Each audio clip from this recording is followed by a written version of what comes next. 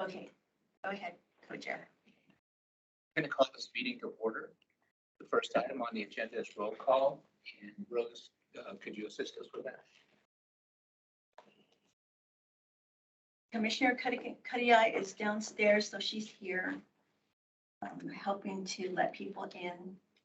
And then Commissioner Toya is on her way. And then co-chair Washington Present. and Commissioner Marks. Commissioner Lance, Here. Commissioner Whitehat, Here. Commissioner Yellowhair, Holiday. and Mariah, Commissioner Zavala has an excused absence.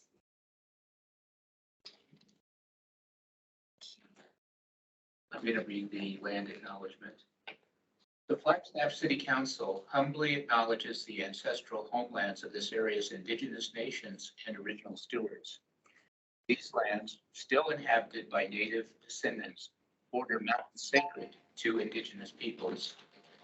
We honor them, their legacies, their traditions, and their continued contributions. We celebrate their past, present, and future generations who will forever know this place as home. The next item on the agenda is public comment. Is there anyone who wants to make a public comment? We have two members of the public in this meeting. Okay. Seeing none, we go to approval of the minutes, and I believe those were emailed out. And is there a motion or any discussion of the minutes? We did an hour too, so that's. Good morning.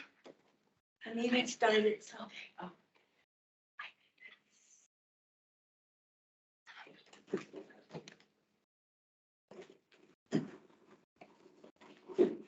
Okay, we've gotten some of the minutes and the approval of the minutes.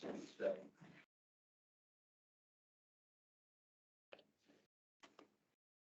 there's a motion is in order for approval of the minutes. Just make that motion. I have a motion to approve the minutes. Okay. There's a motion to approve the minutes. Is there a second? Second. Okay. All those in favor signify by saying aye. Can you opposed say nay? Are there any abstentions? Okay, the motion carries. That's approved. That is right.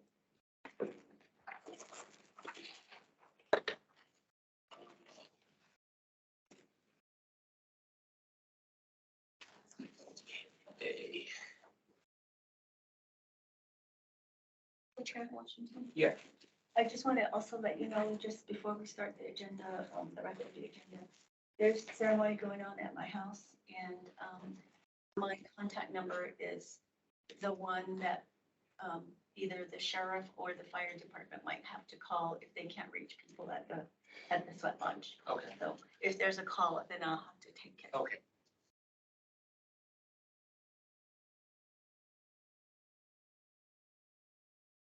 The next item on the agenda is the update on work plan based on recommendations to the city council with Gross Toki presenting. All right, I'm going to go ahead and share my screen here.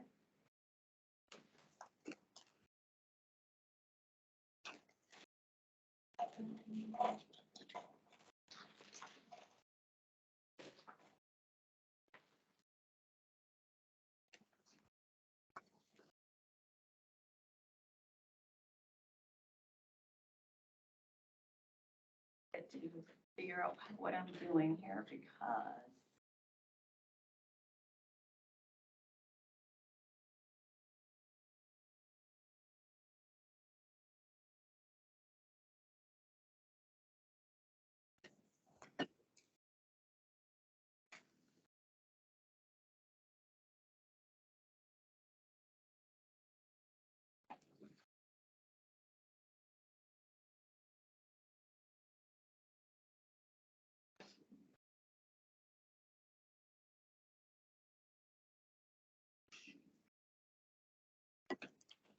Yeah, there's Pinky Brand there for everyone.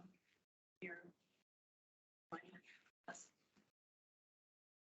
For everybody. Oh, fantastic. Thank you. Needed during the vacation. Punching away. So Flagstaff,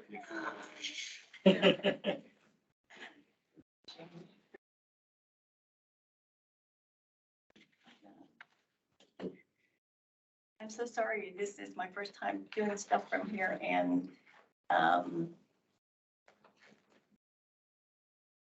I'm learning as I go. You're fine, no worries. That's the way I did it too.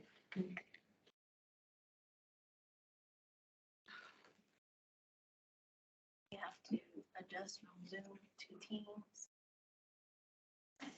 Another. Been there. For all y'all classes in person, you hybrid. They're either in person or online.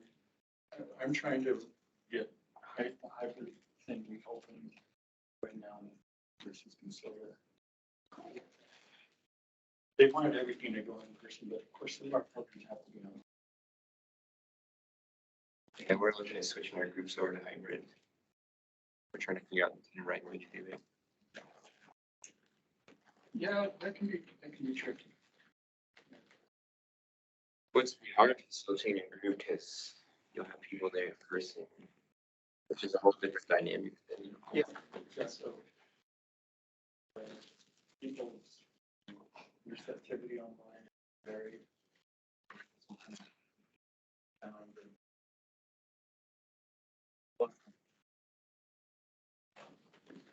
And it's kind of use some of those cams in the classroom.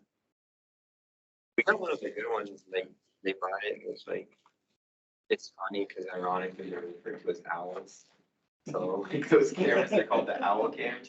They look like them too. Like, damn, we could put like a little hat on it or something like. Put a real feather. Yeah. So, but those things are pretty, I presented a guest lecture at this university in Texas. And they had one, that's the first time I actually seen one. So like, I was just, of course, I was online, but as the people talk, like it'll like turn to them, it'll zoom in on them, like the students.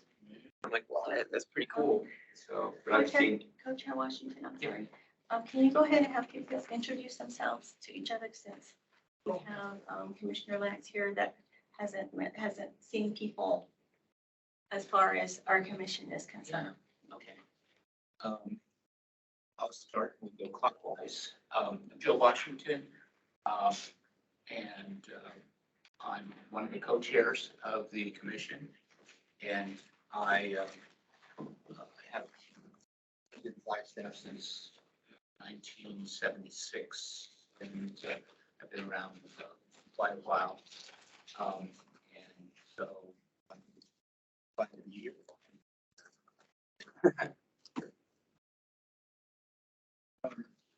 I'm not a commissioner.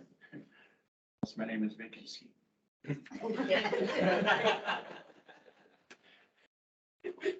name is Chris Jocks. I was invited as a guest here for the discussion on the Indigenous community.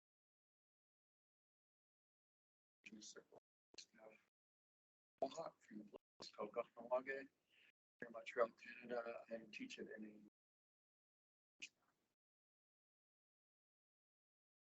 My name is Daryl Mark. Shea and I've been at Washington, Shea, I wear many hats, but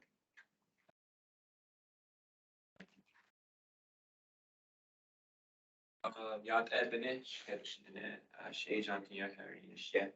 Veganes Canada Shea då det är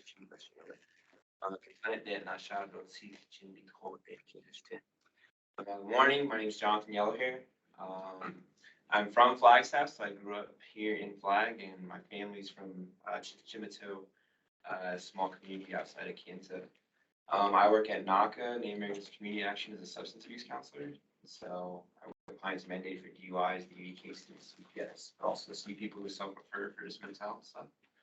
And so, yeah, for my work, it's really good to be here. Toya, and I am one of the co-chairs for the commission in Hopi, Jemez, and Zia Pueblo. I've lived here for the past 5 years, and also I started my work here with NACA for 4 years and was asked by the county to obtain a program at the county jail, which is called Pathways to Community. And that's where I currently work as a community health worker. But my primary, I feel like work is to help our unsheltered people, or people that suffer from alcohol and substance abuse. Also, people re-entering into society from prison. Mainly, my work, I feel is primarily to help our relatives get back into a better path in life. So that is my current work. I've been there, or will be there, a year on Tuesday. And also worked with Chris Jobs with Indigenous Circle of Flagstaff, and that was our primary project, is the Indigenous Cultural Center of Flagstaff. Yeah, Ed Bennett, thank you, Commissioner Lance, for being here with us.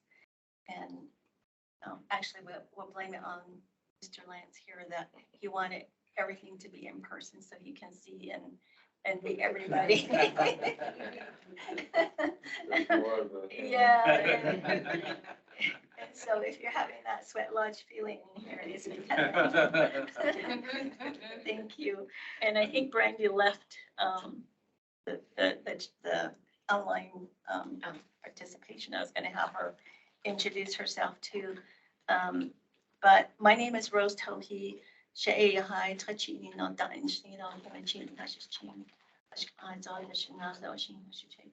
That's who I am. I've lived in Flagstaff since 1977. Graduated from Flag High and went to NAU, graduated from there twice, and then raised my children here, 3 sons with my husband. I'm still raising my husband. He's doing the ceremony over there it's a young man coming of age ceremony. So he's doing that this is the 4th day. And I'm really happy to be your staff liaison. I was put in this position about 3 years ago. And it was really out of the work of Indigenous Circle of Flagstaff that this position was created. And just having that advocacy from the community to work on these recommendations that we're going to talk about right now after the introductions. That came out of that, and then that position was also born out of that because of the work necessary. So thank you everybody for being here. I think that's it. I also serve on the Indigenous Peoples Advisory Council for the county with Diana. And then with this commission, we have an agreement or an MOA, can't remember which one, but we have that with the county so that 3 of their council members can be on our commission over here, and they have to reside outside of Flagstaff. So IPAC has been trying to recruit outside of Flagstaff. So it's been kind of tough, just like, everything else has been. So just have to renew those efforts so that those people can join. Thanks. Good morning, everybody. Take my mask off. I'm Shauna Whitehat. I'm Kiaoni, born for Ashina, and then my Nelly is Kalachini, and Shachae Kinachini Gazashana. I live in Flagstaff. I've been here since 2008, and I work at NAU. I currently work with the Upper Bound Math Science program, so I work with high school students at 5 different schools in northern Arizona. I live in Flagstaff to work in Flagstaff. I'm originally from Coppermine, Arizona, where my mom is from, and my dad is from Navajo Mountain. I recently got sick, so I'm recently a low vision person. So I kind of remember what you all look like in person from the last time that we were here together. So excuse me if I don't automatically recognize who you are because I can't see the details of your face. I also have an autoimmune disease, which is why I'm wearing my mask. So I'm not trying to be all, what's the word? What do you call it when you're like scared of people and I can't remember the Navajo word for it. Yeah, so that's why I'm wearing my mask and everything. So yeah, I'm very limited in my vision, so I have to use my phone a lot to look at the different documents we'll be using today. So a little bit about me. My name's Darren Lance. My mother's Navajo, Nakaitana, and Che is Hashkama. My father is a Cheyenne River Sioux from South Dakota. So I'm half Cheyenne River Sioux. I'm actually enrolled up there in my father's tribe. So I used to live in the Bay Area when I was younger until I was about 10, and then moved out here with my mother. So we came out here. I've been here since 1984. Went to high school here, Coconino. I have a electrical and plumbing and general contracting business here in town. It's called Darren Lance Electric is our main business. I've been an electrician for 26 years. So carpets. Yeah. I know we can make plugs. Yeah. So we, I've started the electrical business like 20 years ago and just recently kind of ramped it up to where we have about 20 employees now, and but I started the only Native American plumbing business in town. It's called Indigenous Plumbing Company. So I partnered with a friend of mine because I am not a plumber. When you get licenses for trades, you have to be qualified. You have to be qualified to be able to get the license. So I partnered with a friend of mine to get that plumbing license, and we started. That's Gerald Red Steer, and then I started all of our builders with a friend of mine. His name's Aaron Bahi. We have a general contracting license also. So we're starting to get into some small construction projects. And electrical is really our flagship business. That's what I've been. That's what I do. That's what I am. But on the business side, I'm trying to start these other entities just to have native business in town. Just to show people that we can do it. It wasn't so much about that, but it was more about just what I'm doing as a small business owner. Like a lot of people try to come up to that level where they have more employees, and a lot of people don't do that. A lot of companies stay small, mom and pop. So I just kind of realized, hey, I'm Native American. I'm doing this. You know what I mean? And I'm not out there trying to go work for the Navajo Nation or Hopi Nation or anything like that right now. I'm doing it right here in town with everybody else, competing just like anybody else. Got some citywide recognition as best electrician in Flagstaff for the last 6 years in a row. So, Well, yeah, congratulations. it's fun, and it's fun. So, been married. I've just celebrated my 27th anniversary with my wife. I've been with her for 30 years since high school. Wow. Yeah, it's fun. Funny. That's Ja, Jake, Diana Karianchia. My education, was it touchy, was she, things, no, was it touchy? My education came as a friend, was it touchy, part of my dad. Relative touching she, I go, she, that's another. I think that's my nephew over there. And I was born and raised around Four Corners area, mainly Shiprock and Cove and Red Valley, Arizona. And boarding school survivor, was there for 6 years.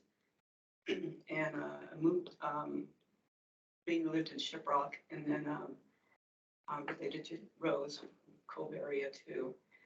And I've been here over 20 years. My husband and I were both in the dental field. My husband's retired, but he always wanted to drive a truck and haul dirt and rocks, so he got a CDL.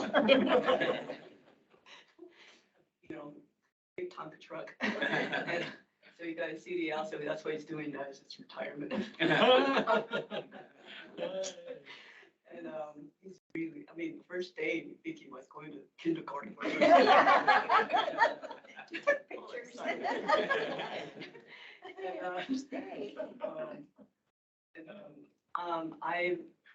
I'm semi-retired, but I worked with the last, place I worked with over almost 20 years was with, I keep forgetting how to, Center for American Indian and Alaska Native Health, Center for Native Oral Health Research with the Colorado School of Public Health, University of Colorado, Denver.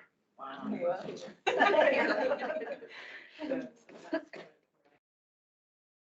Have my own health consultant. Since I work mainly tribes, jobs.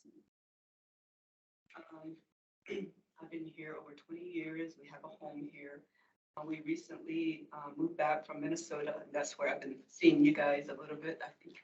And so this is my first time in person too, to see everybody. And we sold our house up in Minnesota, and we moved northern Minnesota, and we moved back in October. So it's been a few months, and it was a long winter here, but I never complain about the winter here.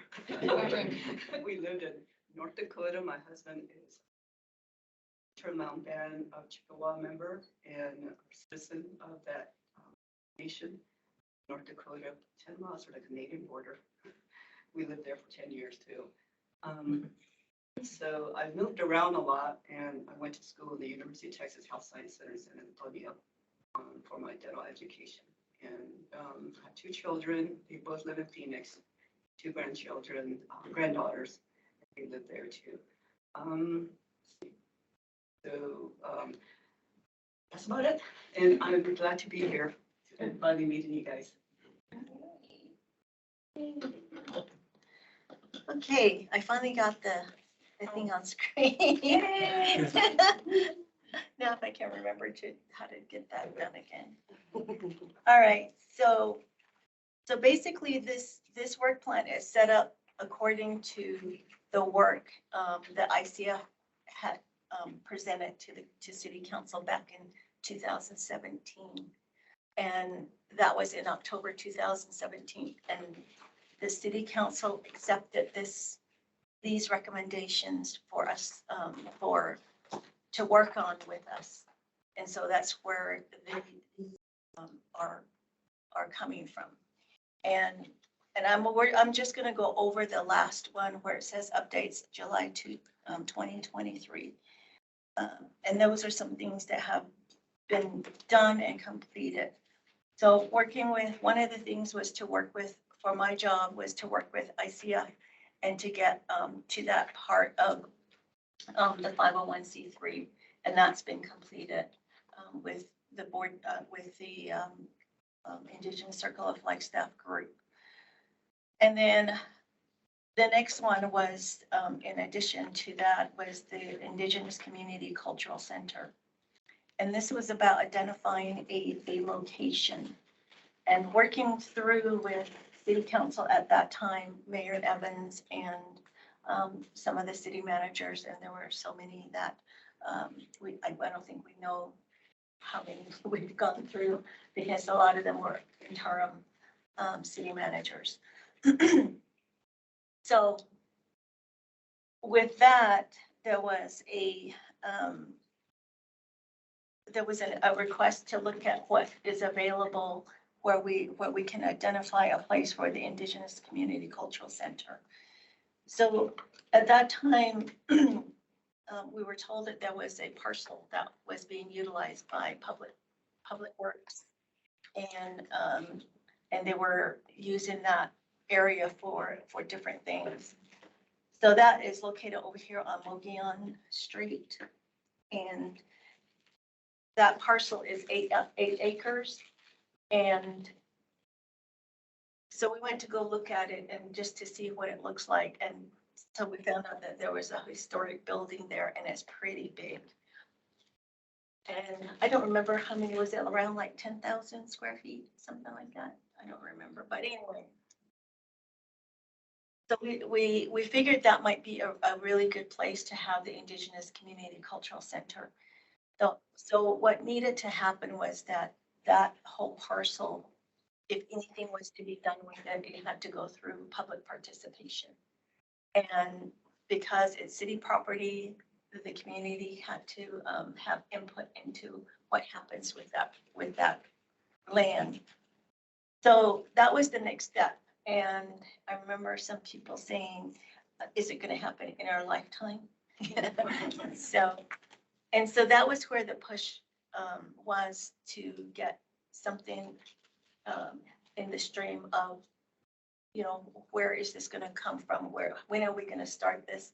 And so that was accomplished about maybe a year and a half or so after I started my job, and meeting with the city, different, like with the pros, which is parks, open space, recreation, though for parks and recreation, that department, that division, they were in charge of all the parks, and Thorpe Park is one of them. And since that parcel is part of Thorpe Park, we had to, figure out how that can get started.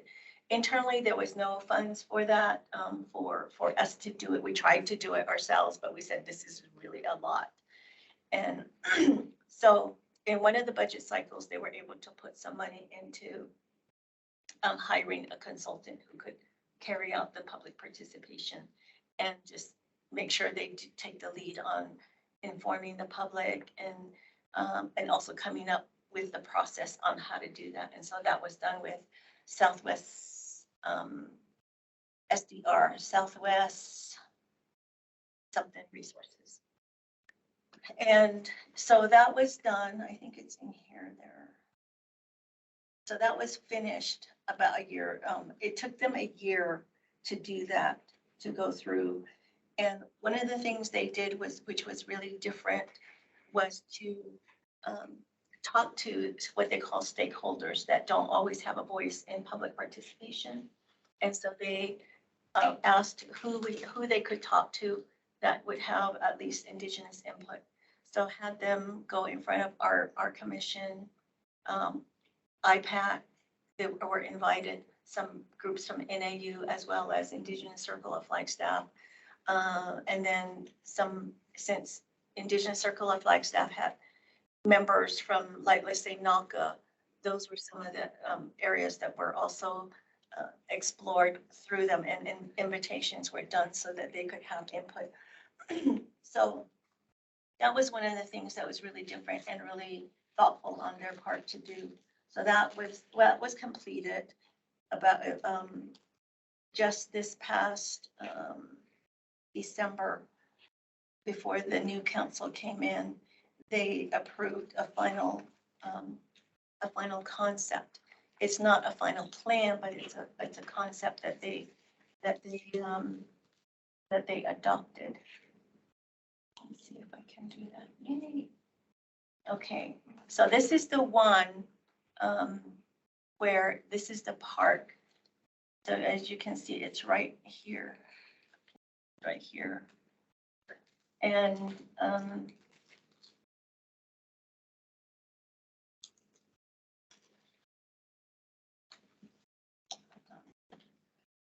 so that's one of the things. Oh, too much.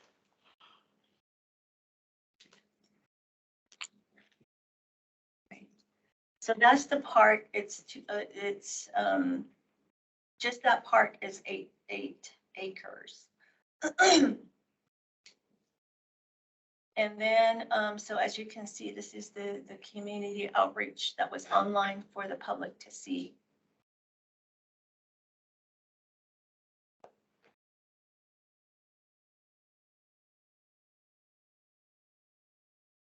So council gave direction, making adjustments of 3 concepts that were presented to them. And this was the final concept that they approved. And there was like pickleball that was put in there, all kinds of stuff like that. And they said, no, move that out and adjust, plants and shrubbery and trees and things like that. That's what they did. So that was relocated to a different area. And I think that is now in the realm of Bushmaster Park. This one here will probably take more time to build, but it's not shovel ready right now. So these are just to give you an idea of some of the things that have gone on. So this right here, whoops. Come on. So this is the building right here.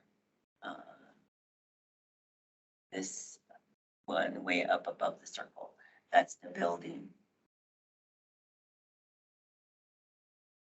So some people wanted to tear it down, but then historic preservation got involved and said, no, we can't do that. It's a historic building.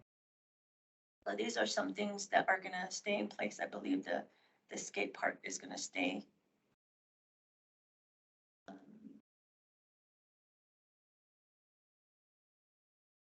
So these are just a little bit of some of the information that we went through.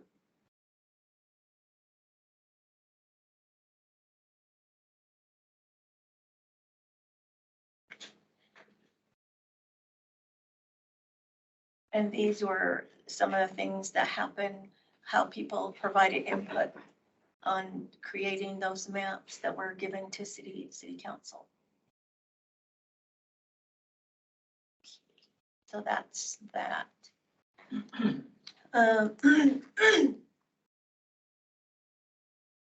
So ICF will continue along with our group and with the Indigenous population as well as this office. They'll work with the city to define, the different avenues to how we can do the funding part of things. So these plans are still in the works and are still part of some of the things that are planned out.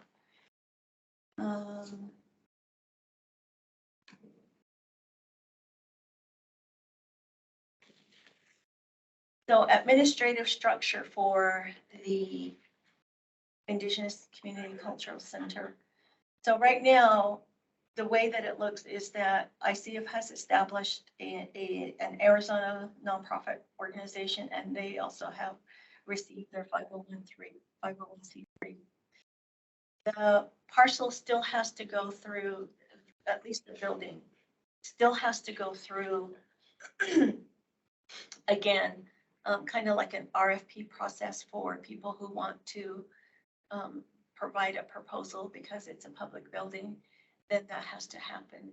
But I also know that ICF has been very instrumental in talking to the different groups that could be interested to make sure that they get their support and also maybe a partnership out of it, so that there aren't things that are a little wonky there once the RFP starts.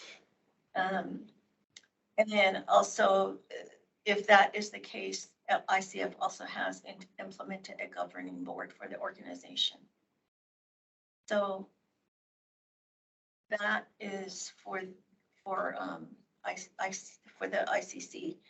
Funding, as I said, at the city level, the staff have been working with Parks and Recreation Commission, or work with the commission, and discuss a lot. And what they're doing is that they're prioritizing the projects within the Parks and Rec. And so they're identifying funds that will be specifically for this parcel. So whether it be for the grounds or for the building, those are still yet to be determined. But I know that Rebecca, she's the director of PROS, she has said that there are some funding that will be available. And I believe there's some for this budget year, starting this year, and then each year they're going to try to have something available for that parcel. And depending on what the Parks and Recreation Commission decides what those priorities are going to be, that's the way they're going to move with that, as well as, so it's kind of important for maybe for some of the commissioners to attend some of those meetings when they have those budget sessions or those priority sessions, and maybe keeping in contact with their chairperson would be a good idea. If you want to do that, that's always welcome. Is that like some, sorry. Oh, good. Is that something like that we're trying to build off of also moving forward, or can we kind of like, you know, how we were saying, we should start cleaning the building and all that. Are those kind of just meeting them like halfway also? You could look at it that way, Uh-huh. but with the Parks and Recreation Commission, they really work on the budget, the funding that they have to work with. And so usually the Parks and Rec department, the pros department goes to the commission and says, this is how much money we have. How do you want to prioritize the spending of these funds? And so that's usually what happens. And so they decide what the monies will be used for. So I know that there's some money for the parcel. I just don't know what the priorities their commission is gonna do. So if you have any questions on that, you can email me and then I can send it over to probably Rebecca and whoever the chair is of that commission so that they can be in contact with you or us through the staff liaison. Yeah. Okay. So it would be the same, like if we had tons of money, if they give us money for whatever we need to do, then it would come to the commission and say, this is how we're gonna utilize that money. I have a small budget, but normally that's used for travel or conferences or for food for our commission. Those kinds of things, or if we're putting on an event, like I have this thing, an event that we can, for the co-talkers, and I can talk about that later. I spend some money on that. Those kinds of things I can do with the budget that I have. It's not to really like spend on projects, you know? So you would, I mean, I guess in another way, have to kind of fundraise if you want to like kind of have a project under you, right? Probably. And we'd have to arrange it with our finance department on how that money should come in. Like if people want to make donations to our section, like Yeah. the commission and my office, then it has to be done in a certain way. What would being a partner entail, like, with another organization with this? Organization, like the commission to partner with an organization. Because you mentioned that earlier, like seeking partnerships within the community as well. Okay, that was for ICF. Oh, okay. ICF has the ability as a nonprofit to partner with others. Yes, so first of all, you had your hand up, Joe. You answered she asked my Okay. question. Yeah, I mean, once there's an RFP process and, you know, whoever is awarded that, then they would be in charge of the implementation from that point. But for now, everything goes through the commission, this commission, correct? All of the kind of prep work or city funding, I guess, for the. So the power or authority that our commission, the Indigenous Commission, has is if we want something to happen, then we would make a you all would make a recommendation, which I can take to Greg. And then Greg can decide where that needs to go, like if it needs to stay internal and work with a department, like work with a department, then that can happen. Or the recommendation can maybe go to city council and have city council address it somehow. So it just depends on what it is that needs to go above when. Well, you know, for everybody's benefit, you know, ICF has been meeting regularly with city manager as well as the mayor, as well as individual council members about this for years now. And what we've always been told is that the city's going to have very little money in terms of renovating that building. Basically none. What they're having trouble right now is, as I understand it, finding enough funds to completely remediate the site because it was used as a garage for many years. So that's, but once the city is, and that's a condition of being able to lease it out to anybody. That has to be completely furnished. So that's where the city government's funding priority is to get it remediated, and then from there on, there'll be a much bigger fundraising process in order to actually renovate that building for what we have. And that I assume will depend upon whatever kind of revenue structure is created, or whoever wins that RFP to be in charge from then on. Yeah, and they would be in collaboration with the Parks Division, Parks and Rec Division, because the part, that parcel is under the pros division. Just as a general principle, we've talked about this many times, but ICF is very much willing to take the lead on this, but it's never going to succeed if it doesn't have participation and quote unquote buy-in from all sectors in our Indigenous community. So Yeah. that's really, And that's why partnership and collaboration is really important, and creating those MOUs and MOAs to establish those partnerships. What's not working? Fine. Oh, sorry. Oh, I was just gonna say, the partnerships you're talking about, is that for funding? for funding, but It then could- ongoing for decision making as well, programming, all of it. I feel like there's so many organizations that have the same idea. And coming, like, what I'm talking about is like from NACA side. I know they have funding for a Kinlong Shade House, but that has to be also started up, and the ZOT right now also is like, where are we gonna put this place and the building space, all that. Then we're trying to get a cultural center, and then there's other groups that want similar services and the ideas, but I feel like I kind of would like for everybody just to kind of come together and get something soon, or that's visible, or service wise for our people to go to. So I feel like we're just all kind of waiting. And that's what I was wondering too, because that's why I asked that question, because NACA does have money to invest. With theirs recent board meeting, and because during COVID, our DUI program doubled and our domestic violence program tripled. So we've been really busy. Of course, that's been accumulating money. And so they were looking at parts to invest. But I know one thing in regards to a partnership, they'd be wondering is probably programming.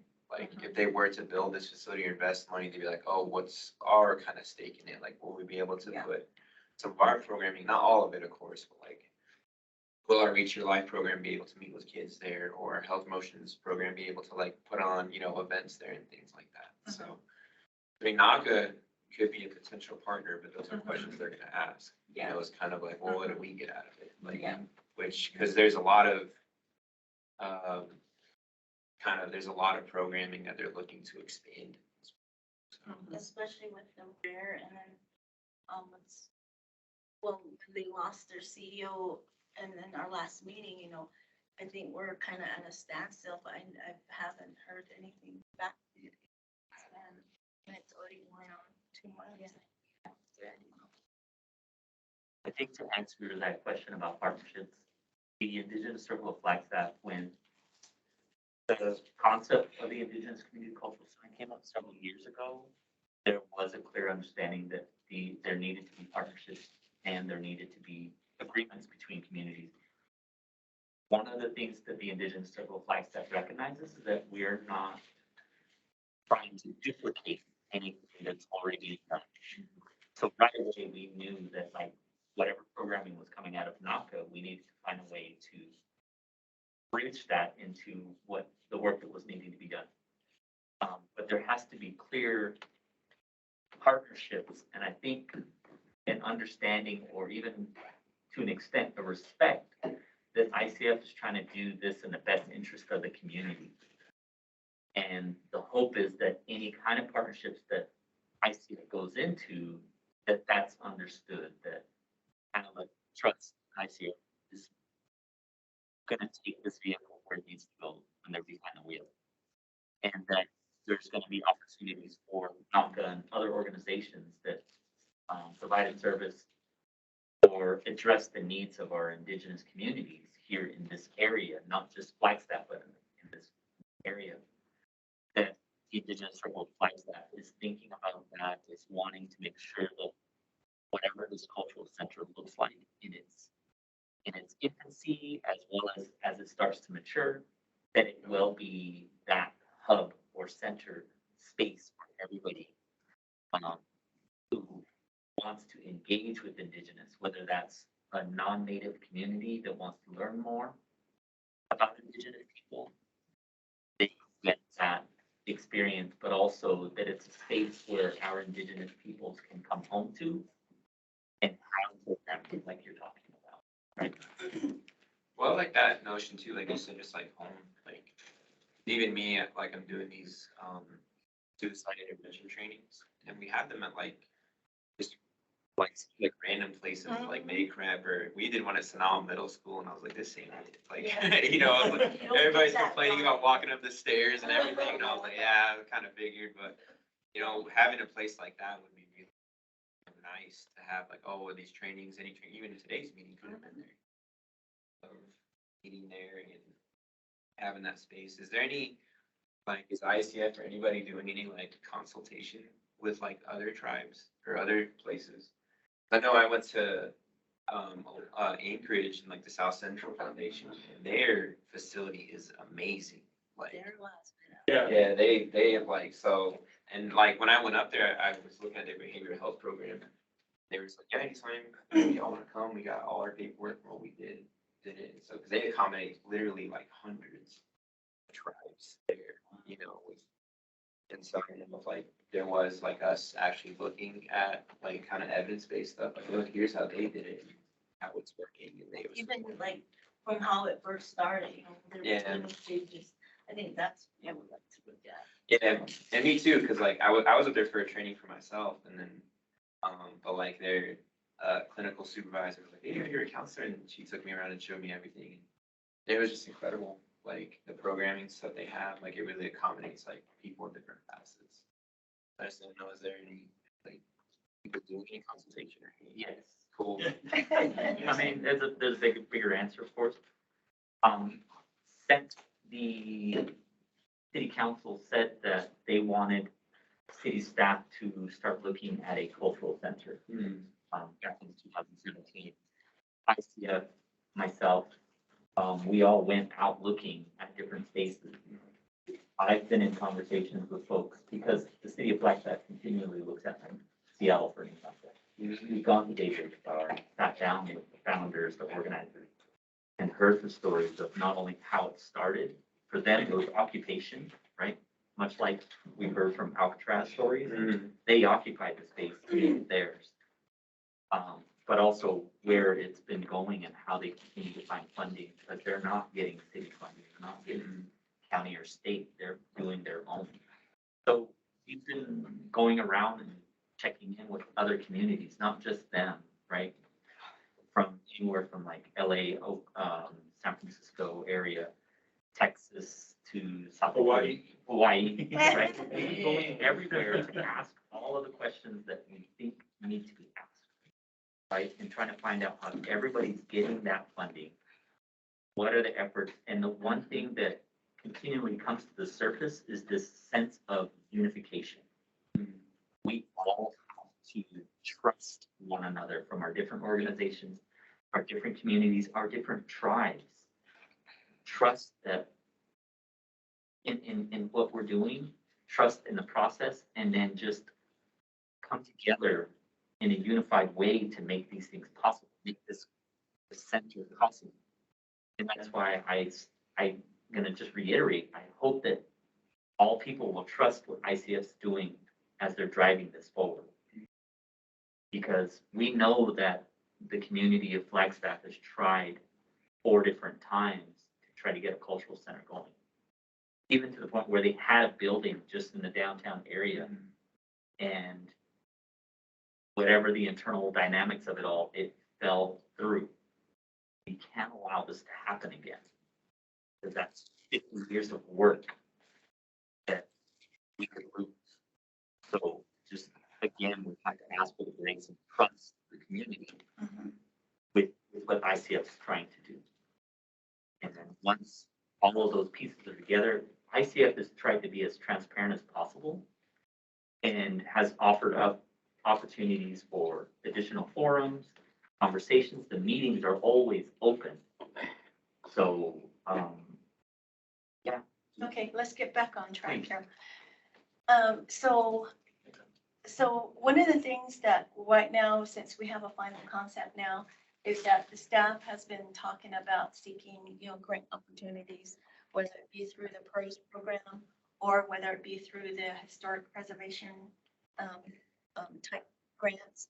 And it seems to be very promising that there are grants that can help with the parcel, upgrading it and making it to where it can at least be able to have even our Indigenous meetings there, our commission meetings there, or ICF can have meetings there, at least just to kind of start that piece. But that one is probably not going to be addressed until further into this fiscal year. We just started our new fiscal year, July 1st. So those are some things that are in the works that are being talked about. And then, of course, ICF will also continue to develop plans for gathering funds to supplement those plans and the future plans. The Indigenous Commission, so that part that's what's been happening so far with the ICCC. And right now, and then the next piece is the commission, the Indigenous Commission. So we are established and have been for, we're into our third year. And our commission has been involved in many aspects of city and county roles. And those are some things are like the regional plan, the water conversations, the CJCC, FUSD task forces, along with Indigenous Peoples Advisory Council with the county, talks about trails, the plans on new trails, the arts, and then also we also had input along with other organizations like NACA on the Care Mobile Unit, and that was one of the things that I know ICF talked about within their forums way back when, is that what are we doing for our unsheltered relatives? And so how can we have something where the police aren't showing up and things like that? And so that became a conversation with the police department, and that's where some of that stuff is started with hold on, Chris, with the Care Mobile Unit. And unfortunately, there was a second piece to that, which was kind of like a drop-in center for our people that are getting in trouble on the streets during the day. And we wanted a drop-in center where they can be taken to, just to have something to do, like watch TV, puzzles or something, just to keep them in a safe place, out of the elements, out of trouble, and then have, and then move them over to shelters for the night. Those kinds of things were some of the things that was the second part of that RFP for the mobile unit. But that sort of ceased because I know at that time NACA said that they were going to do that piece. So, and then things happened and it didn't happen. So that piece is still needed. But we're just not sure how that conversation, at least I don't know how that conversation is going to start again. But that's some of the things that we were part of, our commission has been a part of with those talks.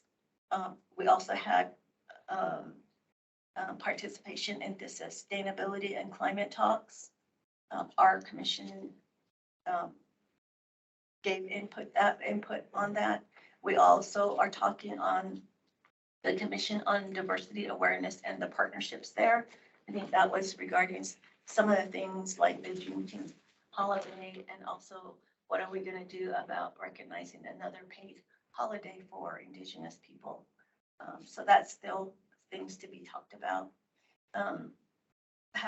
Always having a relationship with ICF, also NAU, and those are just a few things to name regarding what some of the things that our commission has done, you all have done.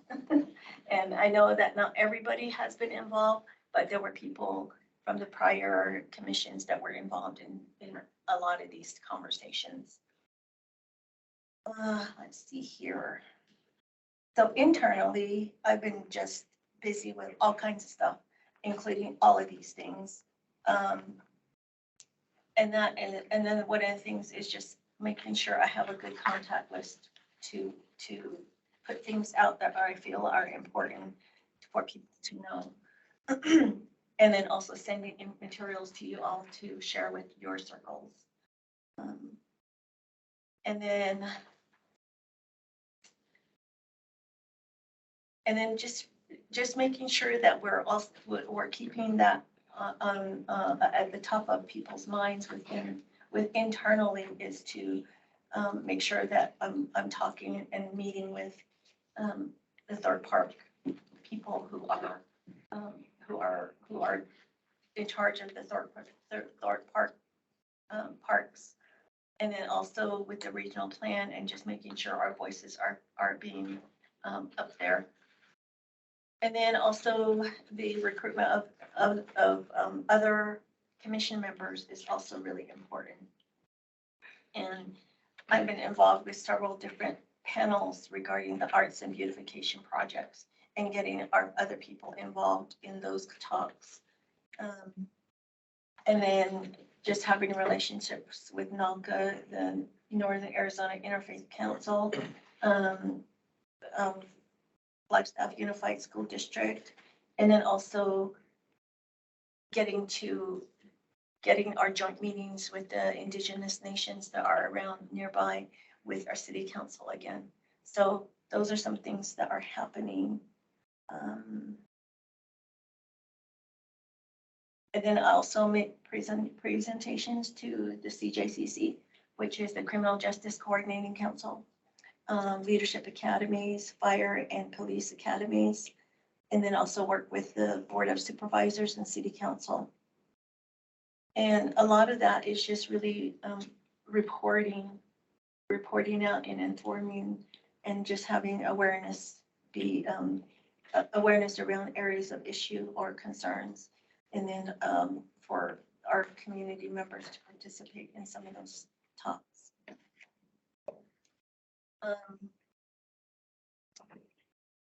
And our internal staff, the public affairs department is always supportive in pushing out that information through our website or through the media platforms. As far as the purpose and composition and launch of this ICCC, or of the commission, was that the commission? Yes. Since we're established and into our third year, some of the things have been just to highlight is to make sure we have retreats to reset and formulate possible work priorities. And then also, one of the things that I think we all need to be proud of is that in the 2021, we're probably really popular with, as far as applications are concerned. When the council is appointing people, some of them are just barely making like 3 or 4 applications for their commissions. But our commission, in the year of 2021, we had 9 applications for 1 seat. And then in 22 or 2 seats, we had 11 applications. So those are some things that are really, really nice for our commission. People want to get on. How many, what's the maximum? We have 10. So 7 is for people who are within Flagstaff, and those are the voting members. Those are all filled. And then with IPAC, there's 3. And then, so there's two missing from there. And that's kind of really on the side of, because all our IPAC members are, besides you and I, everybody's in town. And then Meg was our last one, but she's really busy with other stuff. And so, and she couldn't make the meetings at the time that we're having our meeting. So if you know members that are outside of Flagstaff, What would their capacity be like within, they just be like doing the same thing we're doing or what? The people from outside of Flagstaff. We just don't vote. Like, just don't vote. Yeah, we give our expert opinion, but we don't vote. yes. So anybody who's living outside the city limits of Flagstaff can be on our commission, but they also have to be on IPAC, the county council. They are voting members on that council. Yes. And they are, yeah, we are voting members on Because that. it's a county, so Yeah. it goes further than outside. Yeah. So. I know Randall Small Canyon said he, Oh, really? he was in Winslow. Unless you had, especially coconut.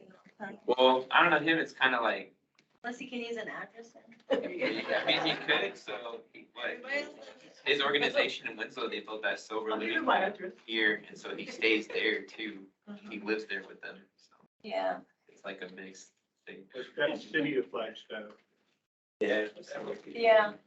He doesn't fall in between. He's either in Navajo County or within city limits.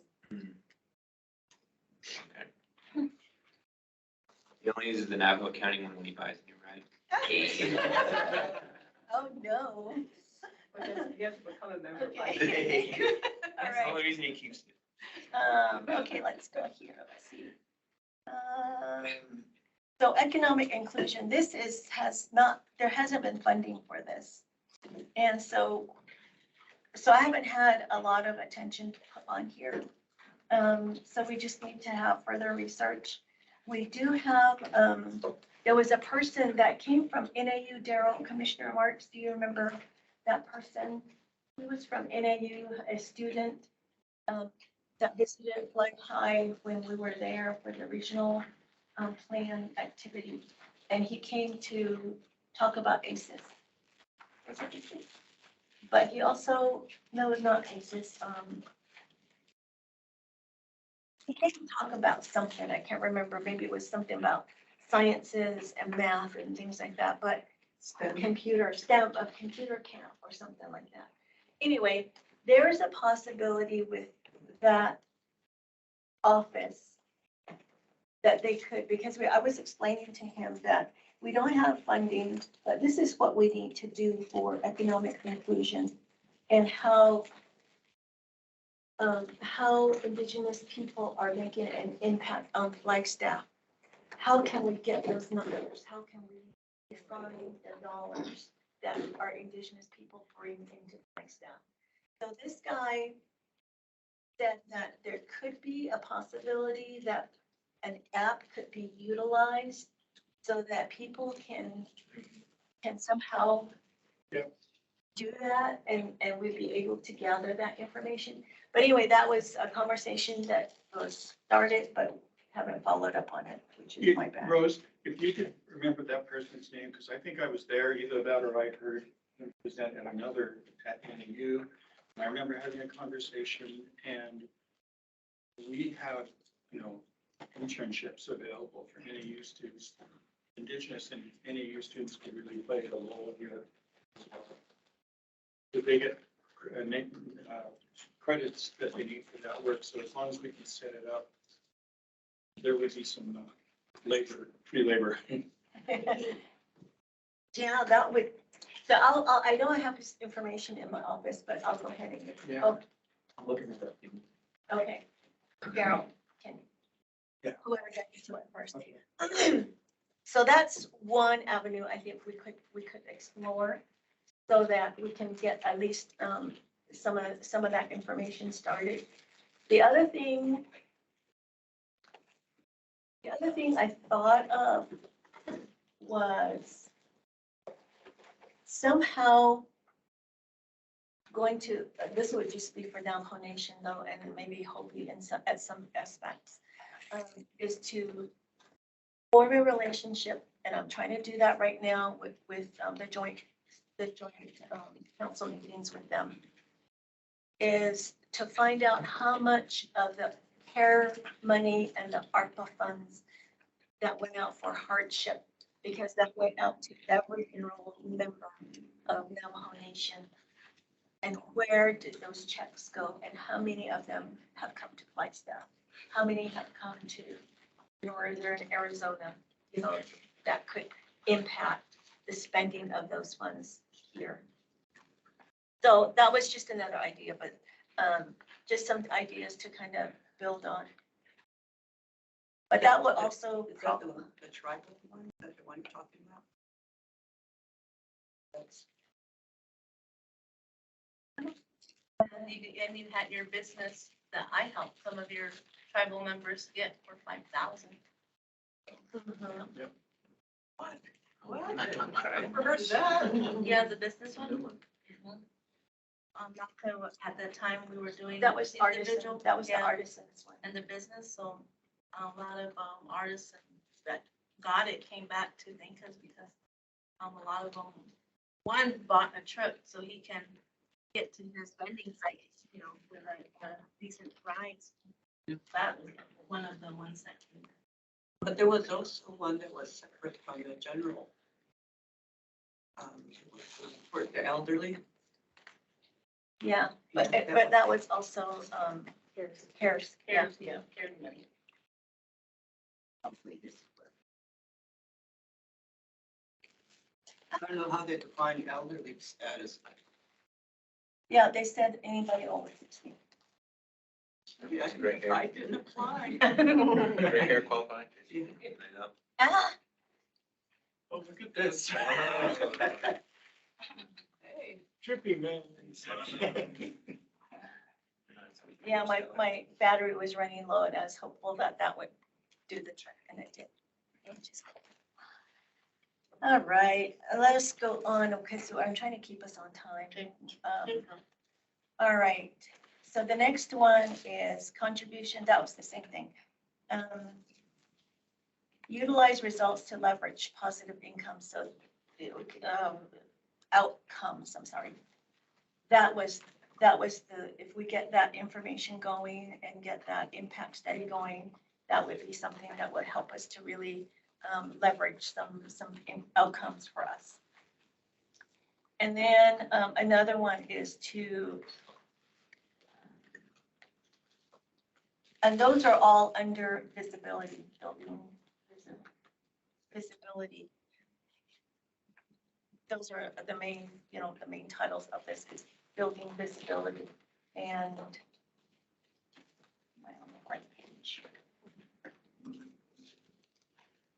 Nope, that was under economic inclusion and impact. I have a question about, Okay. how do you use that information? I mean, what is the purpose of how we, I mean, I understand with all the border towns, how much, we generate revenue for the livelihood of a city, you know, that we don't even, they're not welcome to. I mean, I live near Farmington, it's the same thing over there. Yeah. So how would we use that information? Chris, do you want to answer that? Well, yeah, I can start anyway. It came up in 2008 when Snowball had put their new development, you know, and environmental, all of that.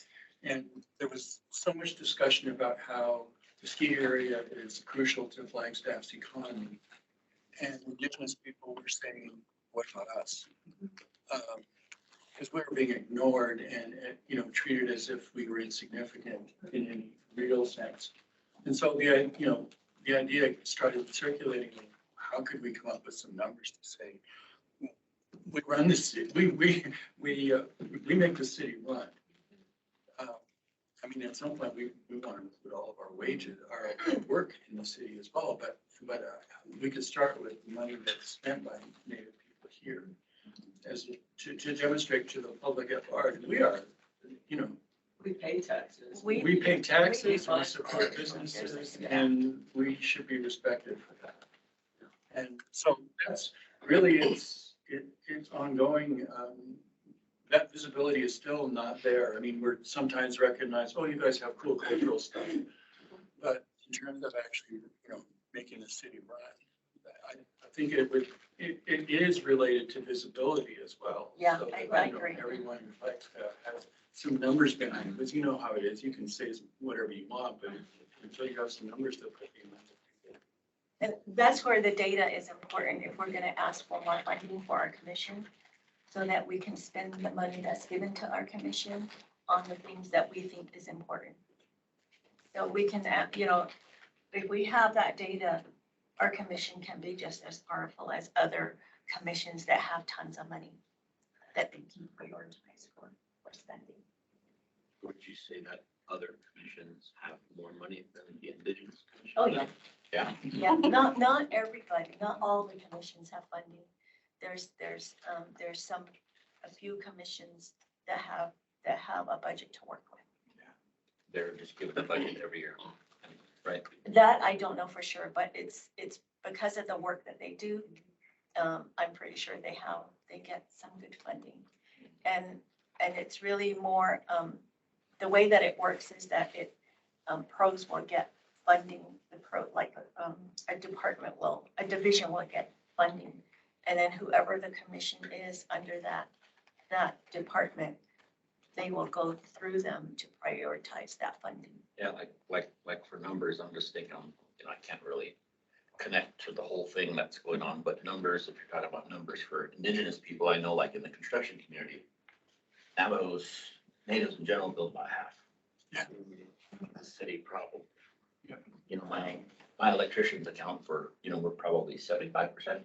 You know, the other percent is non-native, but I'm open to whoever, like, you know what I mean? Yeah, It doesn't matter, but I put it out, but then I just noticed being in the community, you know what I mean? There's Navajo everywhere, you know what I mean? Everywhere, yeah. There's not as much as other tribes because they're, you know, they're closer to the Navajo reservation. There's more people, definitely, you know, the largest tribe, you know, so, but I mean, I'm just thought I'd throw that out there just because I see that in the construction around. I think, oh, go ahead. And the only point I was gonna make was, just being as a community member for a long time, we know, and since my husband used to be on city council, and since then, when he was on city council, he's been asking, the money that is brought in by Indigenous people, whether they live here or coming into town to buy whatever, on hotels, on restaurants, on groceries, anything they're spending money on, they're being pulled into tourism money. Yeah. So, and his thing was, we're not tourists. We are Indigenous people that call this place home. So we need to know how much of that money really is impacted from Indigenous people. So that's why this conversation has been many years. And I know Joe has been on council too, and I'm sure the conversation has been the same. So that's why we're trying to do something about it and have it be part of our plan to work on it. So that's all I wanted to say. I was gonna say, I think a study like this would be really good too, because it would put into like a quantitative aspect, like just how big the gap is, you know, with native employees or just like people spending money here.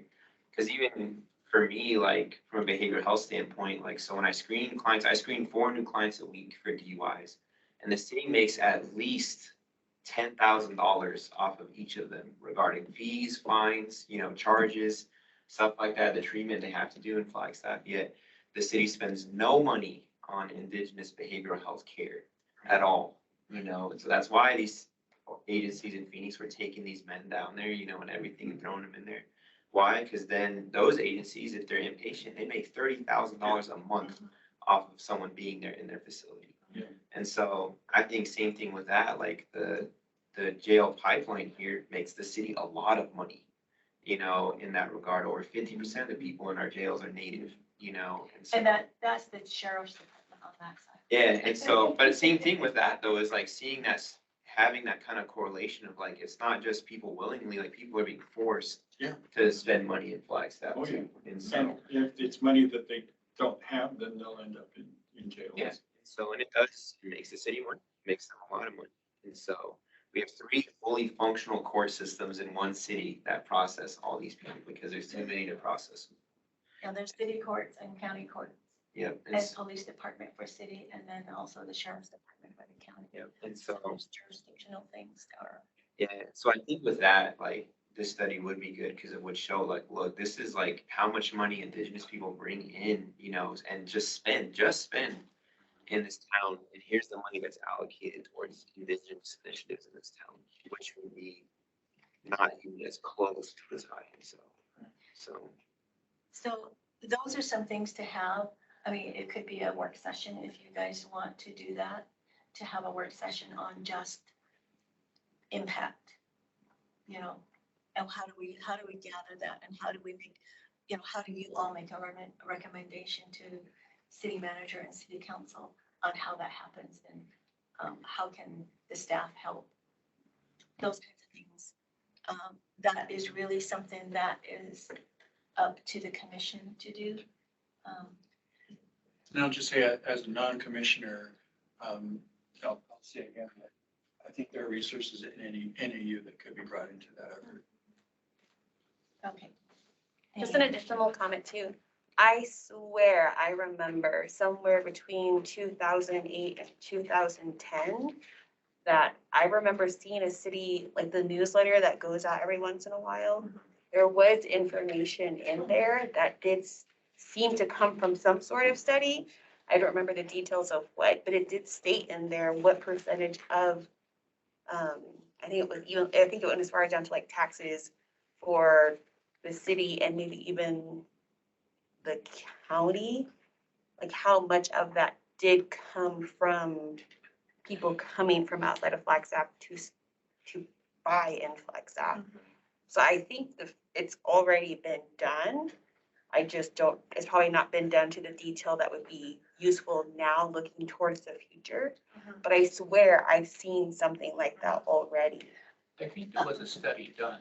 I don't know if it was like a preliminary one or what. But then the company and these might be 2 separate things, but there was a company that was doing an economic study, and I think maybe they made some preliminary findings, but there was perceived a conflict of interest in the way that they did their statistics and so on like that. So the city council unhired them. And so it may be something like that, but I know exactly what you're talking about. ICF meets with the city manager regularly, and he was quoting results from that study. And while we were challenging the results, we thought that they were underestimating the economic impact of Indigenous people. The city manager felt that they were significant, but we see that it would have been more, or it should have been more. But anyway, it was started, I think, and maybe that's what you're, whatever he was referring to, I think is what you're referring to, some kind of conclusion of an economic impact. But I don't think it was valid or a complete one. Or well, I mean, I thought it was definitely significant looking at it. I mean, when we're talking about visibility, sure, we go to Walmart, you're going to see somebody who looks just like you, and you're probably going to see 5 other relatives there. But when you go in other places in Flagstaff, it is difficult to see other Indigenous people out in the community in public spaces. And remembering those numbers, that seemed significant to me, although I did kind of also have the feeling that those numbers were underreported. I mean, I would just share that to say that, to give hope that it is something that has been done. And we did get some insight into what that impact is, although it's probably not as accurate, that it is something that is possible because it has been done, whether it was a conflict or not. So just to say, it is something that has been done. It can be done. It's not impossible. And finding resources, like you're saying, NAU, I'm sure if we went to the Frankie School of Business, they'd be happy to put somebody on it or to propose some students to do some sort of study. I think there's the cost, because I think we even asked NAU how much it would cost, and it was a lot of money. Well, there's the Office of Native American Initiatives, and they get a lot of money. They Okay. do And grant that's, funding. have we even talked to them? Office of, No. No. Make someone's dissertation. Those are all, Easily. yeah, that's Kayet? that's like a very complicated machine that needs some engineering to make the right parts work right. But I mean, I feel like they have a pretty progressive leadership right now, Yeah. that this is a good time to throw that in the bucket and just be like, hey, this is some other thing that needs to happen. Yeah, I mean, there's some big grant money that the new president brought in for Native American initiatives. But the primary framework is that this is for students at NAU. So connecting could tie that to into this the- study could be done, but it will take some longer. Yeah, are they doing like there's that like new mobility department, and then they have the like Arizona try something where they're trying to look at workforce Okay, yeah. development initiatives and how the 3 different universities can work together. There's a thing like that too. I can't remember the exact acronym for it. All right, there's more. Maybe you can talk. Yeah, we'll need to track this all down. As far as the devised visibility study for public artist marketplace, that we had a pilot project last summer between the visitor center, with me connecting NACA and the visitor center together. That was for 4 months during the summer last year. And it was okay. It was kind of slow. But it being a pilot, I think it was expected. Also, the location right by the train tracks was not a very, I think, enjoyable for the vendors. Yeah. And so it's been kind of on and off. Sometimes there'll be no vendors, and sometimes there'll be 1 or 2, so it was kind of really, really slow last summer. This year, it started out really slow, even though there was more time. And so NACA decided not to participate, and so the visitor center sort of took it over. And we'll just see what happens because of different things, the training, the space, just different things. We'll see know how- their yeah. inside now too. Yeah, we'll see how it grows, what happens this summer. The other thing is that there's also discussions where we can maybe collaborate. And Meg is part of this conversation because she's taking care of our former commissioner before. She is in charge of the market out here, and maybe somehow working Indigenous artists into that on a more formal basis. But it's not going to be done this year, but maybe possibly next year. So those are just thoughts at the moment, and we'll see how that goes, the conversation. When she starts, her and Art start planning. The farmer's market. There's this market, and then there's another market over there. I think there's 2 markets here, one on Saturday and Sunday. One on Saturday, every other Saturday, I believe, and then every Sunday. And then this one is on Wednesdays. The dinner market, I think it's what it's called. Is it called that? And it's over at the old court building, that whole thing. That right there. It's just like this next. So those are just thoughts, right now, those are ideas. It's not anything in concrete conversation yet.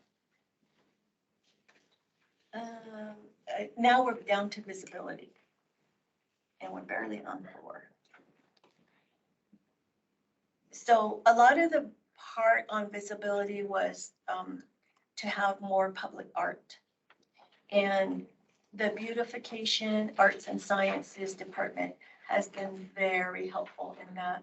So we've been involved with Indigenous artists, cultural impact at the airport. They're having art thing. They're having art going up on the fence there. They call it the fence art. And then they're also gonna have, in the sidewalk, they're gonna have these big medallions that will explain what the art piece is on the fence. So that's being done. We also, I also just, because I was new, the courthouse art on the wall was one of the early ones that I was involved with. But it was already pretty much done. I was just kind of at the tail end of that one. Then we also participated in Discover Flagstaff's annual stakeholder and partner meeting with their business meetings, business partners, and just making talks over there about visibility of Indigenous artists. And then we also had input into the East Flagstaff Library. There's a whole wall over there that has an image of welcoming the people. And then the Centennial Project at FHS, they received a grant from PROS, right? To do an art project with the students. And then we're also involved with the Mountain Lion Project. And I think Jenna came to this commission to talk about those tree rings. And she also went to different groups on that. And then we're also with the focus group of the Rail Bridge downtown Lyle on that conversation. And then we're also still planning on the county, the Liz Archuleta Park with the county. That's another one where we're hopeful to get outside our public art and maybe having it change different parts, maybe have it change every year, not every year, but every few years. See how that goes. So just things like that we've been doing on visibility. There was a really good conversation and also input for the renaming of Agassiz Street. And there was a lot of Indigenous input on that one. Although our name wasn't chosen, it was still good enough to where, somebody from that side of the community was chosen. That made a big impact on the south side.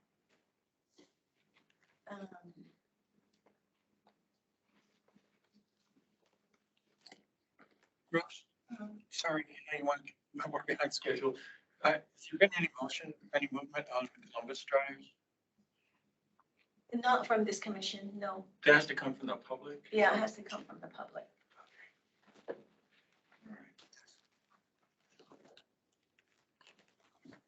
And yeah, and I think that's a longer street and longer, there's a lot more people on that street. Businesses that will be affected, would be affected. And residents, I believe. Yeah.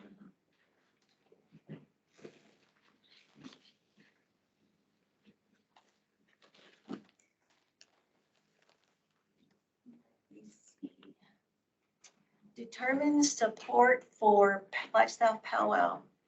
I think there's not enough information garnered to support to move forward on that yet. So right now we're just supporting the usual, the usual players that provide powwows.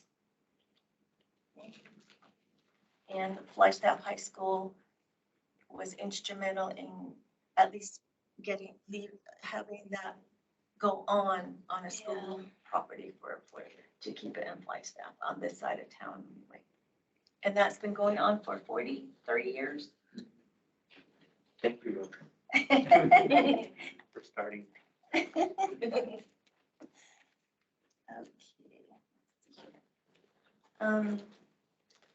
Do you guys need a break? Are you guys okay? Do you have a fan anywhere when you try? Break. I don't really need a break with this fan, maybe. But it's not so good. It's the radiating of the sweat lodge. I was right there with him. I was right there with him. She's slamming all my waters. Okay.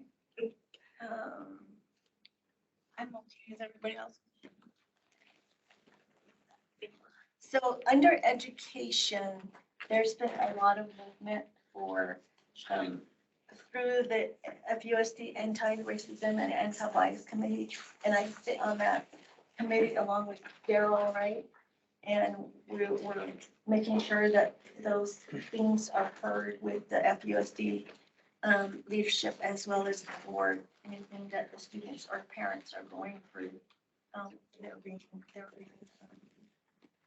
we're making sure that we're attending those. I know one of the goals was to recruit people who look like us, because I think at the school, we're like 25%, 1 in every 4 students, and maybe more now, that's Indigenous. So there was a goal, was it 2025? Yeah. That they would have closer to that representation of Indigenous people, 25%. Is Deb still involved with that? I don't think so. I haven't seen her at the meeting. Because when she's still with us. Yeah. Yeah. I know that she, before they changed her name, it wasn't, involved with or wanting to do something with that. And that was our sentiment as well from the IPAC. So and now that she's on city council, maybe she might. I think maybe if you want if you want to hear more from our city council member on the different things she's active with, we can invite her to a meeting and have her share with us what she's doing these days. So, and then also assisting, we're also assisting as an employee as myself, just assisting with the Flag High School Hogan field, and then also discussions of future Hopi Lodge on that. And hopefully we're gonna get that Hogan done. We're getting really high quotes for construction. Maybe Commissioner Lance can help us with. Electrician. Need that up with some lights on there. What was that, number 1 in the city? Yeah. I know some car. Oh, wait, Didn't know you what? have a construction? You're right. You're right. Construction Yeah. license too? Yeah, we got all-in-one builders. Yep, we sure do. Track that. Yep, if we need to. I mean, so with it going on over there at Flag High, are the students not building it, or is it something for the student, for Native students to congregate? Is that what it's? So the district won't let the students build it themselves. Oh. It has to go through the permitted process. They need a contractor. There can be student involvement with the building, but not the actual construction of the space. The reason why I said that is I think Coconino built something on their site. I mean, I went to Coconino, I think it went up a little afterwards. A Hogan? No, it was like a house. Oh, Something. a house is, I think, easier to do, but with the Hogan, it's different, They're wanting to do more traditional. more traditional laws, Like all the way big logs and stuff all the way around. Yeah. Okay. We had a family that was the initial drivers of the project. They had constructed the walls all the way up to almost to the roof part. And then it was flagged by the fire marshal at the time. And they had to bring it back down.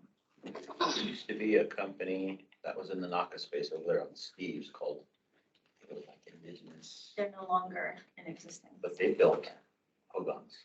Yeah. Like just kind of, I mean, that would be a place, I mean, I'm sure our architect or draftsman could even draw something up, but they had those plans that were readily available and you could submit them and they're done. You know what I mean? Any you have? Yeah. I think they did that. Oh, you think? I think that was their first one. And then they start going on after that. We have plans right now. We have a contractor. It's just the construction part of it, I think. We don't have a contractor, right? Yeah. We have a engineer, no, Engineer. architect. Yeah. I think We have an architect, but not a contractor. So you have a set of plans? Let's draft it up right now, yeah. Okay. Just need We just need someone to build it Build at a it. reasonable price. People. All right. At a Send it reasonable over. price. Send it over. You want to move on it, I can move them pretty quick. Maybe we can invite him to the meeting. Sounds good. Yeah, and then just kind of have to listen to what's going on, what the issues are, and then say, I can do it. Yeah. But anyway, that's what's going on. The other thing that we did were, not the commission, but as Indigenous people, and you're all part of that community, is that for educational purposes was to have, to run people for the school board, and that was done. We had 2 people who ran for school board. One of them got elected, and just making sure that we keep that going is one of the other goals that we would have. Staff training for city employees. Right now, I'm in talks again with our HR.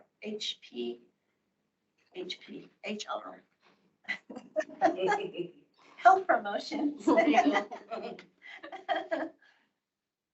And we're trying to make sure that we can see if we can take so this is a story. We had an HR person, we had a HR intern for a while. Then we hired one, he came on board, and then something happened with his health and he ended up passing away. So we had to advertise again for our HR. So that person who came in, he was so awesome. He right away, I mean, his second week or his third week within city, he reached out and said, what can we do to, address more of Indigenous community, cultural sensitivity type things? What can we do?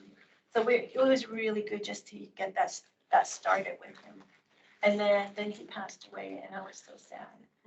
And then, so we finally have a new HR person that started, I think, maybe 4 months ago.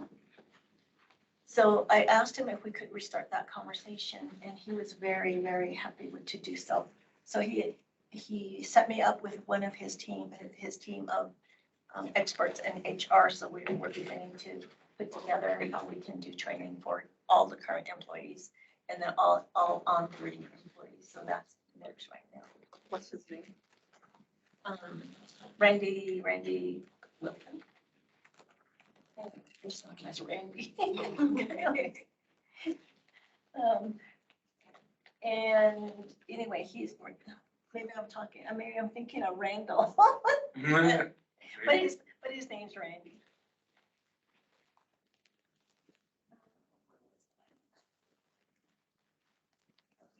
So that's something new that we're beginning to meet on. We're meeting every 3 weeks, talking about what we can do. And then we received materials from Twin Arrows and other organizations on what they're doing with talking about working with Indigenous people, culture, and things like that. So that's one of the things that we're working on to see how we can revamp that for ourselves. And then, but we're also doing cultural shares through the Indigenous Peoples Day, Co-Talkers Day, Native American Heritage Month, and then also collaboration with County and NACA, NAU, and others to provide these. So that's ongoing as far as, and usually some of our city employees will participate in all of those. I'm trying to hurry. Oh, it's okay, I was gonna say, well. All right. So I'm gonna skip a little bit of some of these, and you can read it on your own. Yeah. Public safety, I think this is a little bit more important. I sit on the Flagstaff PD's Citizens Liaison Committee, and that's gonna be ongoing, and we usually put on community educational type things for the community in general. And then that committee is usually a safe space for people to come and report things. Let's say there's some interaction with police that they're afraid to report, or something happened in the community that they're afraid to report. Maybe they got assaulted, and they don't want, you know, they want it to kept private. I don't know. Whatever it is, this is a safe place for them to come. And Jonathan sits on that as well. So they can come and tell us, you know, what's going on so that we can begin to help alleviate some of that so that they can get to the right place of a report or getting some solutions to whatever they're going through. The Navajo Nation Human Rights MOU is still in effect, so we can always utilize that for future things. There are also several things happening with CJCC, which is the Criminal Justice Coordinating Council. We started the Indigenous Initiative Subcommittee, which is very new to CJCC. And we have some strategies that we're working on. Most recently we provided listening circles to gather information from people going through the justice system and those people who are Indigenous going through the justice system. We sat down with them and asked them certain questions and then gathering that information. And then also, we also sat down with frontline staff to see what their concept is of Indigenous people moving through the justice system. And they shared what they see and what they hear. And so those are really important things. One of the things that we heard was we need more cultural sensitivity, cultural awareness training. And that's coming from the staff, which is really pretty amazing for them to say that. And then, so this will continue. And I believe we have a new director with that, which is, his name is Michael Jakowitz. And he's the director of CJCC. And he will be in touch to set up some of these things as an ongoing process. I also reviewed applications and was on interview panels for the JCC director. I also served on the same thing for the judge pro tem and also for other areas within the justice system. But those are the ones that I remember through my calendar. Review, thoughtful review of public safety. Again, that's an HR discussion.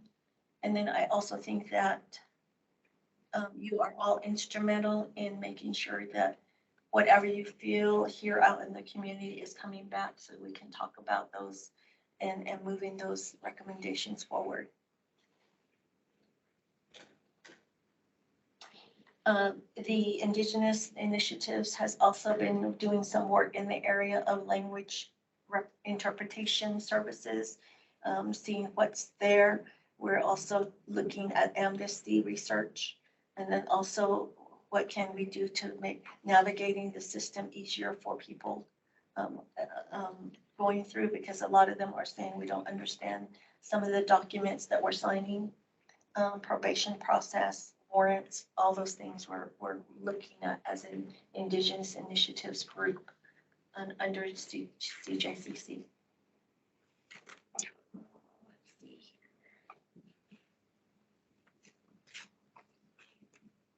Again, we're under education and training. I'm so far the one doing the cultural perspective and humility presentations at for the police and fire academies. And then Dorothy sometimes does that with me as well, Dorothy Gitchie. So for the fire recruits, that has been happening for 2 years. And for the police academy at CCC, that has been active for 1 year. And prior to that, we were providing presentations to the police department. And they would also invite the sheriff department as well as other people from the area. Were you saying something that the police department was reaching out to get a little help with getting educated with minority or Native peoples? Is that what it was? not just the police department, other areas of the criminal justice areas, like anywhere from police to sheriffs to the court system, court employees, judges, what the, what the court entails, the documents to probation, incarceration, any of those people that are involved in that, they feel like, at least the ones that we talked to, they said we need more cultural sensitivity, cultural awareness training for our people, for the staff, so that they can actually understand the culture better. Is that what you do? Okay. So one of the great things that have happened is that CJCC has been involved in Coconino County since 2005. And the first time we heard about it was when Bill Ring came to IPAC meeting, which was maybe like 5 years ago. And we're like, what? What is this? So we started questioning, like, what is this? How can we know more about it? And so that's where we're able to find out more information. And then I was asked to see if I can take a seat on that council through the position that I have. And so that was created as a position to sit on there. And then from there, I was trying to recruit because the policies or bylaws, whatever they have, said that the other seat has to go to an elected tribal official. And it was really hard trying to recruit one of those. So then we changed it. We changed it to Indigenous community member. And that's where we were able to recruit Chris to get on there. And then the community member was still, and what happened was with that, all I did was submit names of people that I thought would do good in that position. It wasn't just me, it was the initiatives subcommittee. We were asked to submit names, and I'm not sure if other committee members submitted names, but I know I submitted Chris's name for that. And that's how he was selected, because the group that was in charge of that, they called the different people and asked questions, I guess. And they did a kind of an interview by phone, I think. And then they chose who they wanted on that committee. And that's the executive committee, which is smaller than the whole CJCC. And then there was a community member position at large that was open. And then Daryl is now working with the behavioral committee on that, under that. And that group submitted names. And then out of those names, Daryl was chosen for the community member. So that's how that worked. In case some people are like, oh, Rose is there. She's the one who just kept submitting these names. I'm like, no, it wasn't just me. So just want to make sure people know that. I have a comment related to public safety. So a lot of what is on here is good because it relates to what happens locally as people interact with public safety. But a large part of Coconino County is also outside of Flagstaff. And when it comes to the public safety system and Indigenous peoples, there are other jurisdictions that we have to worry about. And there are other crimes outside of probably what we see happen more locally here in Flagstaff. So we have like the Major Crimes Act. There's a thing in here about rape assistance kits. And I don't know what the status is of it now, but I remember hearing last summer around this time that the Coconino County Medical Examiner's Office was waiting to hear back from the Navajo Nation tribe to renew, it's not a grant, to renew some sort of probably like MOA or MOU concerning the Coconino County Medical Examiner's Office processing cases that come from the Navajo Nation Um, or anywhere outside of Flagstaff North, again, majority being Navajo Nation. And at that time, that agreement was expiring, which basically meant that any other new cases that came in after that expired would then have to go to Phoenix. So that would then further delay any of those cases or being investigated into because they were going down to Phoenix where all of the others go to for, I believe it's all of northern Arizona or like this whole region on up. And I don't want to get the number wrong, but the medical examiner at that time mentioned that I think it was, I want to say it's at least 50% of the cases that came to her office from Coconino County come from the Navajo Reservation. And it's really concerning that that is the actual number, but then it's also concerning that they had been waiting and then that agreement was expiring in 2 weeks from Navajo Nation. I don't know if, I guess like what organizations or what spheres have an impact on making sure those types of policies don't ever come to that deadline where it's like, okay, well, in 2 weeks, then we haven't heard from an entire government about this issue. We'll just see what happens. I don't know if that's like an additional thing to add to the plate of the CJCC or to the commission or where that would fall, but I think also in talking about major crimes and federal jurisdiction, that's also something that's important for us to have some education or awareness of, Yeah. whether it's to the public or it's to the public and local public safety. Yeah, I think that we can do that. We can have that conversation, I would say probably one through CJCC, because that's a collaboration between the city and the county. So that would be something that I can introduce to the Indigenous Initiatives Group. We can also have that be a topic for the Indigenous Peoples Advisory Council, something that we can talk about and say, we heard this and we need to know from the medical examiner what's going on, right? Yeah, but also, we're missing the main person, President Biden. You know, But this was last year, so he wasn't president at that time. but he's president Yeah. now, and and a lot of his platform was, the last president wasn't doing this and this and this type of thing. So this is something that I think needs to be put out to him. Now, President Naz, I mean, he lives here.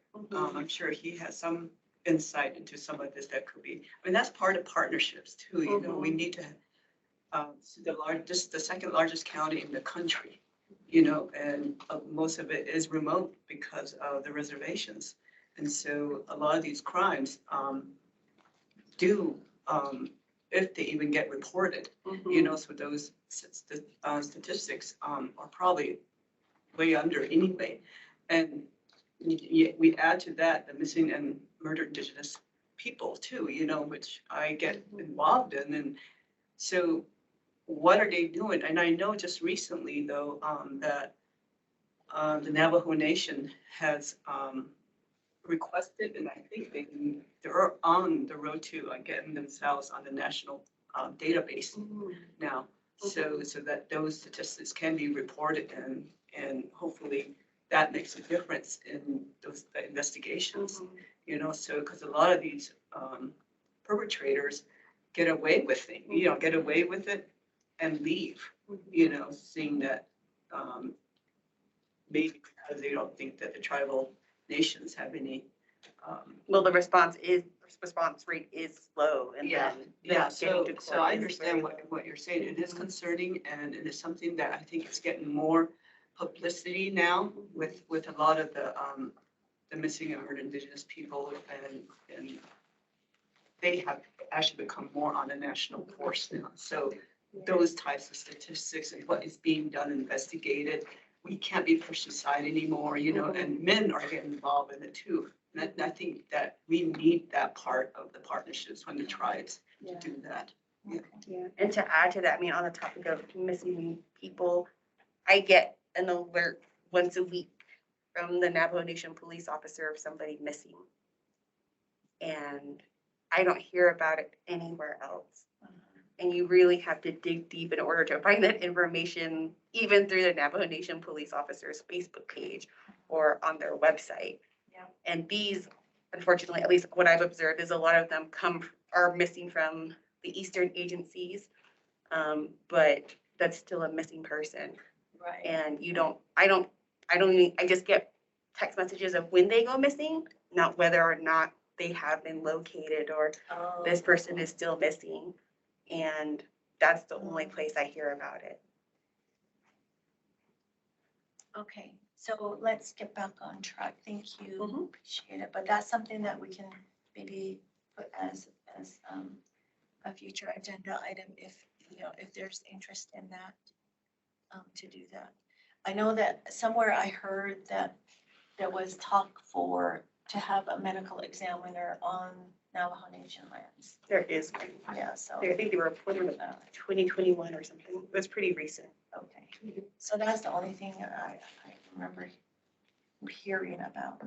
So what I'm gonna do is, I think that you have enough information to kind of read the rest on your own, just to make sure that we're keeping on time. And I'm gonna go ahead and I think there's only like a page that I didn't go over. Please review that. Unless you really want me to go through everything. No, we're here to talk to you. Sorry, you know, I'm talking. All right, so the next item, go ahead, Joe. Sure, Joe. Is that, um, 5 feet. okay, yes. Okay, the Indigenous Community Cultural Center, Flagstaff City Council has approved final concept for Dorp Park and its parcel. What are the next steps for the commission? Discussion and possible goals.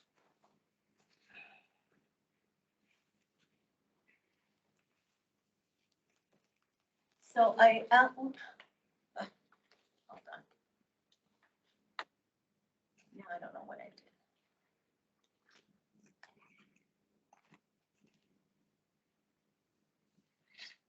So what I did was I asked if we could just have a discussion on this. Right now, what we have is that we have a final concept that the city council approved. And from there, I've heard people have been asking, not just Indigenous people, but other people, our allies and whatnot. They've been asking what's going on with the ICC. And they want to know how they can help. They want to know what the process is from here on out. And so I think it's really important to start that conversation on I'm like part of you. What does the commission do? Or what does our partners from outside do to move this conversation forward? And to make it known that people are asking for some sort of movement. So I want to go ahead and provide that conversation. And I also asked Chris to be here to be part of that conversation. And then I really kind of depend on, because ICF has been meeting with the mayor and city manager on some of, and this is one of the topics, but just the conversation about that.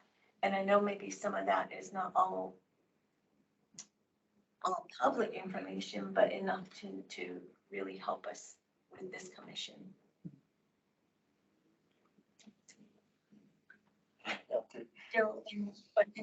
And whoever is on ICF. Right. Well, I can start off real quick. I do really appreciate the invitation to be part of this conversation. This Indigenous Community Cultural Center really important. It's a need that, as Rose indicated earlier, and there've been a number of attempts through the years, and it's time for this to really become reality. Um, And I understand the perception that we're quote unquote sitting around waiting for this to happen, but ICF is definitely not sitting around, has not been sitting around waiting for it to happen. We do meet regularly with city government, and it comes up at every single meeting.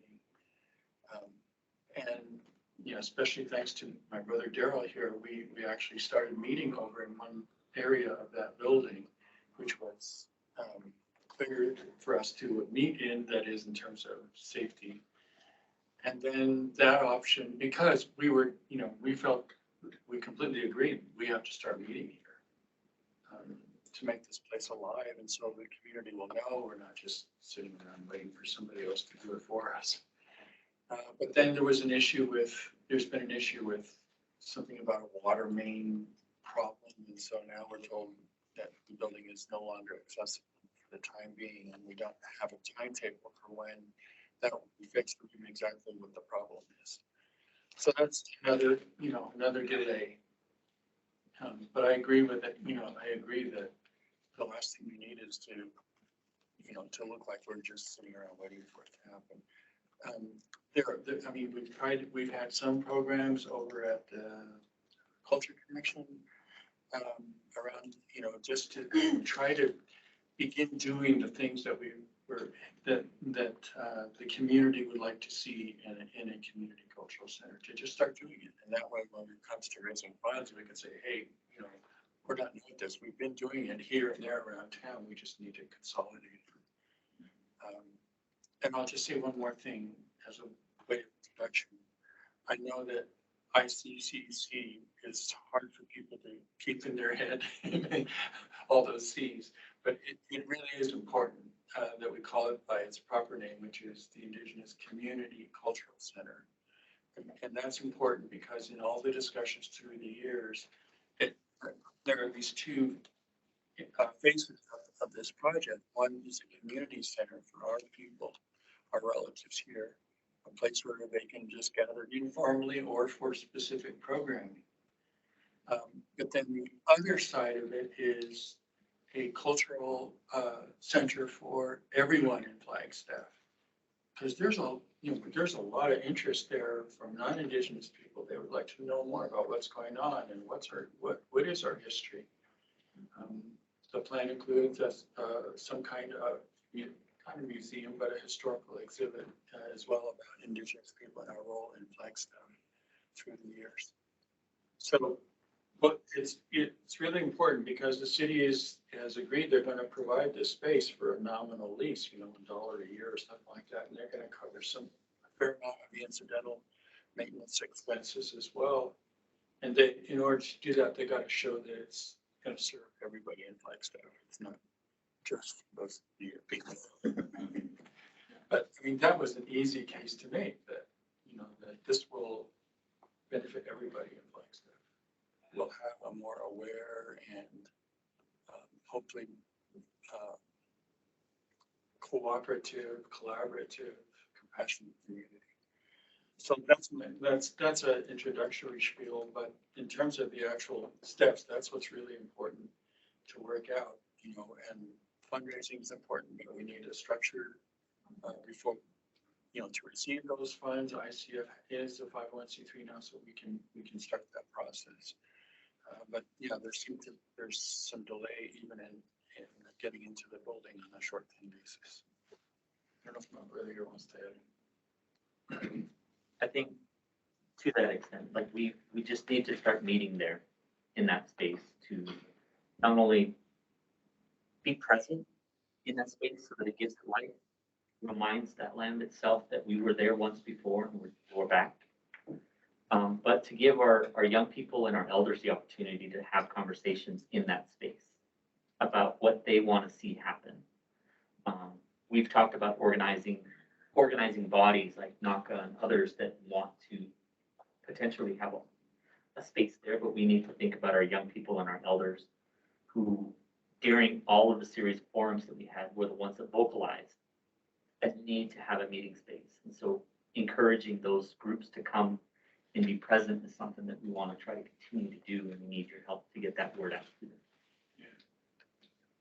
I like that though, that piece, like you said, Dr. talks about like connecting with the community, you know, not just like, oh, this is a place where we just gather and talk about native stuff, you know, or do native stuff. But in that regard, like, because there is that need for connection with the community too. Because my mind always goes back to, shoot, it's probably been a dozen years now, but when AIA forced the Flag High girls to take out their CEDs during the game. And I always remember what they said though, because it's not, and it doesn't excuse their actions, but I always remember the AIA officials were like, we just didn't know. You know, they're like, we didn't know, you know, the significance of that, you know, and everything.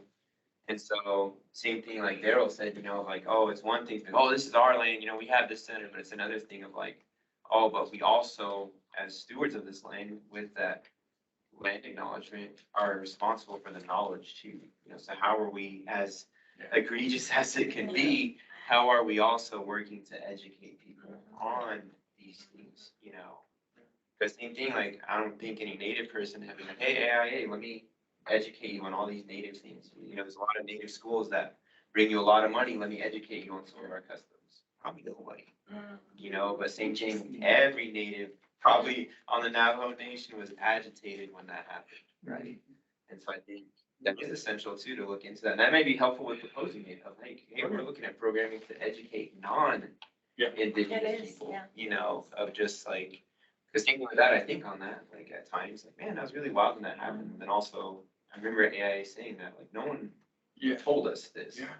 You know, although, like I said, it's not justifying what they did, but same thing, it was like, oh, I doubt anybody actually sat down all these reps and things like, hey, here's. You could have asked before you made the, let's take it out, but then they didn't. Or even before the game, you know, people are like, hey, you know, just so you know, this is what we're doing, you know, this is why we're doing it, you know, because of these things going on. And so I think that's it. I like what y'all said in that regard. It also being a place of just knowledge, you know. It's the same reason why I drove 2.5 hours to take somebody to Kaipito to understand who I serve and where they're coming from and what their living, you know, circumstances are. And for me to understand why, you know, why they come here. So that was very interesting for me to see. And, you know, our county is so large that it took me to get that far and that long. And then also, as I was going, I hit barriers to reasons why to stop and not get home. So everything incorporated, but yeah, very, very educational. Yes. Make me understand and do my job better here at this level. And I just want to say, just coming from community side, is that when we're talking about the Indigenous Community Cultural Center and how long it has been a part of people's minds ever since, you know, many back in the whatever 60s, 70s, is that I think one of the things that has been very acceptable and people gravitated towards was the fact that we said it's not just going to belong to Indigenous people. It's going to belong to all our relatives, whatever the color they are. And I think that's where we got a lot of support during the public participation. That even in those 3 designs, that it was always designated as the Indigenous Community Cultural Center by the public. And so that was one of the things I think that was really a good message and something to get behind as far as the community was concerned. I'd like to say, I'm sorry.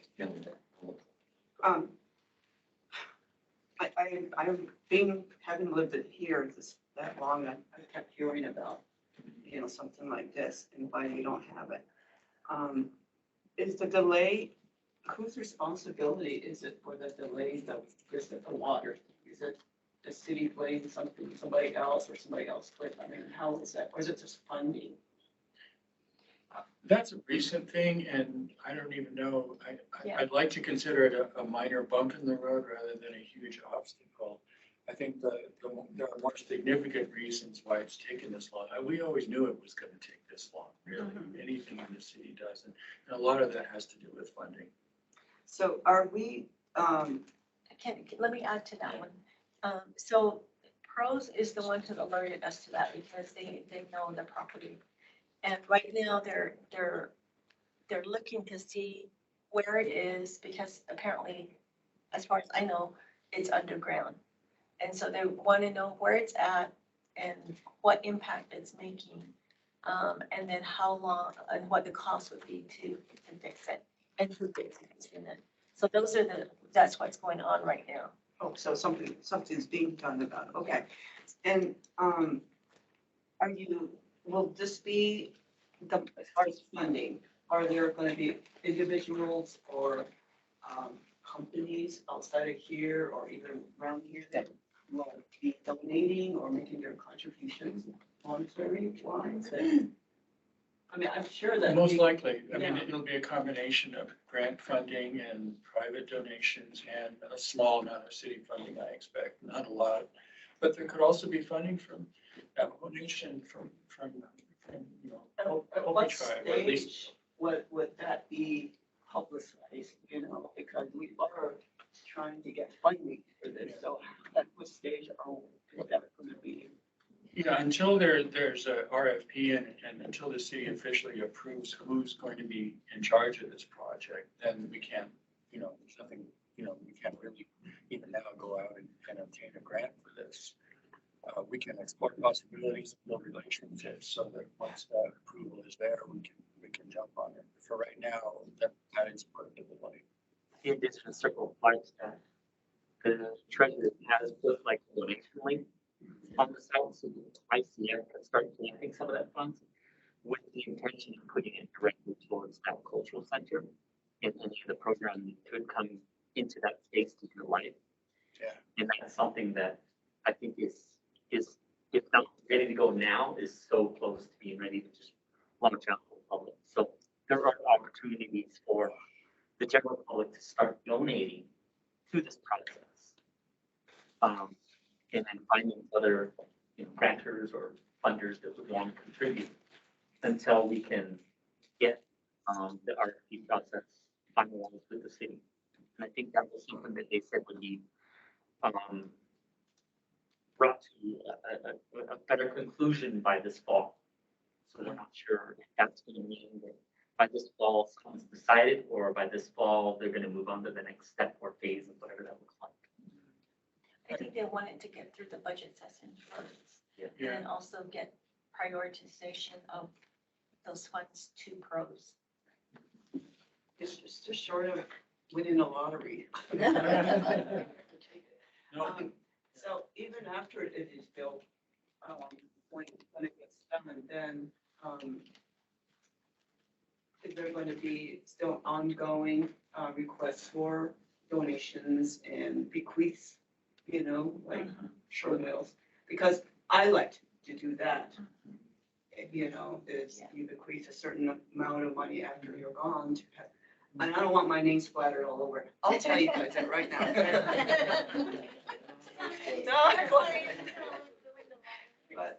But, you know, trying to find, individuals or some to bequeath a certain amount of money for these kind of things, I think would be a good idea, because that's what a lot of the non-Indigenous people do. Oh, yeah. So, and they would like to find, there are, you know, non-native people that, you know, should have been tribes, you know, but, they are very sensitive, passionate about the very, principles that you guys are putting out there, that we all have our own beliefs and whatnot. They do share that with us, you know, and I fortunately have been very, been friends with a lot of them, and they do ask about that kind of stuff in our circle, you know, because we're at a professional level, we're always asking about these, and when we go to different universities for conferences, you know.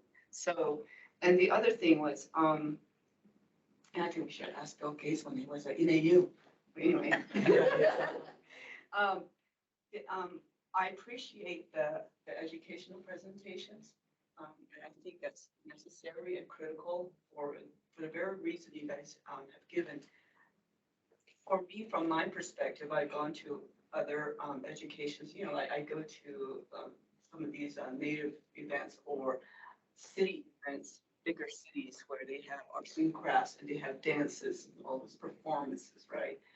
And there's always somebody who will speak, but they don't really provide the education and the knowledge of why there's going to be a dance or why they do this. And I don't know if it's just catering to the tourists that are out there, you know, that just have that, they come already have this preconceived notion of what they have been conditioned to see from movies and shows, right? And so that's what they expect. And I would like this to be different in that aspect, is what you guys are talking about, is to have someone who can speak the native language and speak, you know, who provides the traditional education. And then and at the same time have a background in translating that into English with a Western education and really provide that insight about why we are doing this. You know, I think that gets lost a lot of times because I know I go to some of these presentations and I get really upset about it. You know, there's a native person, you know, that's there and he or she just is tradition. Okay, you know, but that's about it. You know, and then they just ramble on about something else that has absolutely no connection to what they're going to be doing and why.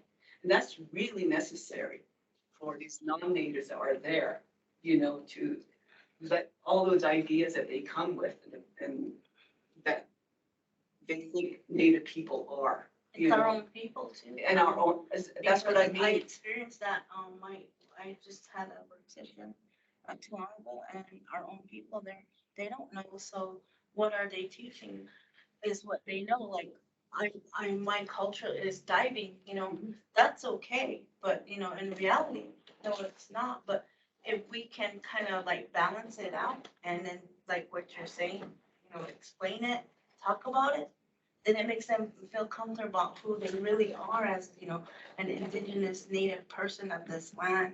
You know, we don't live by the sea. We are not beggars, but that's okay, you know, because in today's world, it has to be accepted for who people We're very mobile now, you know, so you have, you know, like he was saying, there's Navajos everywhere. There's a bunch of them up in Minnesota. You know, and so we're gonna always be reaching out to someone who probably will know more than you do sitting out in the crowd. Right. You know, and you want to offer that place for them, you know, and you need to share this with us too. You know, we come from a different generation than our parents and our younger children, and they come with different types of expectations as well and assumptions put in them by the schools, you know, and so, not that we're trying to dispel everything, but Right.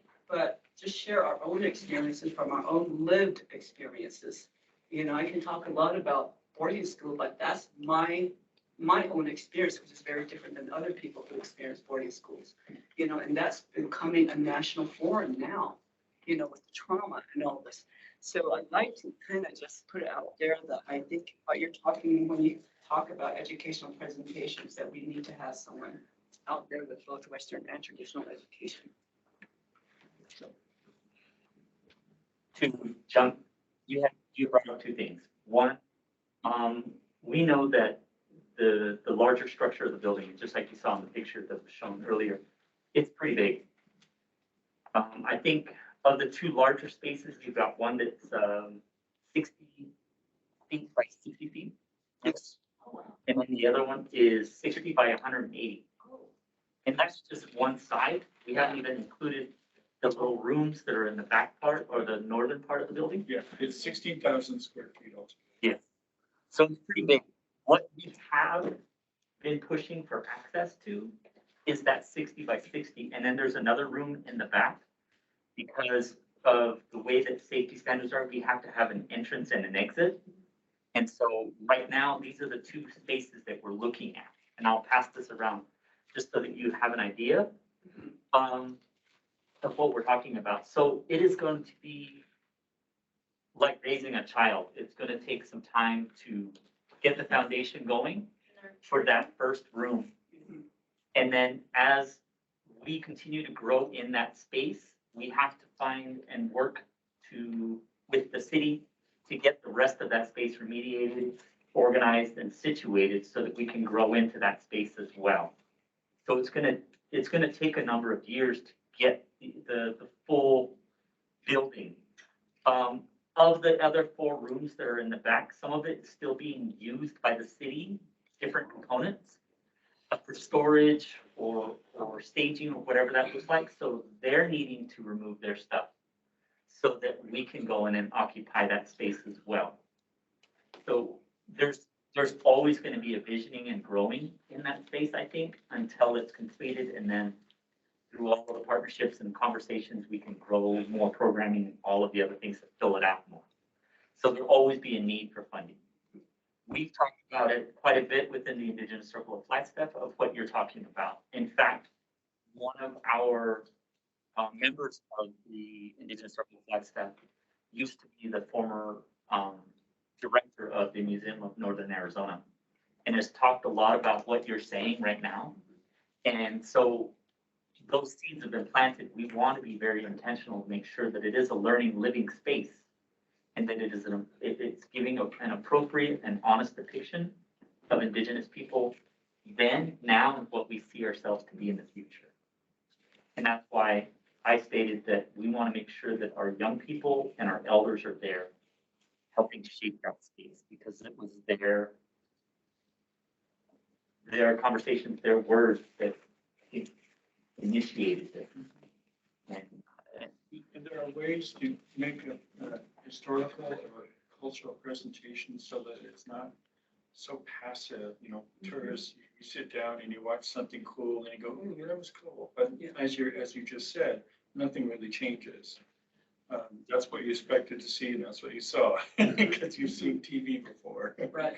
And this won't be like that. No, one of the things we know is that because this is within the Jim Thorpe Park Annex, that it has, in order for this building to continue to exist, it has to have some kind of museum-like feature to it. So youth that have been contributing to a lot of the conversations with the city and its planning and all of that, got a chance to look at the Holocaust Museum in DC, as well as the African American Heritage Museum in DC, and said, those are things that we want to see in our space in Flagstaff, right? An honest depiction of where we come from, what's happened with us, and then where we're at and where we're going. So we just need to be we have to all be willing to take those steps so that that honesty is right there in front of all of us. And that I think that's a great space for like even moving exhibitions. Exactly. We had one and she was trying to find a place for this up in Fort Hill. Mm-hmm. And then, and she was asking for volunteers.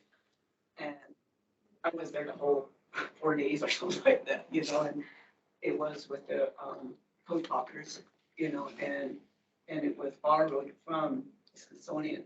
And so they were going around the country. And so they had it at Fort Hill for a long time. And even former president of that foundation, McDonald, was there because he's a veteran. Yeah. So, but we had other veterans from other nations in Arizona come up and do their presentations. And they had their little booths in there, but there was hardly anybody that went there. Yeah. There was a whole festival going on at Fort Hill, but a lot of these non-native people just kind of just walked by there until we had the Hopi dancers. But that was not at where the exhibition was. It was outside, way further, Away. and that's when you have a more larger crowd, but really the explanation for that kind of stuff wasn't there. And that's what I'm saying, they just wanted to see a bunch of Indians dancing and that was great, and all the kids are like, wow, and but that was it, but nobody really got any in-depth, insight of why. and moving While this you're petition dancing, was while there. you're here, like You in that know? area. Yeah, and they were late too, which was just, everybody was complaining about it. It was just on and on, and I'm like, oh my God, and. So, I mean, all of Look to our that, culture. this is why we're gonna need lots of community input as, so when we start organizing these Oh, things, so that we yeah, can all do the the best job we pointers. can. And I will be a big part of that because, Yeah. I'm excited about it, even though it's ex officio. But I am really excited about it because I've lived in a lot of other places, not just here, but just because of our professional work, we moved in a lot of other places around the country. And I see some of that, and then there's some that I don't see, like what you were saying. We don't see a lot of Native people here in town. Compared to where I've been, I see brown people here a lot, downtown eating at the restaurants. And, up in Minnesota, I think my husband and I were the only ones half the time, and when you go into a restaurant up there, I stand out like a sore thumb because he doesn't look native, right? So, and you're just waiting for them to say something, and you just defensive mode, Yeah. And that's where you have all those microaggressions, and no wonder people are sick all the time, but just calm down, But the first thing they know, you're not from here, are you? It's very unwelcoming. Or you get that, what are you? Yeah. And I have, you don't want to be part of their mentality in a way. So I try to redirect that and say, well, this is the appropriate way to ask that question. What nation are you with? Or something of that sort. Oh, I think that was a nation. Okay. But that type of, even the most simplest questions like that need to be they're going to ask here. Whereas we just take it like, they should know. They don't. And a lot of it's on assumptions, I agree with that because I've lived in Atlanta and North Carolina, and so where especially Atlanta, there's in the entire state of Georgia, there's no fairly recognized tribes at all.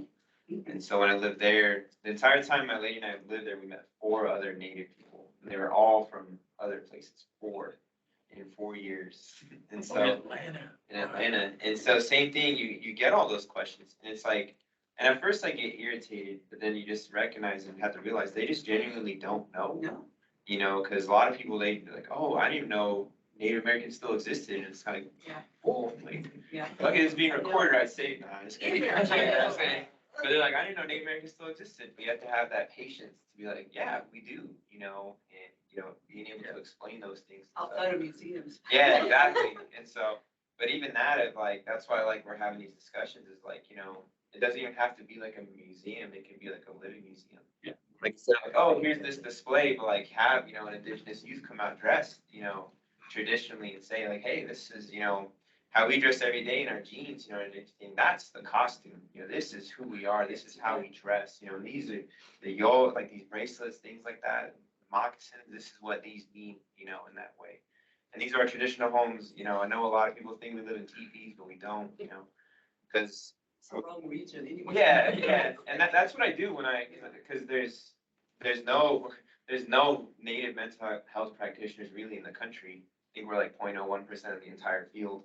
But but universities, they want us to come present. And before I go present there or virtually go, I have all of them submit what are questions you have, no judgment at all. It's anonymous. What are questions that you have, in regard to these topics? They'll ask all these questions that to us seem really ignorant, but they just don't know. So I think that'd be a really good piece, but also too the other side of connecting because at our at NOC about 85% of our mandated clients are Native. The other percent is usually Hispanic, but there's also about 5% white.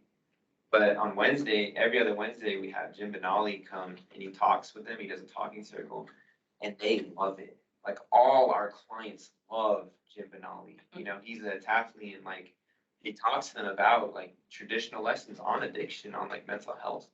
And he's funny too, because every class is who here you don't know your Navajo culture, and they all sheepishly raise their hands, you know, and they think he's gonna scold them. So, well, I'm gonna tell you right now. So, but it's funny because he teaches them. But same thing when I do my exit interviews with all of them. When they finish, I'm like, what are some things you would like? And they're like, or that you liked about the program? They're like, man, it just, I never knew there was words in our language for alcohol, you know, or for what I was going through. I didn't know there was ways of coping mechanisms that were taught, you know. And so same thing, like always more requests for his teachings, but same thing, how would it be great there, like having that, oh, we're gonna address, here's a segment with people who are patient enough to address all these super ignorant questions, but also here's knowledge for like, you know, for Navajos or for natives as well too, to come and learn, you know, like, you know, that, because we weren't taught, like, a lot of us, because of things like boarding schools, and, you know, that a lot of those lessons we didn't learn, and so, and a lot of people don't have the resources to attain them,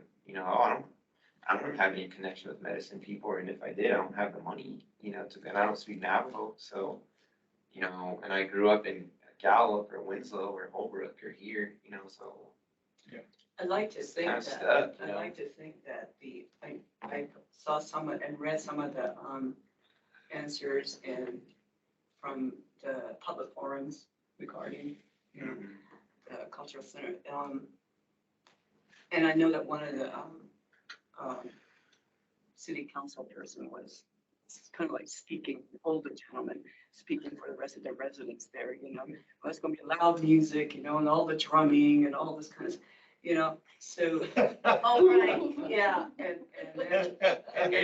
and then the other part was there's just gonna be a bunch of drunk Indians going over there because they got no other place to go, you know, type of thing. And so this is what I mean by assumptions already, you know. Stereotype. Yes, exactly. And so we need to try to work on that to overcome that type of perception. You know, I mean, that's basically seems like it's right to the core of it. Native people and any other culture that have, you know, it's public perception. You know, that's been just the main thing that we seem to always come back to try to work with them, you know, and be optimistic about it. You know, it's really easy to just get to the anger and be offensive and all this, but, you know, you just redirect that and say, okay, what is this person trying to say? Why do they feel that way? Did they have an experience like that? And how did they get to this? You know, I mean, that's kind of goes through my head. You know, and a lot of it, my husband always said, that's why you tolerate a lot of stuff, because you got your psychology degree. I said, yeah, you know, but I get angry too. You know? I deal with a lot of this kind of, you know, a little bit of what you're talking about. Like my business, Darren Lance Electric, doesn't sound Native American at all.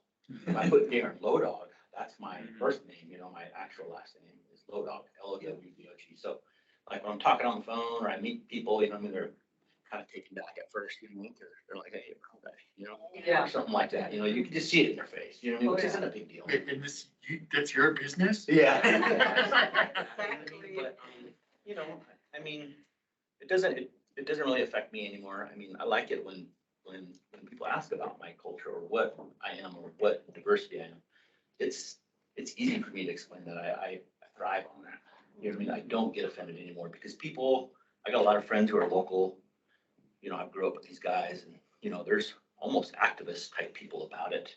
You know, whereas me, I kind of turn it the other way around when I look at our people and I look at our situation and being here in the United States. I think we're the most blessed people in the world. We have opportunities like no other. We got all types of you know, just avenues to pursue business.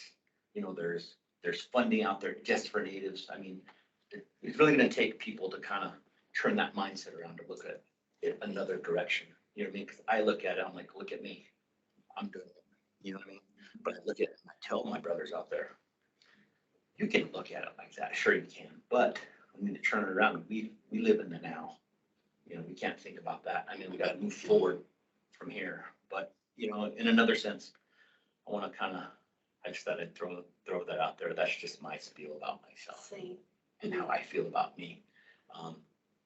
But like with this building right here, this is a big deal. The city of, you know, to get a piece of real estate, to be able to do something in town, that's something we need to jump on right away.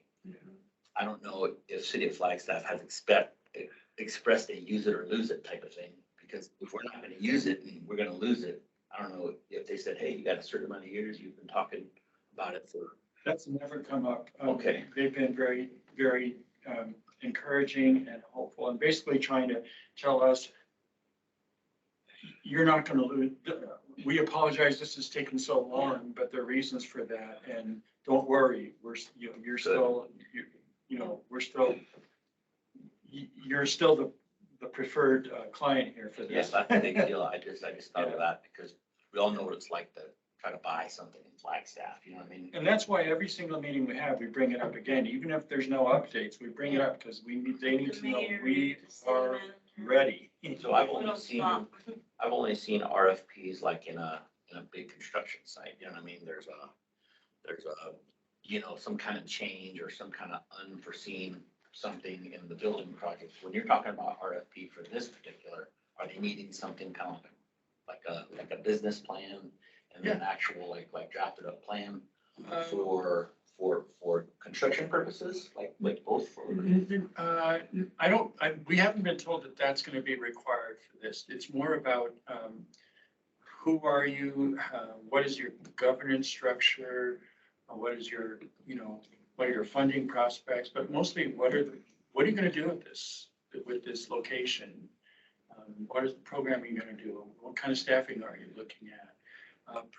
Preliminary budgets and operating budgets. Is the Murdoch Center a city of Flagstaff Yeah. building? So that's primarily used for the African American people. Yeah. Town, Yeah. right? Yeah. And so it kind of modeled what we're gonna do with this.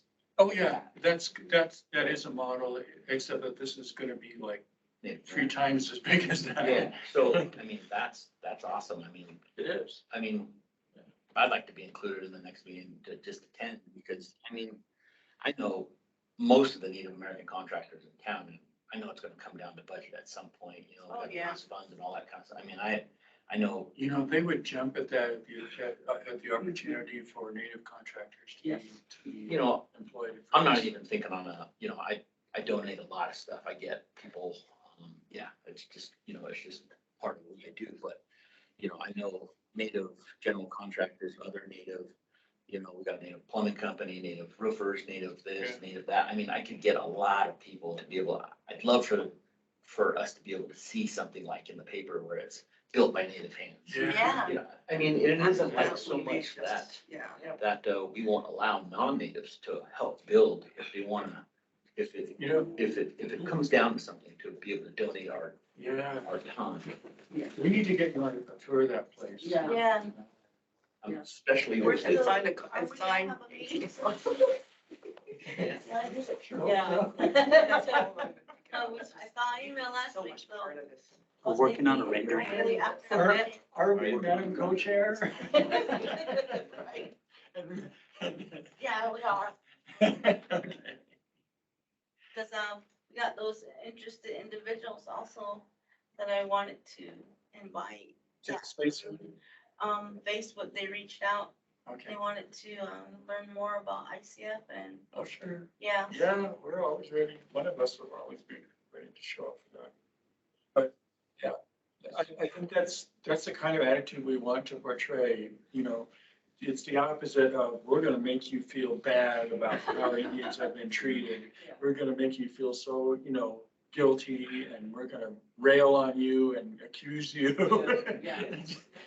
It's an issue, there's people out there, are people that are really, Oh, sure. how does my brother calls it historical trauma. Yeah, there is. And it's real. I mean, It is. I talk to people every day about it. Every morning at 6:30, I get at least 8 to 12 people that are in custody, and that's where everything comes out. So, there's a lot of things happening that we're not aware of and that we don't know about. We gotta really put somebody down, because, with all this talk for so many years, nobody's really spearheading it. Actually, maybe putting in, maybe, hour, a day or two a day a week at least, to be able to get this thing moving, because without it, you know what I mean? I mean, we all know it takes energy, you know what I mean? Time out our day. I mean, Right. I'd like to get involved as Okay. much as I can. Okay. That's the reason why they asked me to say. I mean, we're all Work on my volunteers. house. No typical. Priority. That was a blessing. You gotta build a home on first. I'm hoping to show you, so, yeah, you gotta take care of the plan first. That's where the money comes in. Indirectly on contributing. It's a cycle, right? We got a complete circle. We have a drive, that we just need to put together. We have video and pictures of the space so that we can share that out. Okay. There's interest rates. It's a big building, it's already built and already building because the start from that never there.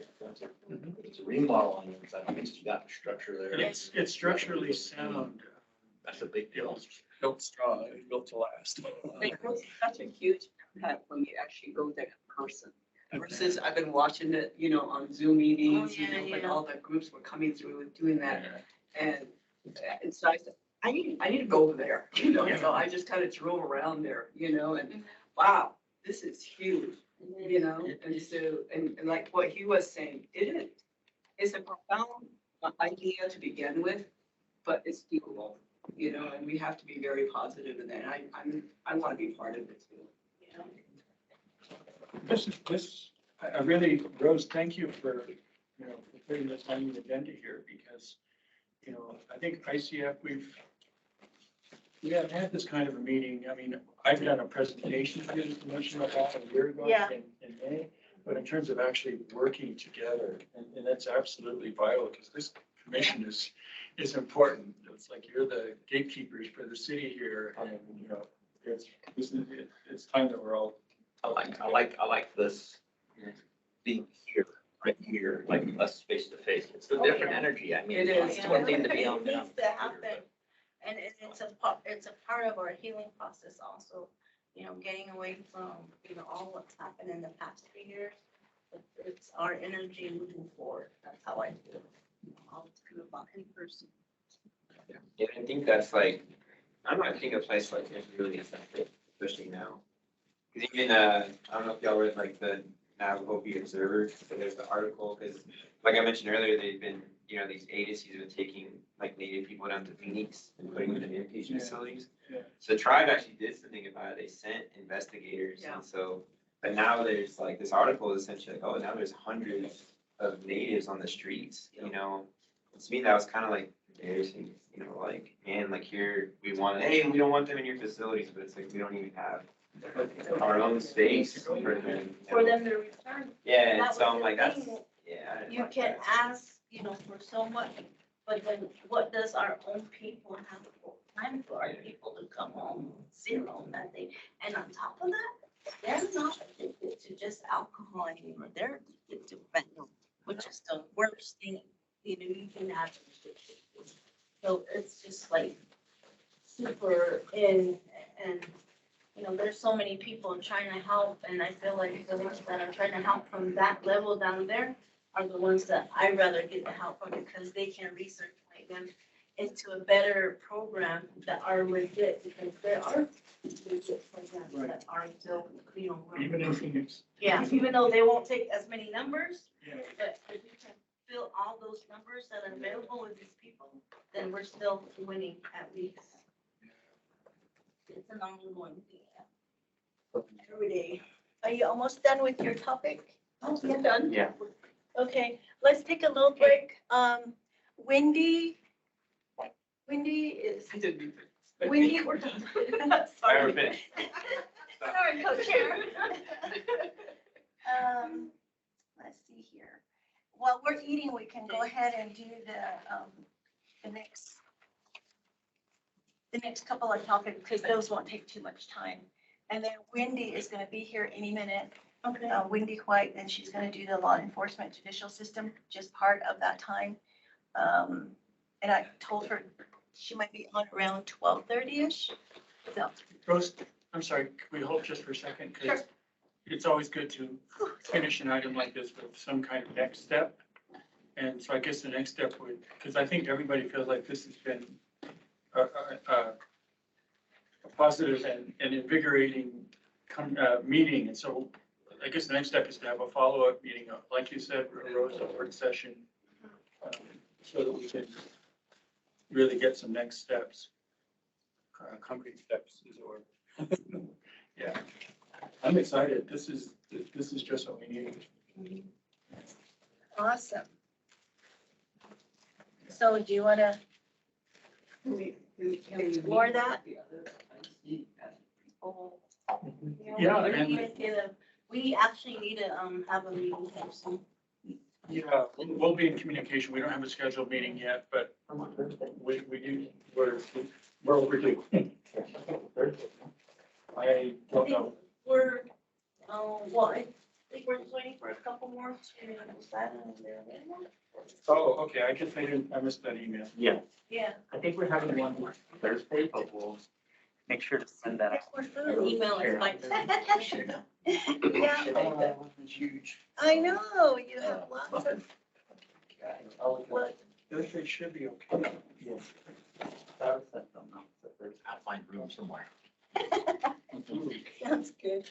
Is that what you wanted to end with? Or is- Yeah, well, for this item, yeah, I just want to make sure we don't just walk away and I have nothing planned. have no next steps. Wow. Just, oh, that was a cool meeting. Yeah. So do we need to schedule it like for our next commission meeting or? So if you do an ICF meeting, Oh, it's you're nice. like, Yeah. then as community members, they can come and join in. Okay. Come to your house, you're gonna come to ours. We're not sure where we'll have this meeting. Maybe just in the park. I was gonna Yeah, say that, yeah, maybe we can bring our chairs. That'd be cool. Okay, gang, are you done? You go? Okay. So I'll have the recording for the minutes so we can, I can look at that again later to see what you all discussed and then put that in minutes. So we have sandwiches here from Crystal Creek. There's different ones. So just look at the label on top. I tried to put them together so that the same ones are together. Turkey bacon, Crystal Rapids, I believe, beef, a veggie sandwiches, and I think this is turkey bacon, tuna, and avocado mix, I believe. Okay, so come get your food. There's drinks here. There's plates if you need it. If you need more, I'll get some more, or have the ones you have, use that. Macaroni salad, and there's chips. Okay, Wonderful. go for it. Um, Oh, you want to go ahead and do that, Diana? Don't just, you know how to do it. I was looking at phone. Okay. Creator, I ask that you bless us with the food that has been brought before us to nourish us and our strength, our knowledge and wisdom to be good to ourselves, the people we serve and our families, to carry our work here and to move forward for our people and our community. Thank you for bringing all our brothers and sisters here together safely and protect them as they leave here also today and their families and give them good strength. Thank you. All right, go have at it. Okay, I'll do the first one. Well, I brought my own plate. Starting on this side first. All I heard was It big comes kids from and. it's a long mix way. Blacked out for the rest of This is the fancy one. Yeah, enough to take home. So there's the turkey bacon, the What beef, lunch is I the said? veggie, crystal. That's how I choose what I engage with here. Concerned with that, the outdoor seating. It's like people on their Dakota, whatever. They're all churches are, macaroni. That's the dinner that night. Like you're not the clothes. Yeah. My good bag. Yeah. No fun chili. The cars, Baxter bag, because that Baxter. There was one for with green chili, but I didn't get that one. Should have brought my own green chili. I actually thought about it, but. And there's chips too, if you want. Perhaps do drink.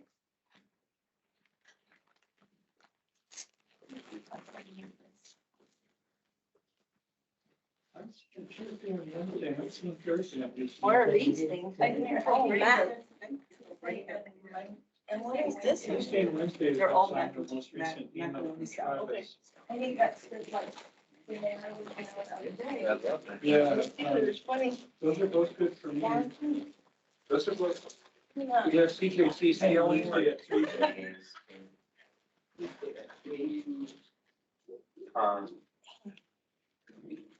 Well, that's on my calendar.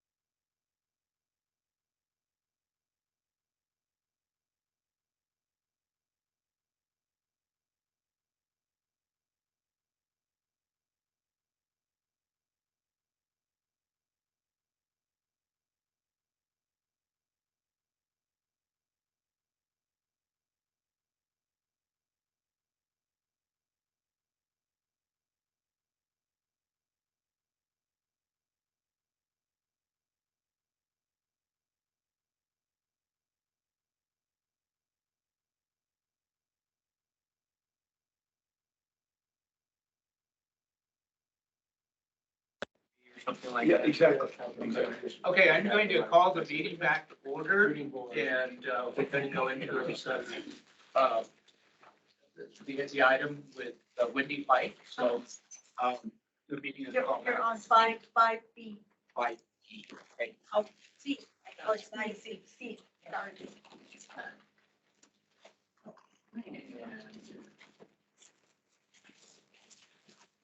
Okay, so are we working through the agenda still, or are we? Yes. Oh, okay. Okay. So we go on to Native American Heritage Month. Commissioner Lance will provide an update on the current status of the NAHM flag design.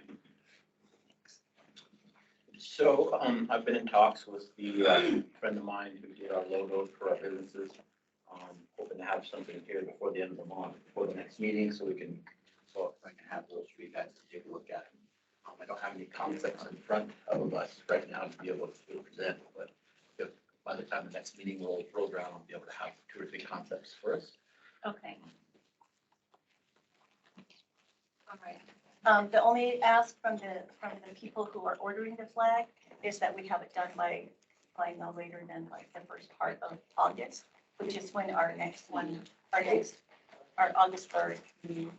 So then because they need time to talk it, have it be looked at by leadership. And also, I think 1 or 2 people from the city council will also look at it because city council approves what flags they're going to be used throughout the year.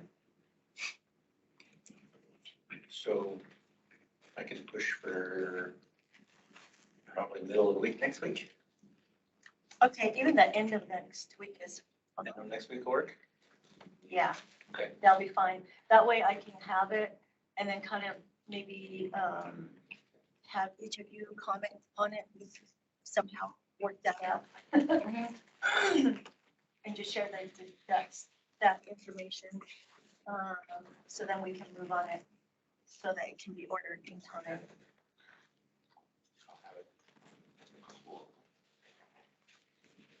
Moving on to item 5B, Indigenous Commission informal work groups.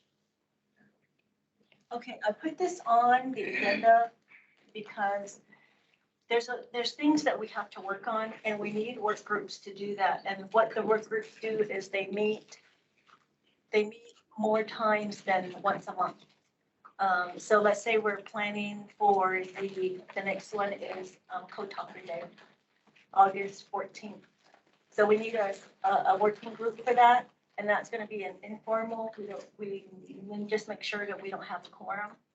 And we don't have to have, like notes and minutes for that. Just within the group of whoever is taking minutes for the group will be doing that. But it doesn't have to be open meeting law at the time of the meeting. So that's really important for.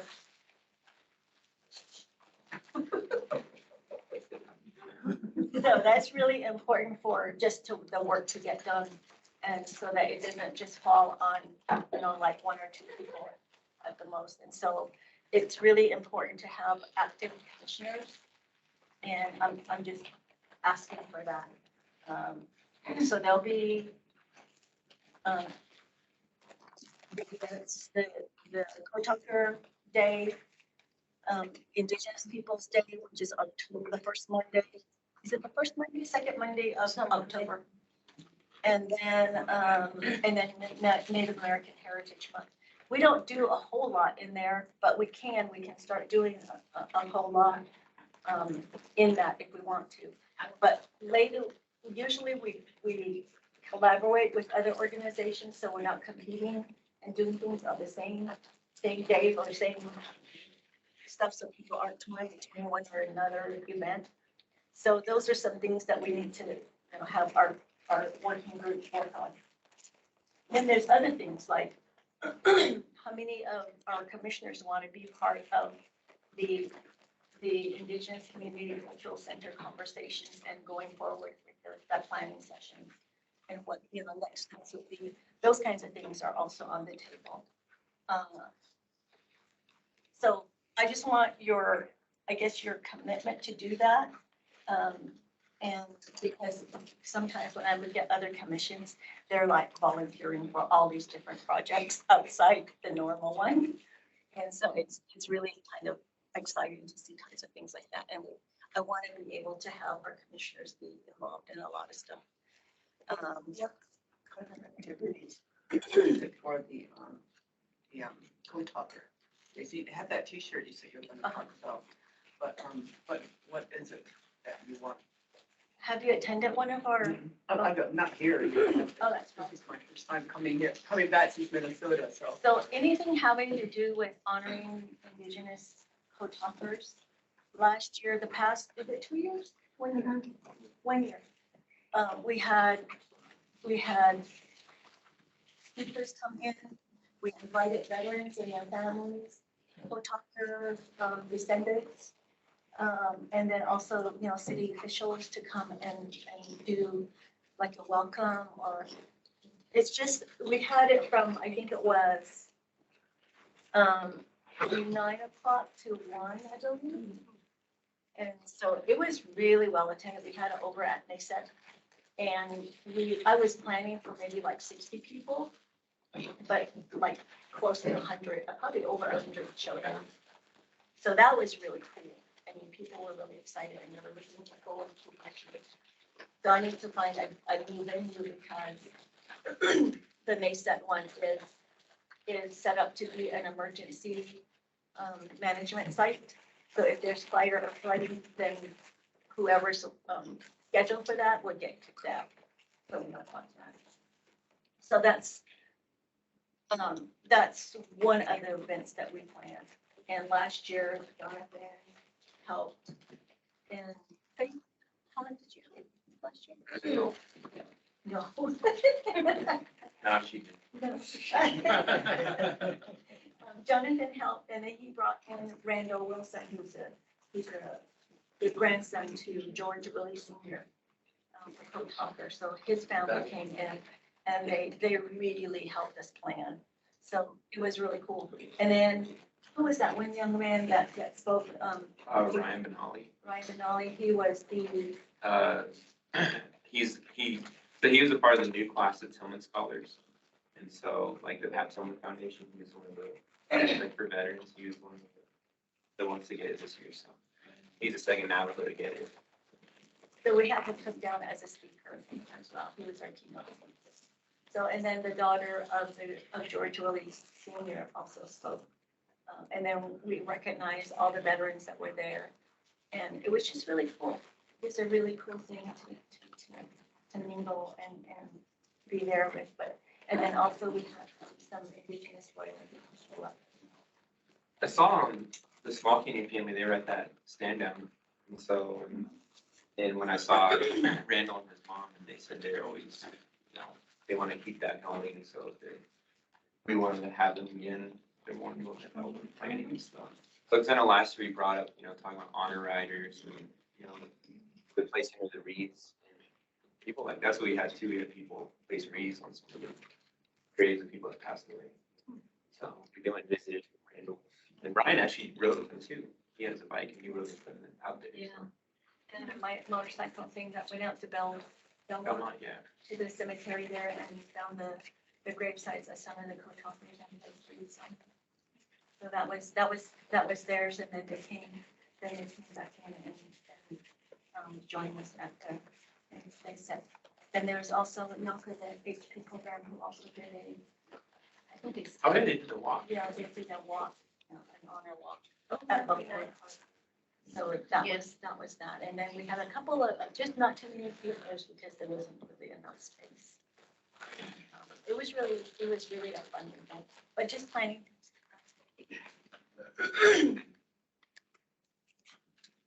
And then you can pass this around. This is this year's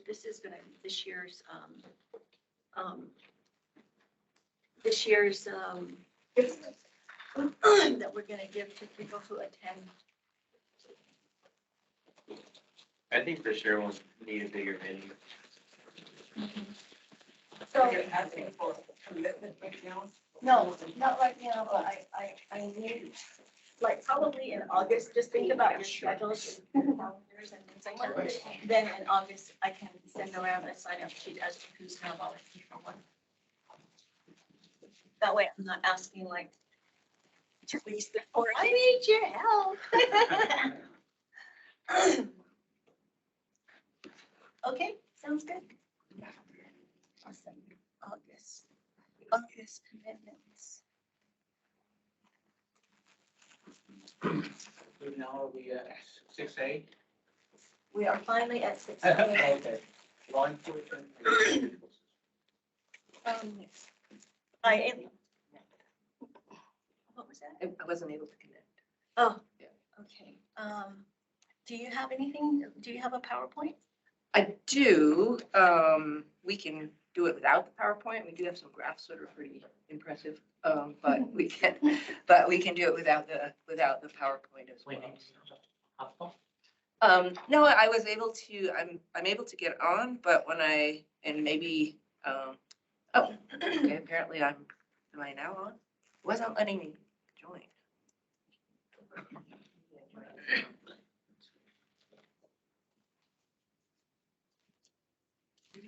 Oh, there we go. Somebody has to let me in now. Okay. Oh, yeah. You're on here. Sure. So, Hold on. So the reason why we have this on the agenda is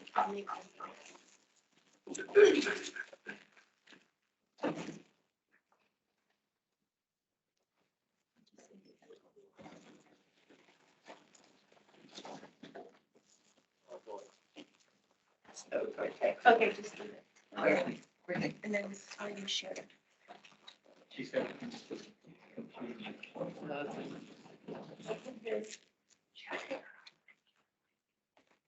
Oh, we did.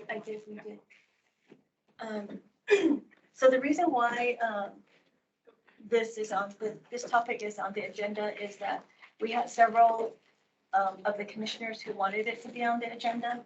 And so one of the things I thought would be good was to hear from Wendy and Gary.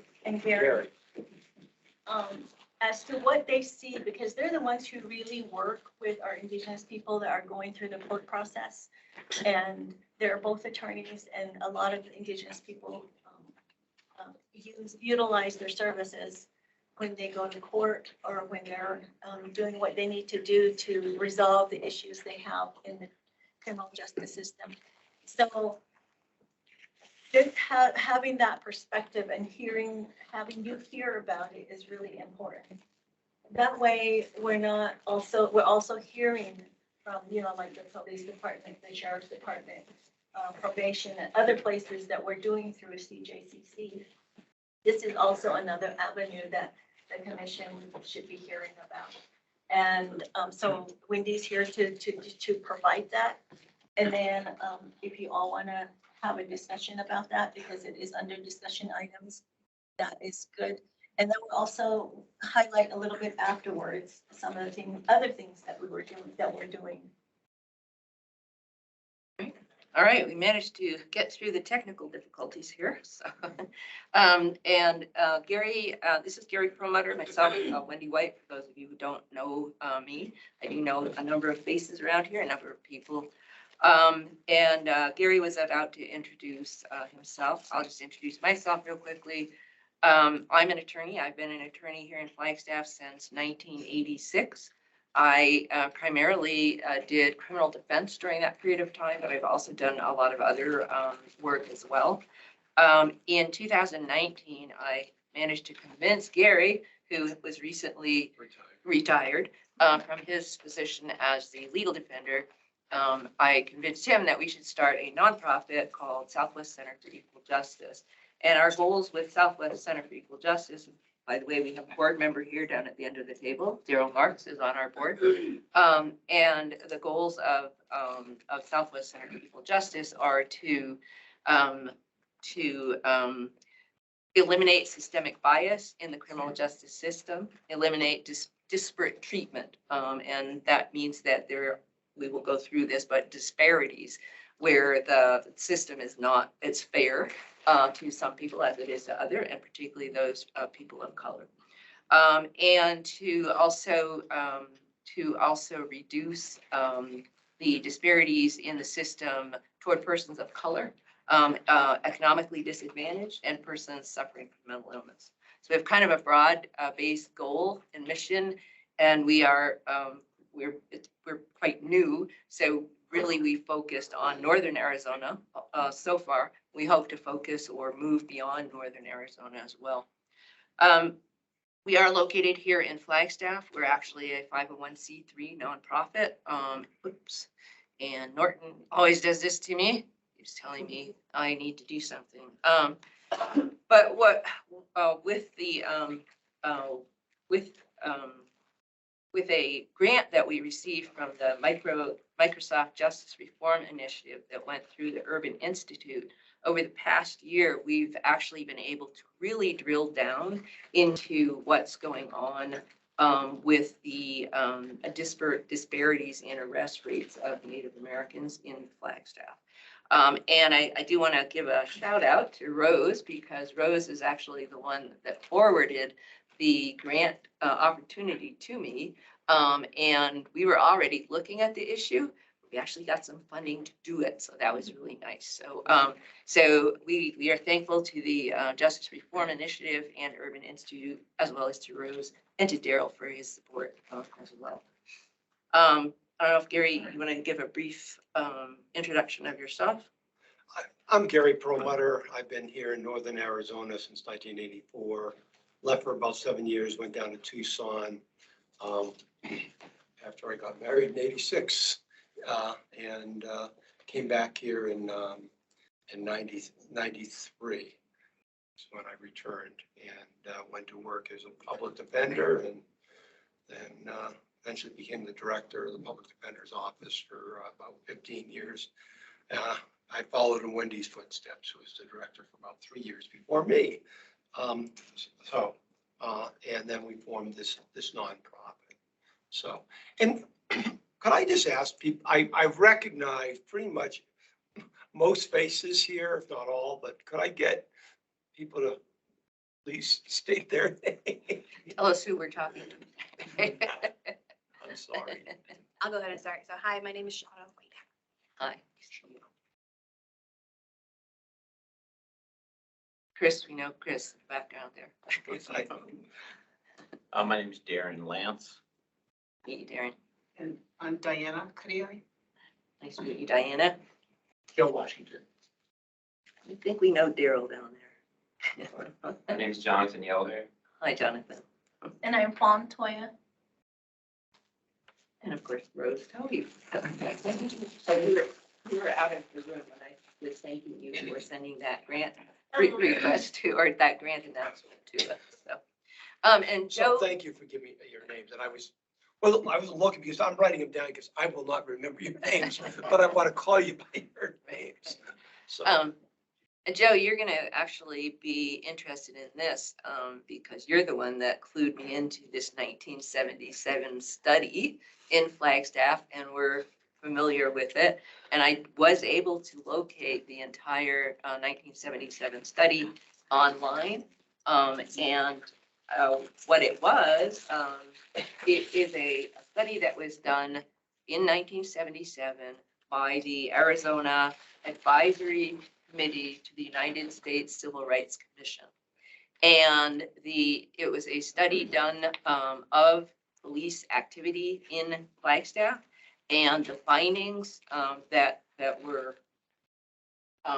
some of the key findings that they, well, the reason they focused on Flagstaff was because they found that Flagstaff represented the community wherein Native Americans were impacted most. In anywhere in Arizona, we're being impacted most by pollution practices. And so in that study, the committee found that in 1974, 40% of all persons arrested in Flagstaff by Flagstaff Police Department were Native American. in 75, 43% of all persons arrested in Flagstaff were Native American. And they did find that the primary offenses for which people were being arrested, Native Americans were being arrested, were 4 different alcohol-related offenses.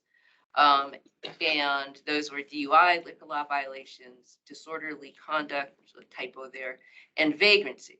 Now, interestingly, vagrancy is not a crime anymore. And so what's fascinating, well, not fascinating, I shouldn't say it that way, but what you can see now is that there are a couple of new crimes that are being used to arrest people and charge people with that are essentially vagrancy, but they are going under a different name. And so, one of those is 3rd-degree trespass. And I'll talk about that in a few minutes. And are you gonna do me the honor or keep track of my time? Because we'll go on forever. We just did a presentation of this. We have a 60-page, by the way, a 60-page report that we're in the process of finalizing. Hopefully it'll be done this week. And we will be publishing it and releasing it next week sometime. We hope next week. And it has some of this, several of the slides are borrowed from pieces of that report. So So it'll be on your website? Yes, Yes. we will have it on the Yes. website. Yeah. And we will let everybody know, let us know, Chris, if you can't get it off there. so now when you in one's gut, right, we all know like, wow, 40% of the arrests are Native American. In one's gut, you go, okay, that seems high, right? Obviously it seems high. And the reason it seems high is that it is disproportionate to the number of Native Americans who live in Flagstaff. And that is why it is a disparity. It's disproportionate to the number of people who live in Flagstaff. In 1977, the population estimates for Native Americans in Flagstaff was around, I think it was right around 8% at that time. Currently, the population estimates, you probably are all quite familiar with it, but the population estimates actually for the past 20 years have hovered right around 10%. But 40% of the arrests back in 1977 were Native American. So, and as lawyers, you know, we have known this, we have seen it in our practices as public defenders. I was actually even a city prosecutor for a short period of time and saw it then as well, is we know that there's a problem. We know that there's an issue. So why is it? Right, so what is the issue? Why are so many Native Americans being arrested? So our study, that we conducted, we actually found a few facts and what we looked at. Let me get back up just momentarily here. What we looked at, we actually looked at the Flagstaff Police Department annual reports. They publish yearly, so we looked at those reports. I looked at historical news articles back to 1900, actually. I'm not going to say I read every newspaper back to 1900, but I did actually go through to look for some key terms, and I went back to 1900. We looked at the 1977 report from the advisory committee, and then we also looked at a 1986 report or 87 report. The Navajo Nation Human Rights Commission did a report in 1987. We looked at that. And then we actually made a records request from the police department for certain data. And we looked at the data that they gave us, as well as requesting 763 police reports documenting 763 different arrests for misdemeanor offenses in Flagstaff. And we spent the majority of our time, or much of our time, reviewing those actual police reports. A lot of studies that are done on this type of issue do not make assumptions about the legitimacy of the arrests. And so there's a lot of studies that go, oh, well, the problem must be in the offenders. We didn't look at it that way. We're criminal defense attorneys. We said, let's look at the facts, of these arrests and what is it that's going on behind the scenes with these arrests, because we felt that it's more, that the troubling part is racial bias playing a part? We all know it does, but how big a part does racial bias play? So by looking at the circumstances surrounding the conduct for which the person was arrested, we can actually look at it and go, oh, okay. And we're going to tell you a couple of the actual facts of a couple of the cases that we looked at as a sample of the kinds of things people are being arrested for and the circumstances that led to that arrest, because we do feel strongly that what we found does indicate there's a significant amount of racial profiling going on. There is either, if not overt bias, there's certainly implicit bias in police conduct. So I happened to go to a meeting. Well, first of all, back up just again a little bit, and you're gonna have to tell me when to shut up.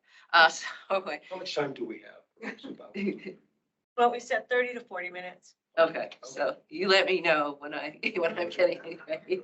Because there's so much here, and we can't tell you everything, but I do want to point to two reasons why we conducted this research. One was that in September of 2020, the police department, this was after the George Floyd murder, the police department was requested by city council to do a presentation to city council regarding excessive force issues and racial bias issues. So in September of 2020, the police department did in fact present a oral report along with a PowerPoint presentation to the city council, during which they stated things like,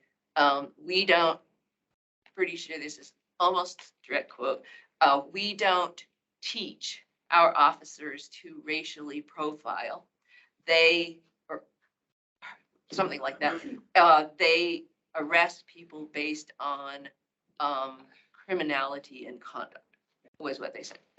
And so, so they again, as lawyers and going back through these decades, a century or more of news articles, it's the same story. It's the same. It's been the same refrain for all of this over a century and a quarter. After that, I actually happened to be at a public meeting because I also am part of, Daryl and I started community assistance teams at Flagstaff, and I was at a public meeting in December of 2021 where the police chief also provided information to a group of service providers for social service providers who and the chief was trying to convince the social service providers to start intervening in people's lives to reduce criminality.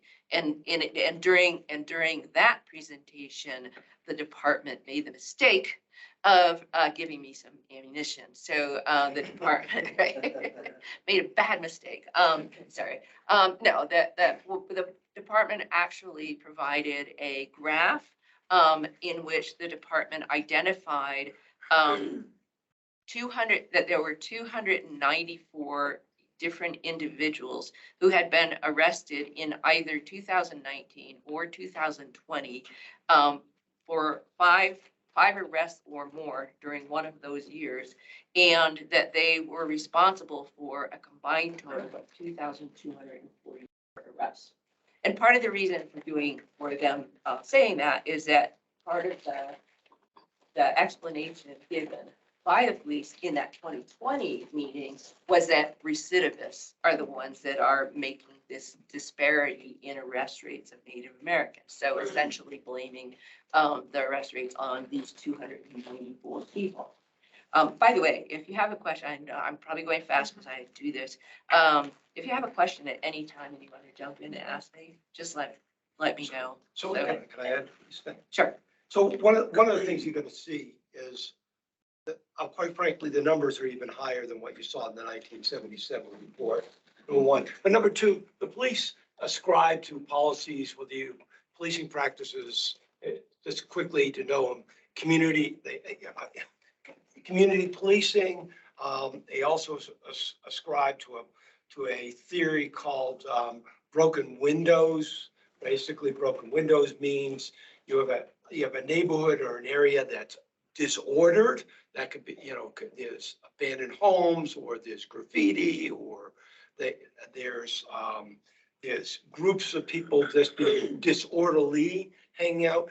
They will focus on those kind of crimes because the theory was if you focus on these minor kind of crimes, you will prevent major felonies. And that theory was basically starting to be pretty vastly discredited about 15 years after it came into being in the late 90s. But Flagstaff still ascribes to it.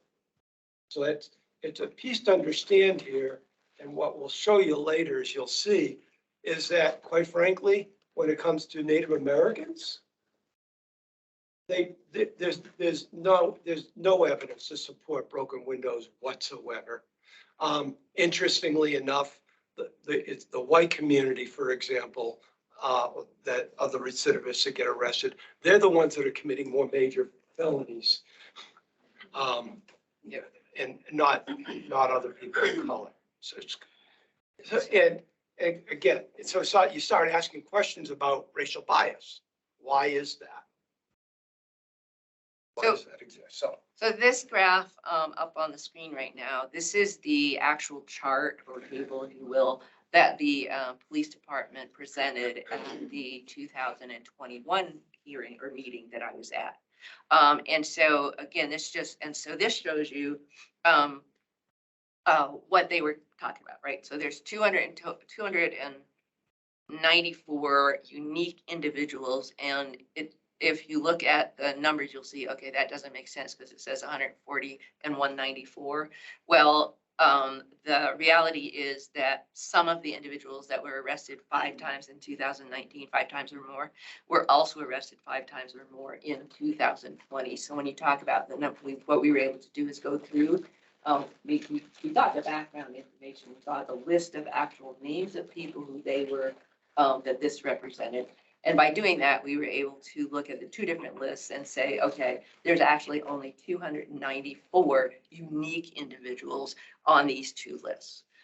So again, when you look at this, and this is, annual data, so they're looking at it from 2019, they defined the quote unquote recidivists as people who were arrested 5 or more times. There were some people who were arrested as many as 17 times in 1 year. And so the individuals here, if you look again at the numbers here, you'll see that 59% of the individuals in 2019 were Native American men, and 17% were Native American women. And so we combine those 2, and we have 76% of the arrested individuals in 2019 were Native American, and in this recidivist group. And remember, this is only a portion of all of the arrests that were made by Flagstaff Police Department during this year. These are the people who were arrested 5 or more times.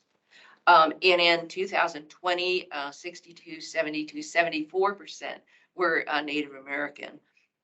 Whereas when you look at the number of whites, only 19% white males, and that they did not distinguish. We were able to actually drill down after we got the list. We were able to drill down further.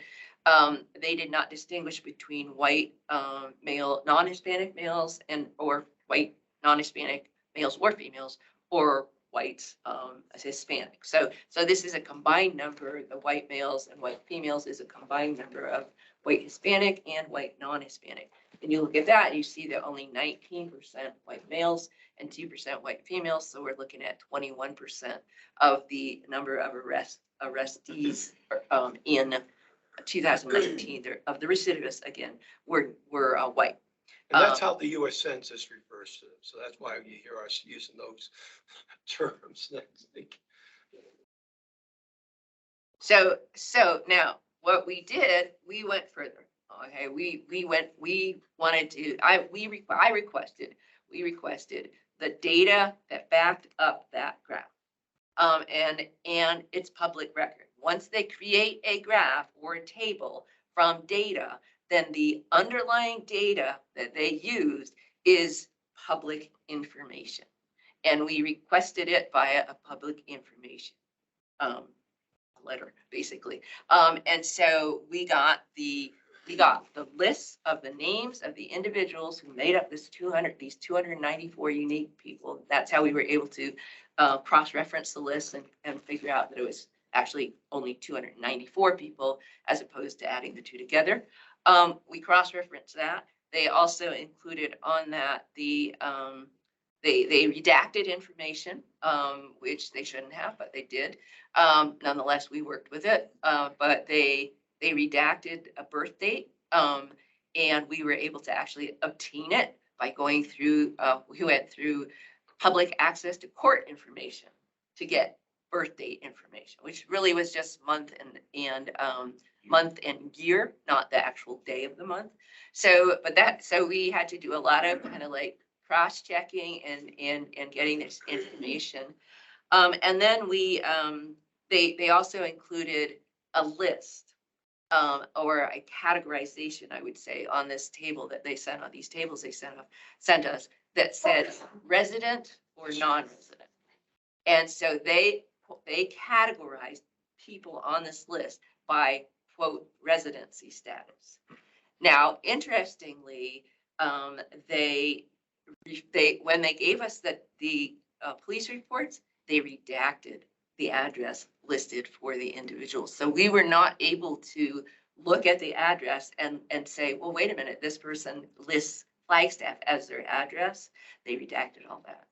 And we're going back into it. We're going to be going and doing even more research on this to figure out what addresses people gave, or because there's no, well, go back to see. So just so you know, for example, on address, unfortunately, the police reports aren't the most reliable place for addresses even, because they often will go into their own data. It could be an address they got 5 years, 6 years earlier from an individual, and they just pull that up. They don't always ask. Generally speaking, the most accurate address you're going to get is from the court, because the court, every single time at the initial appearance, your first time you're appearing in court after your arrest, always asks you your address. And the court clerk always records that address. I've seen the same person arrested 2 weeks apart. One time they have a Flagstaff address they put down. Sometimes they also use the shelter as an address. And then they'll turn around in the next report and it has probably, Shma's address up on the Navajo Nation. So. Transient's a new one too. Transient. Yep. Yeah. Transient. Okay. Yeah, well, they Yeah, used to thanks call for it it. Yeah. transient, They right? still do. Yeah. Right, Yeah, right. but this, Yeah. if you look at this person, you can find history of them being arrested over 5 years. Or in the 2 years, they're being arrested here in Flagstaff. So where's their primary residence if they're unsheltered? And they seem to define residence as you have a physical home that you go to. And that's just not the way to look at where you're a resident of. I wanted to go back, but I don't, The only other, while she's trying to figure that out quickly, the only other thing I will say, one of the things we did get good cooperation, I would say, is our public records request. They were a little nervous about getting it because they wondered what we wanted to do with it. They told us that. The lawyer, I've worked with her for 25 years, Marianne Sullivan over there.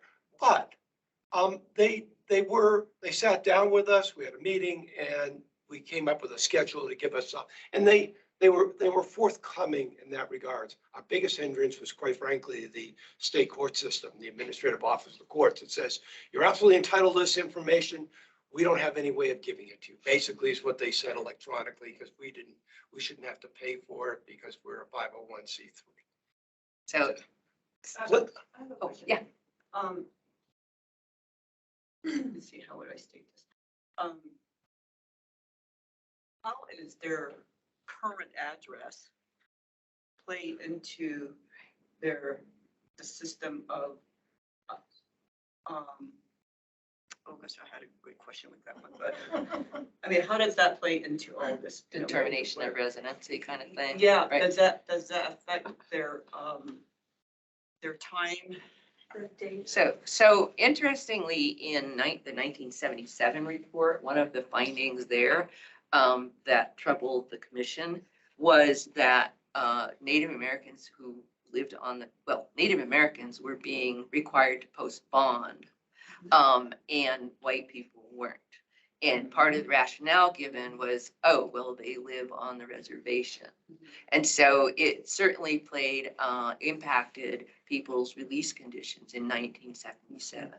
I believe it does still. I actually did another study back in 2006 on Flagstaff Police Department citation release policies. And what that means is officers have the discretion of either taking someone who they arrest and booking them into the jail, or giving them a piece of paper, a citation, letting them go and telling them they have to come back. So in that study, there was a clear distinction between, or there was a clear disparity between Native Americans and other persons of color and whites in terms of whether they were being cited and released or booked into jail.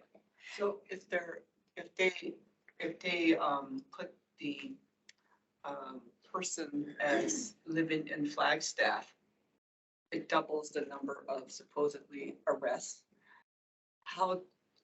What do they get out of it? Is it? The police or I think what? I can help. One of the biggest, we have so little time, and but this is a really good question. We can come back.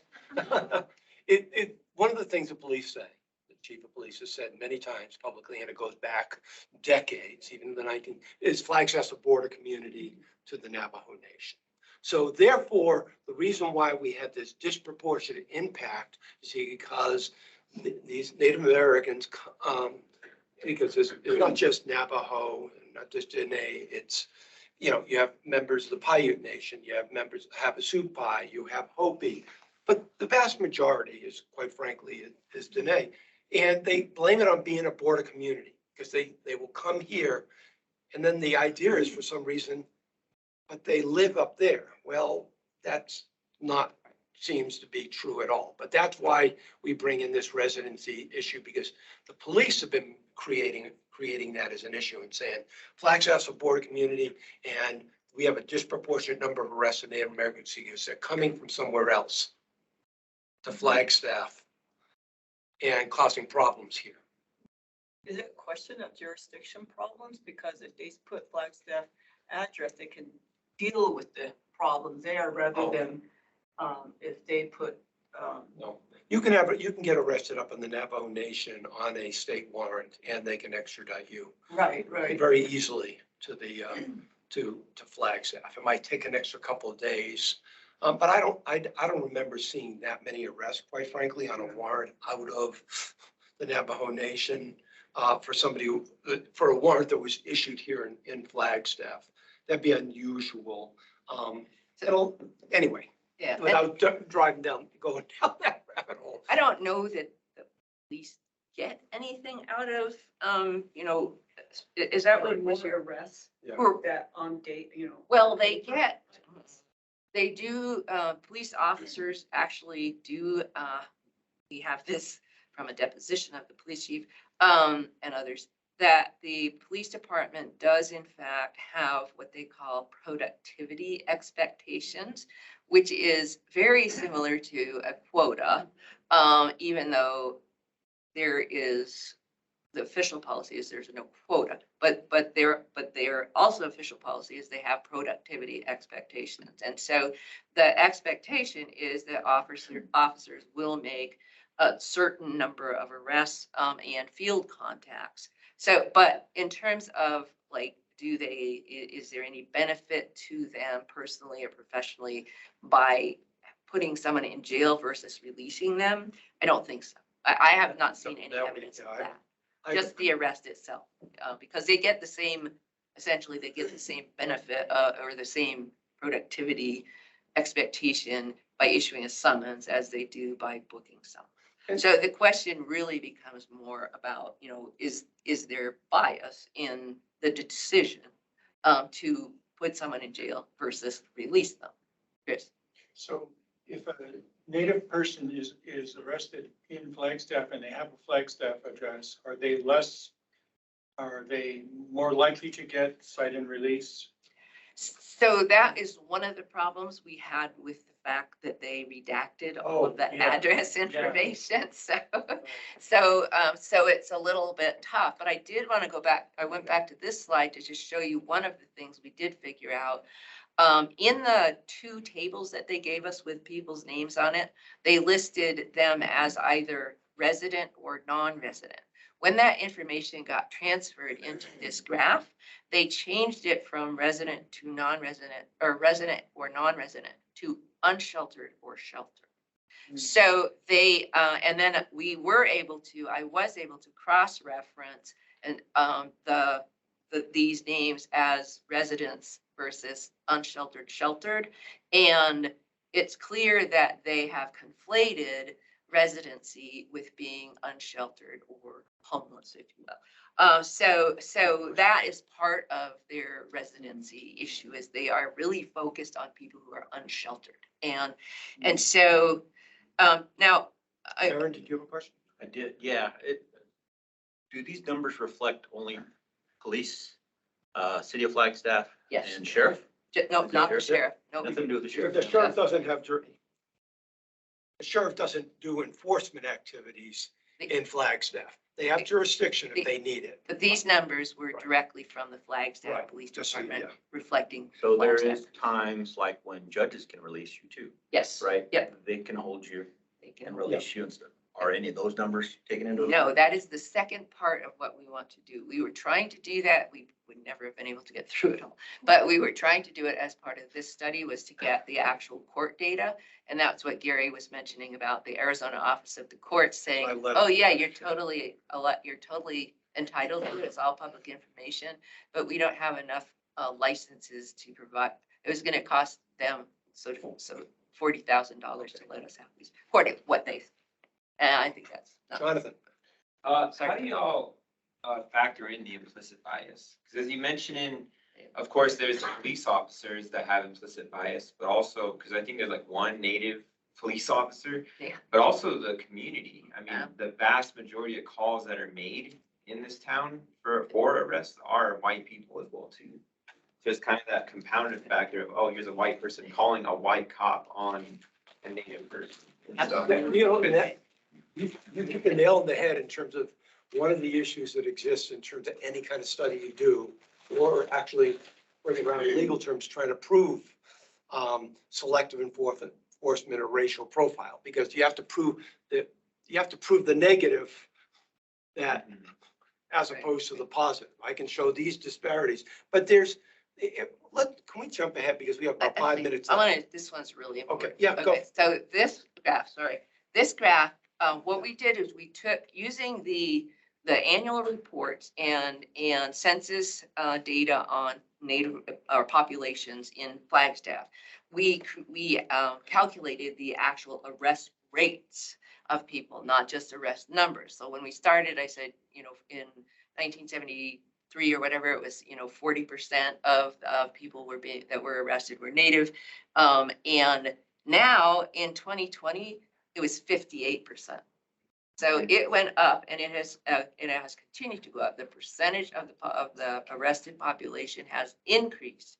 A percentage of Native Americans in the arrested population has increased since 1977. So, but we took their data, and we were able to calculate using a rather simple mathematical equation. I'm no statistician, but I can do simple math. I think I did this right. Based on the numbers of arrests, what we did was we calculated a per capita arrest rate.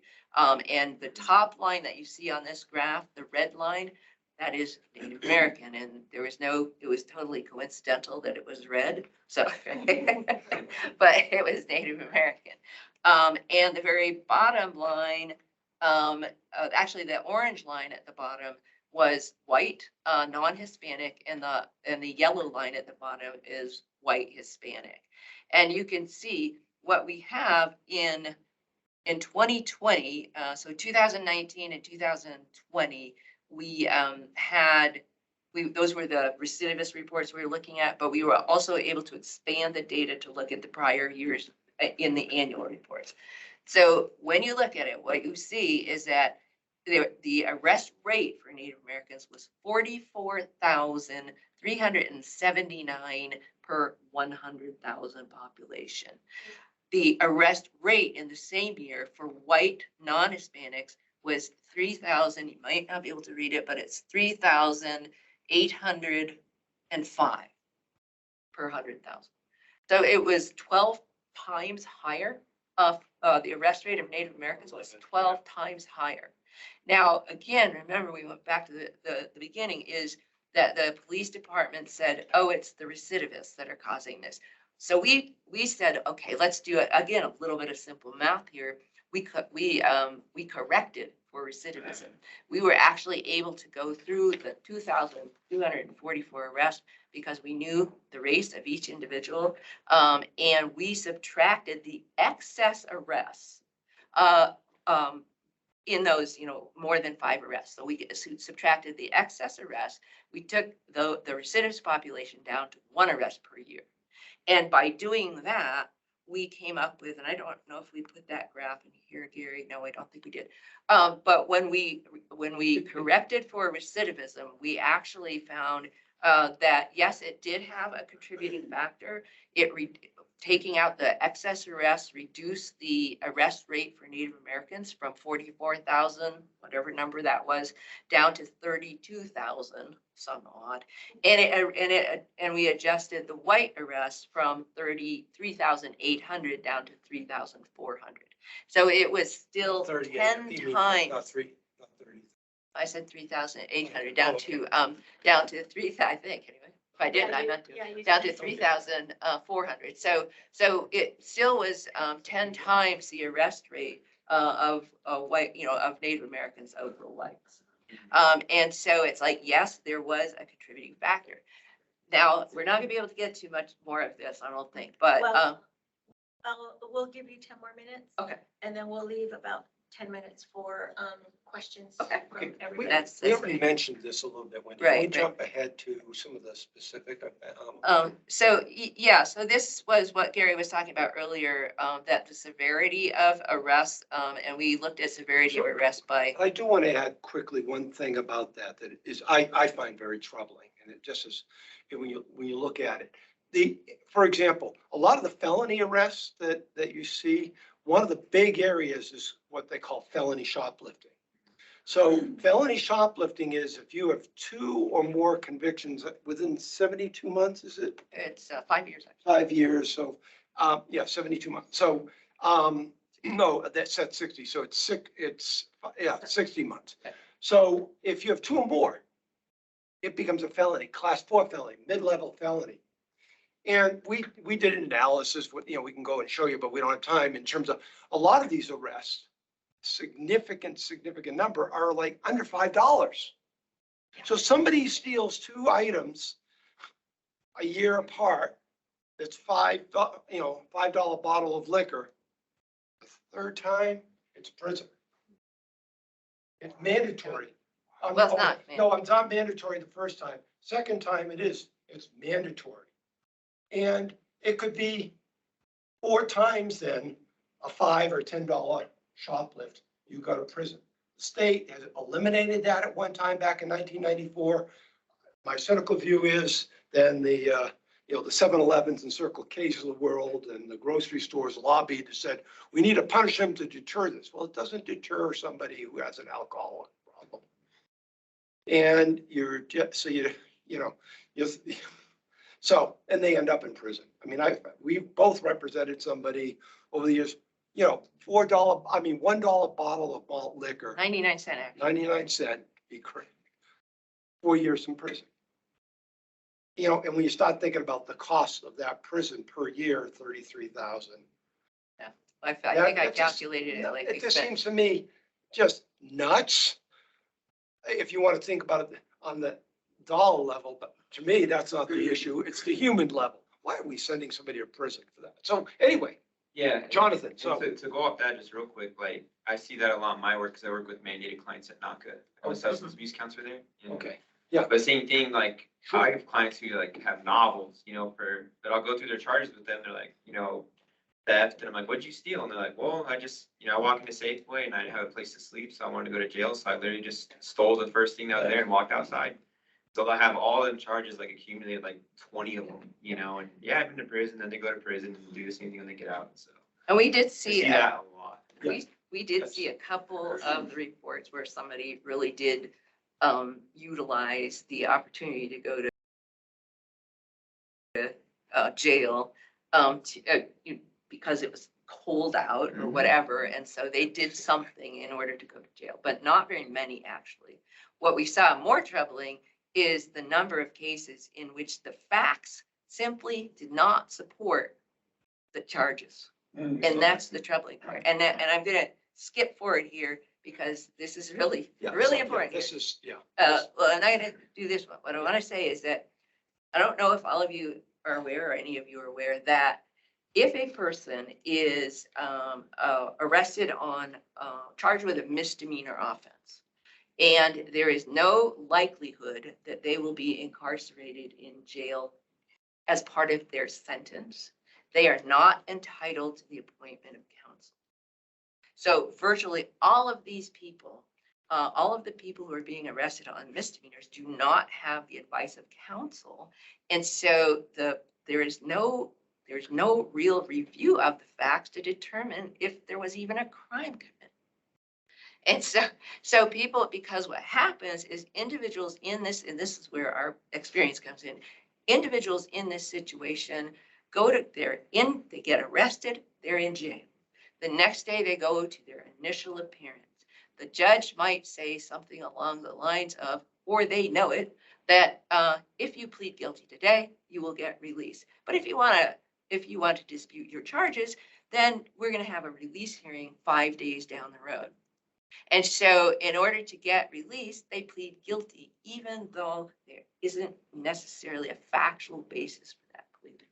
And so it's like there's an inherent coercion to the system when it comes to these minor misdemeanor offenses. And this is like part 3 of our investigation. so basically, any misdemeanor, you do not get an attorney. The only time you get an attorney is for like DUI. Your DUI mandates, even your first DUI, 24 hours in now they have home arrest, but it mandates basically a jail term that you can do now at home. But so therefore, because it mandates that when it comes to sentence, the judge has to give you that, and he has to give you or she has to give you an attorney. Yeah. So that's pretty much the only time it's automatically appointed. Is that specific to City of Flagstaff or? No, that is the United States Constitution. Now, there are other jurisdictions where the courts will give people attorneys, even in misdemeanor cases. In Flagstaff, it was determined quite some time ago that by the city court, also have this on good authority from a previous court administrator, that the courts know that this law exists. If they're going to appoint an attorney, they have to pay for it. So the court's going to have to pay for it, to pay for this attorney. So the court knows that what they can do is say in advance, we're not giving you any jail time as your sentence. Therefore, we don't have to appoint an attorney. But we also know that we're going to give you a fine. And we also know you're never going to be able to pay that fine. And therefore, a couple of months down the road, we're going to be issuing an arrest warrant for you for not paying the fine, at which point you're going to be back in jail. And this is this ongoing thing where the court is able to, and I don't want to say it too bad. The court is able to essentially get around the constitutional requirement of appointing an attorney and still getting their pound of flesh. And it's very troubling, very troubling. When the court administrator told me this in 2006, I said, how about we find a constitutional way of handling this? But it's still not. Right. Very seldom. The courts will do it on occasion. If somebody like the person who had 17 appearances or 17 arrests in 1 year, the court, after maybe 10, may appoint an attorney for somebody like that. There are exceptions that are made, but that is a small, very, very, very, very, very small. The vast majority of all these people that have been arrested 5 or more times, never had an attorney. Except if you do get an attorney at your release hearing. That attorney though, because I've done them, you walk in there, here's the police reports. We just got them, and you have 15 people who want to talk to you. And you're supposed to read 15 report. It just doesn't happen. And a lot of these people then end up pleading guilty at that. And you tell them, well, I don't need to go there without, we try to tell them. It's not, I haven't been able to get, and I can't give you any solid advice in terms of how to plead and what the strength of the case are, if there's problems with the case. I can't. It's impossible. This is another, I'm sorry, Gary, So, to no, interrupt, go but for it. I know we want to get through this. And, Yeah. and again, here's another very important issue here, that when we look through the 763 reports, because the original data we got did not list the offenses that people were arrested for. So this came from the review of the 763 police reports. What we found is that there is a Flagstaff has what's called the police department has a selective enforcement squad, which is a very bad term because selective enforcement is actually, if it's racially based, is actually a violation of the Constitution. So it's really kind of not a good idea to have a squad that's named Selective Enforcement Squad. Sadly, what we found is that the Selective Enforcement Squad was almost entirely interested in arresting people for drinking in public. And that's at least from the reports we had. Now, they may do other things, but the reports we had showed that is the focus of their interest. The Selective Enforcement Squad made 102, they made 77% essentially of all of the arrests for drinking in public. And of that, I don't think we have this data in here, but we have it in our report. Of the drinking in public, actually we kind of do here. What you'll see is that the overwhelming majority of people arrested for drinking in public are Native American. It was like 88%, I think, if you look at the chart on the. And this is how you know, this is the problem with selective enforcement. Selective enforcement is unconstitutional if you're focusing on a certain group of people at a certain location or a certain neighborhood. That's the courts, Because recently, the Ninth Circuit and the U.S., the U.S. Supreme Court, that's the definition. And it's, and here they will go to certain areas and they will focus on that. I mean, we read reports where they follow Bushmaster Park. We've all heard of the problems and what they say are problems. I will tell you, the problems that they say exist, I wasn't seeing much evidence of that. In other words, what we did, this number that you see for drinking in public here, 102, where in the number of Native Americans, that was their highest, most serious crime. There was no disorderly conduct. There was no inappropriate yelling of language and fighting, which you read about as their justification for focusing. Yeah, we just weren't seeing that at all amongst this recidivist group. So this is the problem that you're seeing. You would see them crawling in weeds. The police crawling in weeds saying, I saw them walking through the Santa Fe Park Plaza parking lot, so I decided to follow them. They weren't doing anything wrong. And they follow them, then they see them cut through that corner, the northwest corner into the access to the park.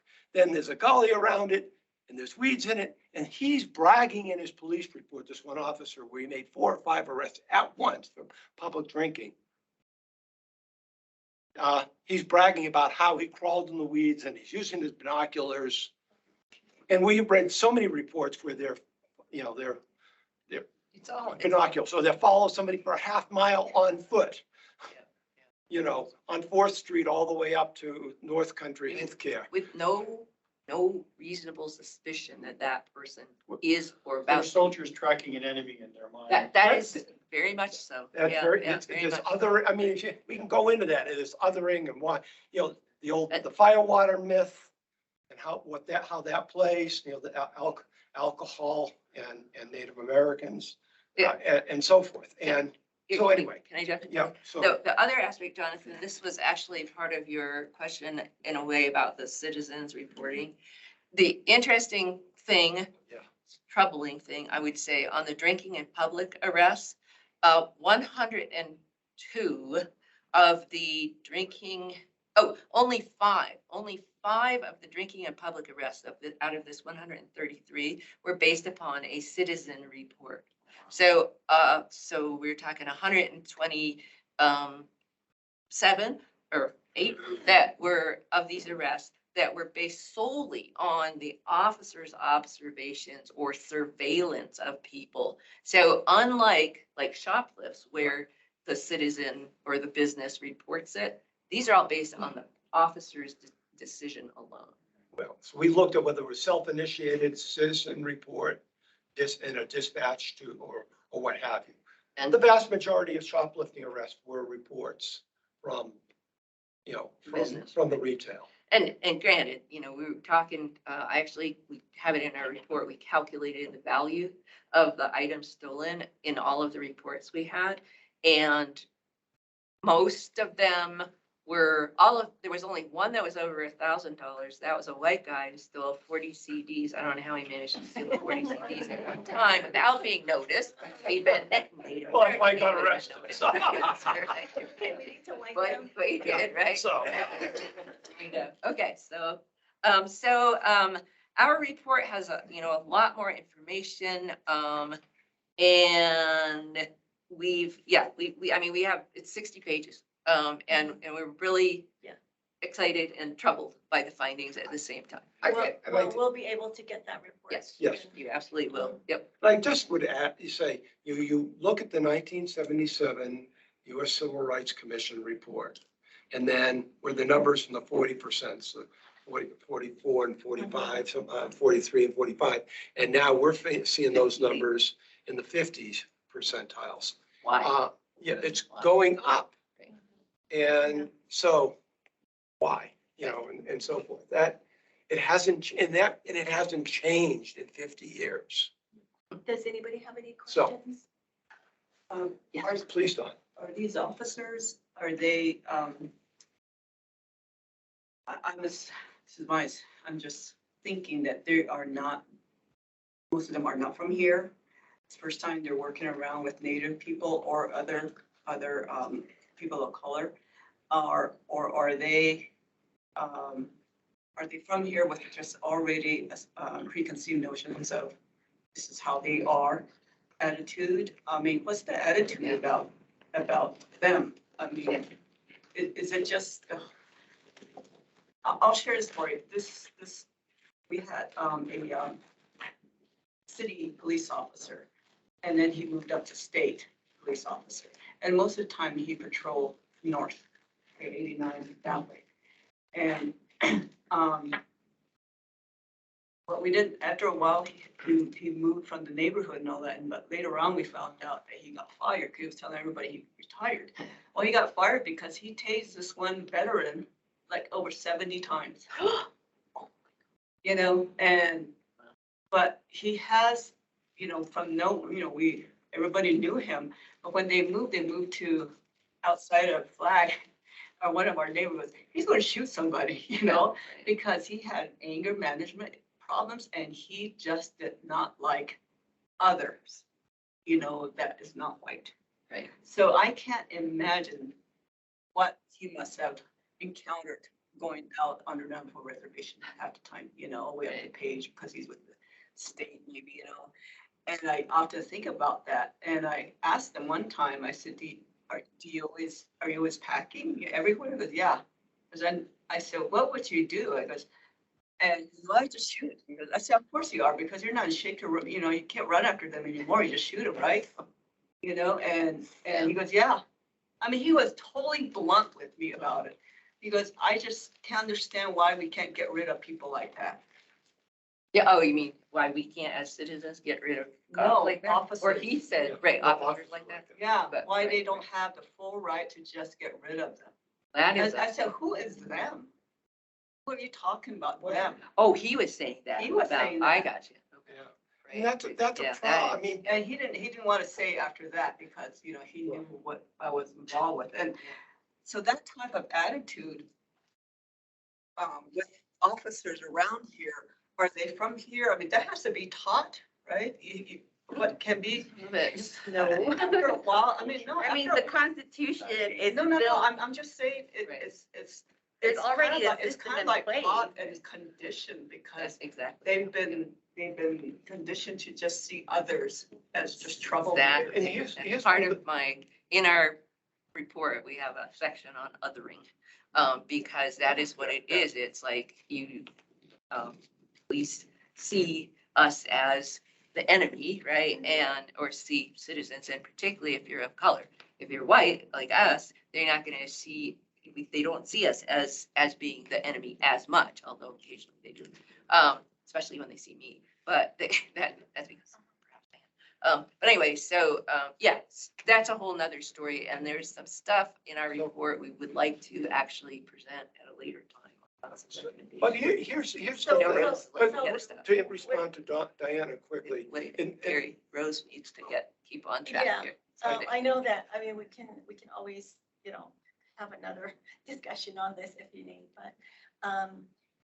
but we really do need to go on, and the other, subject really needs the attention as well. And thank you guys so much for letting us, come here Could and we present. schedule this at our next meeting? We already are full with our next meeting, so maybe not till September, maybe. And even then, it'll be like half an hour, maybe less. We might be setting up our own presentation for the public, and we could actually Oh, that invite would be all of the great. commission members to that, so, yeah. thank you for all Thank the you. work that you do for our people. Oh. You're welcome. Thank Well, you, Lacey. thank you. Thank you. very much.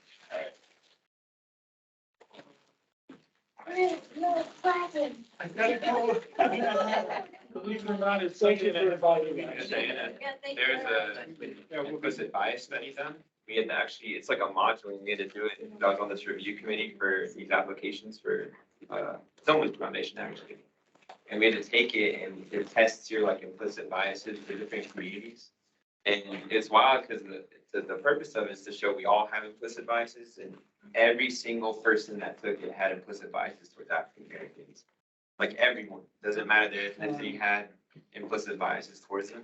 So I was like, man, it's really interesting. And so thinking of like what our sister was saying, like we all have these implicit biases, but with just certain communities, it's more Yeah, severe. it's more. Like they see a Native American, but kind of we think the same thing too at times. We have implicit biases towards our own community. Oh, yeah. So Sometimes we are on the because it's the same thing, you see these people on the streets and what's people's first thoughts, oh, Kalani's, right, or Kalani's small, right? All the time, so we have our own. Mine changed. My family says, Mom, you know all of them. You know them by name. Okay. Real, You do, Fawn. It's true. Co-Chair Washington? Our next item is 6B, environmental stewardship and sustainability. Thank you very much. Bye-bye. Thank you. Do you know how to get out? Yeah, Just down the stairs and out the door. Follow the leader. Well, this one is also an idea and request from commissioners, and I thought that we could also combine a couple of these together, environmental stewardship and sustainability. And this is really, and I'm sorry we didn't get into the other topics of CJCC, care unit, CATS, other things that were also, that we've done under the other law enforcement and judicial system. But most of that is already kind of written into the plan. So that part is going to be somewhat of a repeat. So one of the things I wanted to share with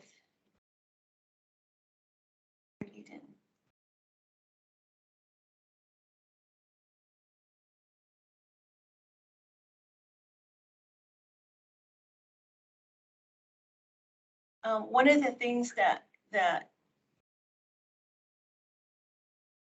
are we frozen? Yeah. I think she disconnected her Yeah. computer.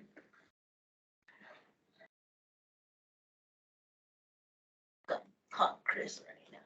Yeah. Incognito. This is not good.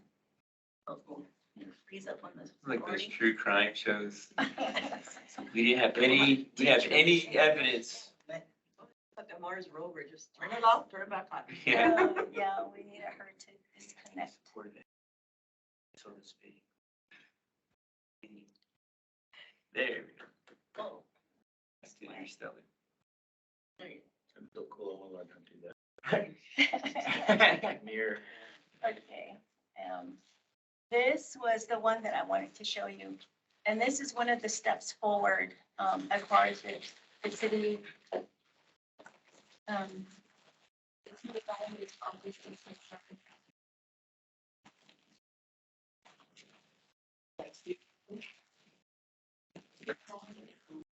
Oh.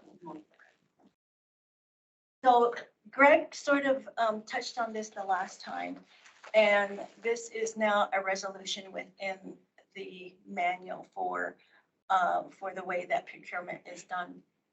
And this is one of the things that has changed, is that any topic that is deemed to be a matter of high community interest or potential controversy will end up in front of council. Hmm. So this is that change that he said, and this was never, it was always, and this has a lot to do with some of the leases that that the Indigenous community is worried about. A water issue kind of things.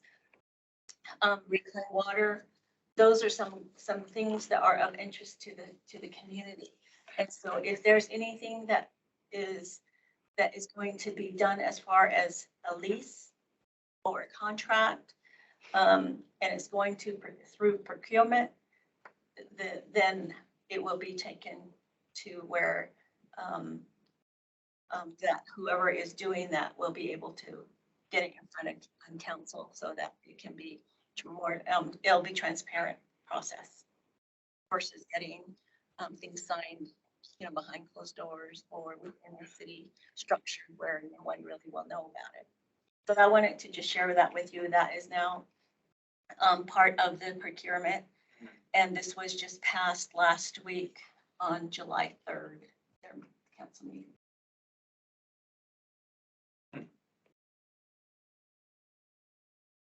And then the next one is, I'm giving it to Commissioner Marks to update us on the peaks and the restoration of the Umaki name. And then just the youth group and just if you have any questions regarding that. Okay, so on March 23rd,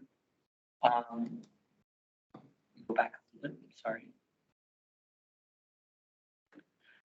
Matthias Marks submitted a request to the Arizona Board for Geographic Names, actually to the US Board of Geographic Names and the Domestic Names Committee to have them remove the name Agassiz Peak from the designation of the San Francisco Peaks and restore the name Omaki, which is the Hopi name for that particular peak.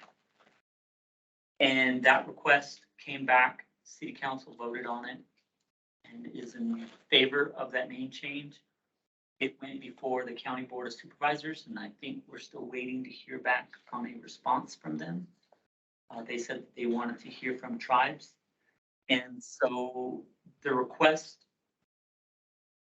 has been in conversation with the youth. I think for the last 5 years, they've been pushing for the name change. One, because Agassiz was a Harvard scientist who was renowned for his work on eugenics, basically stating that people of color are mentally inferior to white people. And the youth had presented this case to City Council in March of 2020. And Then Vice Mayor Jamie Whalen took that before City Council to they wanted to remove the name Agassiz from the street designations. And they went through a public process of renaming to W.C. Riles, who's a Black community member who helped desegregate schools here in Flagstaff, who then later became a superintendent of schools out in California. But W.C. Riles was a resident of Flagstaff. As this process has been going forward, the youth that have been involved in the renaming process or the restoring process have met with the Agassiz family and others who've all been in support of the rename and taking down of the Agassiz family. We do have a petition. Machias did put a petition out, I want to say back in the beginning or the late part of May, through change.org, just to get more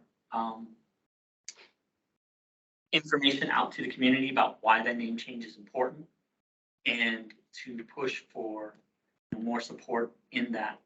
The Indigenous youth leaders have also presented to the commission, Indigenous Commission once before, and then I want to say it was the Diversity and Awareness twice. And the Diversity Awareness has presented that they want to be supportive and have individually written letters of support that have been collected by this Indigenous youth group. And I think there's still an opportunity for the Indigenous Commission to write their own letter of support if that, I'm sorry, individuals to write their own letter of support if that's something that they want to do. Is that encapsulate everything?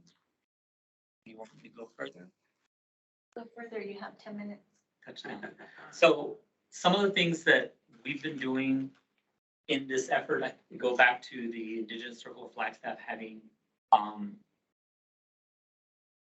been a part of these conversations around expired MOAs. I know that the MOA with the Forest Service and Snow Bowl expired back in 2015. And it was the Wallapai tribe that brought it forward in 2018, saying that this expiration,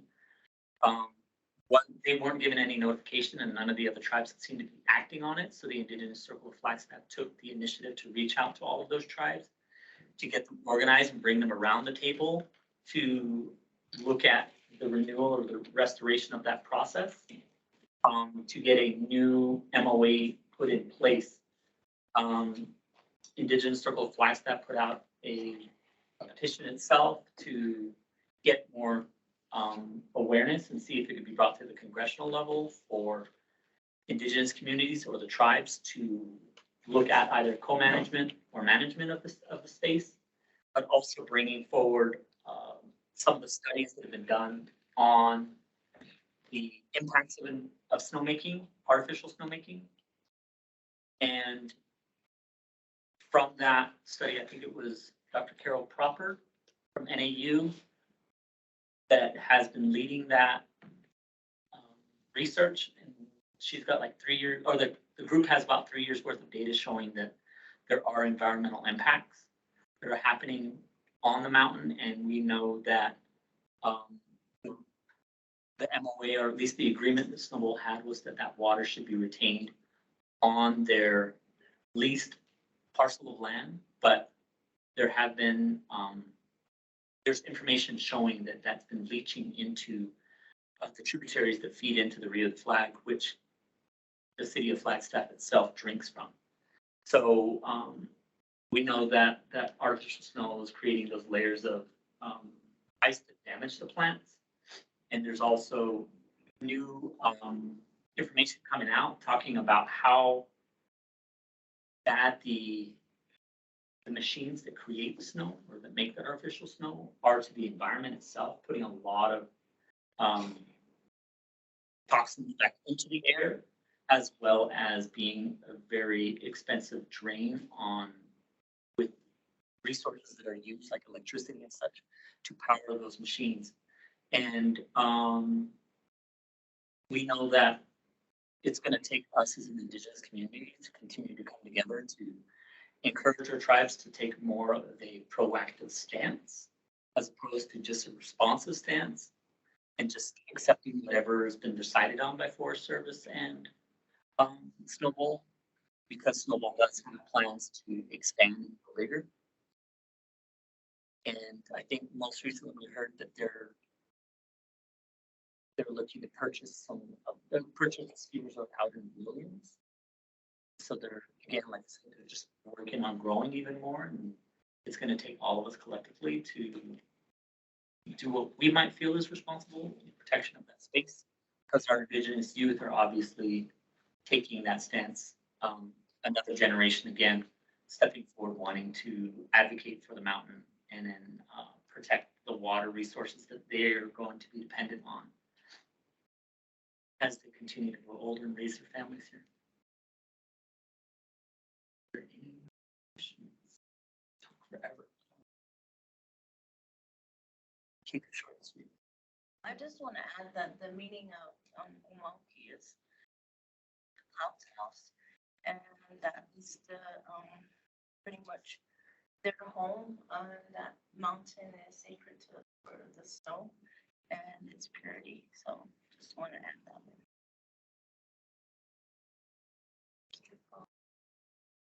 And I hope we're still recording because it's not showing up on my, Probably got knocked out. yeah, I think it did. I'm doing the unplug. As on this one, it says,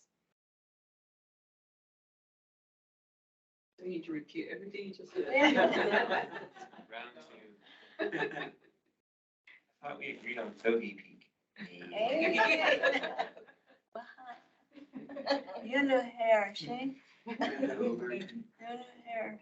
The Indigenous youth have been going out to their own communities and reaching out to other tribes. And have been getting comments or statements from folks. I think even the Yavapai Patch Chairman, Vincent Randall, said something to the point that the peaks are one of the sacred places in where the earth brushes up against the unseen world, right? And there was a Hopi elder that stated to us, the Hopis, the peaks is a sacred home, resting place for our spiritual beings and Kachina spirits. The Kachina serves as guides to the Hopi people. And the reason for this youth collecting these statements is that, again, looking at the mountain, a lot of the youth initially, when they wanted to put their energy towards this, stated that they grew up only knowing the mountain by its traditional names, community names, and then being students here in the Flagstaff area, being taught that it was named after white men or colonial settlers within the space. Even the name San Francisco isn't indigenous to us, but it was one of those. There was an individual that came through and had decimated indigenous tribes on his path to colonizing and Christianizing peoples. And so the youth said that they want to give that mountain the respect she deserves, and recognizing that mountain is a connection not only to their home communities, but to their elders as well. And that knowledge that they want to continue to carry forward. So in a sense, just briefly, I think they're trying to be their best ancestor themselves. They want to be they're practicing their eldership in advocating for the name of this peak. And although the majority of the youth that were participating in the initial and have continued to participate, they recognize that the importance of Hopi people and needing to elevate the voice of Hopi people, because they're the predominance of Navajo in this community. The youth have been very intentional in sticking to that name and wanting to bring that forward. I know that when it was brought to Navajo Nation as a tribal government, there was discussion about not knowing the peaks by any other name but Tokosli, right? But not weighing in on whether or not they support the meaning of this particular peak. So, and youth have been meeting with Forest Service and, national parks, different groups to talk about this and have this discussion. The Forest Service has been putting indigenous names on the signage that's going up on the mountain. They said that they've had several signs that would have the tribal names put up on the mountain, and those have gone missing. So they don't know if people are saying, "Oh, this is great," and takes the signs with them, or there are people up there in a sense of vandalism taking the signs because they don't want to agree to that. They're not sure, but they'll continue to put those names up there. The youth are working with them to identify the different trails, and then the hope is to restore some of the indigenous identifications of those trails and removing some of the more colonized names. And right now, the lists that they have, that the Forest Service has been using is a lot of what the U.S. Surveying has been done, but also they have a list of all of the Spanish exploration that's been done and how those places were named. And so it's going to take the indigenous communities, the tribal communities, to come forward and say these are some of the spaces that we recognize it by. And the youth are asking for help in that. I think it'd be cool to help out in that way, because I think like I said, it has to be here and hiked it. We went and hiked it to the top, and we went up, and going up there's like barely any people. Coming down there's a lot more because it's later. We saw probably like 100 people, like not a single one of them was native, you know. And so I think it would be cool if we could support youth in that way, because there are going to be people taking the signs or vandalizing them, of like, you know, every now and then talking with people, like, we need someone to go up and check the signs, you know, like hike up or do whatever. I think that'd be really cool to get the community involved in that, because, you know, same thing, I didn't see many, like, natives up there. We didn't see any at all. So I used to go up quite often, you know, I run up, do my prayers and come back. But the last few years, instead of being at peace and having the tranquility and bliss you want to acquire up there and all this, I'm so agitated, I'm irritated, I'm annoyed, because these hikers are so disrespectful. Mm-hmm. They're off the trail, getting selfies, they're grabbing, you know, vegetation and all, you know, trampling all over. I get so upset about that. I don't even do that anymore. I don't even go up there anymore at all. It's just, I get really, really upset about it. And I mean, I run a lot, and I know a lot of these trails around here. And I run with two groups twice a week. Other times I'm by myself, but the two groups are, especially the natural group, is led by Neil. And he's very respectful because he used to work for the horse department. And so he's very conscientious about, you know, I'm usually like the only native person running with them, you know, just represent, you know, so I'm always out there, you know, and yeah, I know, all turquoise and everything. There was a native couple one time when I went up there. He was wearing just all the way up to here, and just, I mean, the whole thing, you know, that. Now, I would love my turquoise and stuff. I wouldn't wear it like just the whole thing. But he's but the thing is, he's very respectful of places, you know, and he does point out to me, you know, because we're going to be going by some ruins and stuff, which I leave alone, you know, and but we don't have enough of those type of people like Neil, you know, to talk about where a lot of our ancestors have walked and lived, and what, you know, there's a lot of history behind it. Not just that native history, but Arizona history. You know, the railroad flew up through here. This is what happened. You know, that type of. He's very good about that. You know, and I often wonder how some people feel about someone like me running those trails. You know. Because it is a sacred space, you know. But if I'm not there, then just like you said, you hardly see the native people, you know. That is our space, I feel. I'm not doing anything to disrespect it you know, at least I don't think I am. Other than just following the trail that's already there. I'm not going off doing these other things. And I see other runners doing that, you know, like honor runners thinking it's okay, I'm gonna see how hard this is, and they're off their trail running, you know. And there was one guy, I remember he came back on and I yelled at him. You know, and I yell at people in Canyon de Chelly, you know, turn on the damn music, you know, I mean, I do. It's just, I get really upset about that. And here I am trying to, you know, meditate. Rebalance. You know, it's all about the hush, you know. You know, and it's just like, this is not what I came here for, you know, and why am I feeling this way? And, you know, how can I change this? You know, I try to do it that way because it's not enough to just blame them. They don't know any better, you know? So how do you go about doing that and still have respect for it? You know? Like, same thing because we went up on the way back down, same thing, we saw all sorts of trash that wasn't there on our way up, and Tell so me about it. we were like picking it up as we were walking down, like, you know, not like big piles, but just like little things here and there that people were dropping from their snacks or whatever.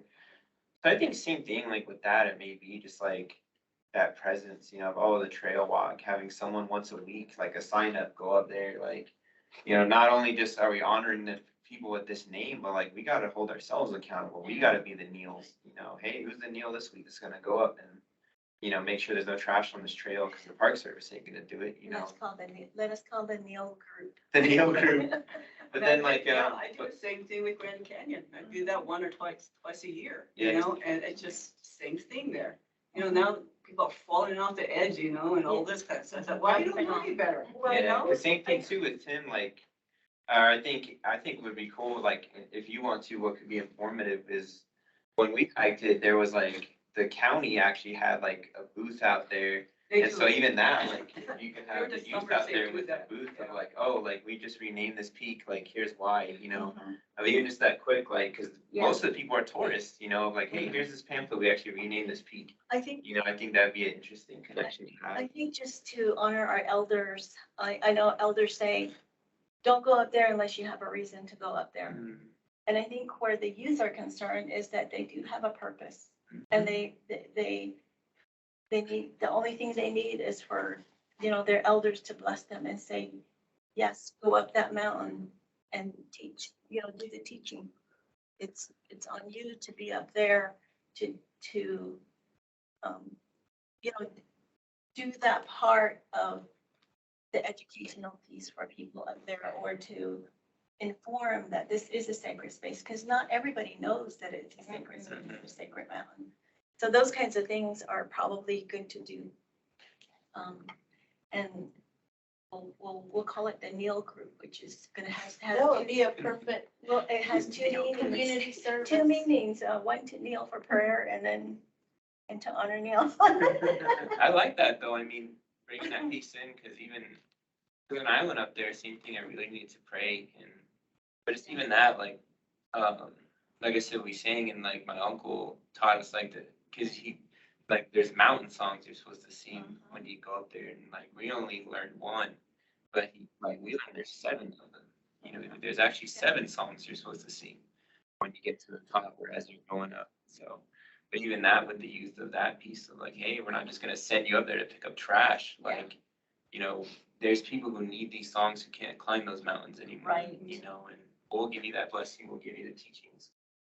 It's just finding gratefulness. Well, we're down to 3 minutes, so. Can I say this in that 3 minutes? The youth have a lot of drive. They want to do these things. And to Rose's comment, like, they not only need your blessing, but they need you in the forefront. Because they're still youth. They're still young people, and their voices are not heard in the same way that all of you are.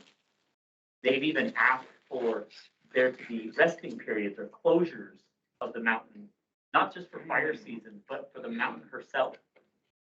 For ceremony.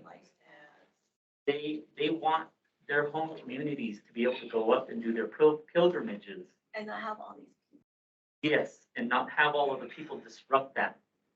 One young person gave the account of her tribal community out in New Mexico, came out and did a pilgrimage. They went up the mountain, and then when they came back down, they were met with adversity from different people saying, you can't be here, go back to your reservation. And all they were doing was going up and praying for their home community. And so the youth have these ideas, they have this drive, they need you though. To continue to elevate that and support them, because we don't want them to get disenfranchised, we don't want them to get discouraged, and we don't want them to give up and say, nobody else cares but me, so what's the point? There's enough of that for them. We need to find ways.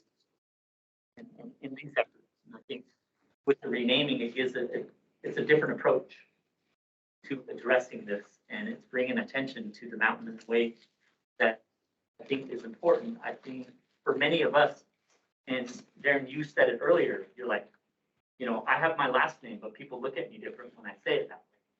But when I'm saying like Lance, then it doesn't really change that, right? When we look at this mountain, if we call her San Francisco Peaks, if we call her San Francisco, a male's name, it takes away from that gift, that beauty, that power. And these young people understand that a name is important. An acknowledgement is important, and they want to do that, not for themselves, not just for themselves, not just for the mountain, but for everybody, for the people, their communities. We just need to find ways to support them, not necessarily talk to them, but talk with them. And let us know, man, keep us posted on that, because with this change, like, there's gonna be a lot of friction that's gonna cause, and I think, same thing, it would be nice, like, for them to be there, like, to actually have adults, because there's gonna be adults who are opposing them. So, I think you're right. Change just locally, or is it gonna be like on geographic maps? Geographic maps, which is why Everything. Everything, everywhere, that's the. they did that US level, yes. I give them a lot of credit though. Oh, man. That took a lot of courage, a lot of, yeah, I've always, tell them that it was the youth who started this, you know.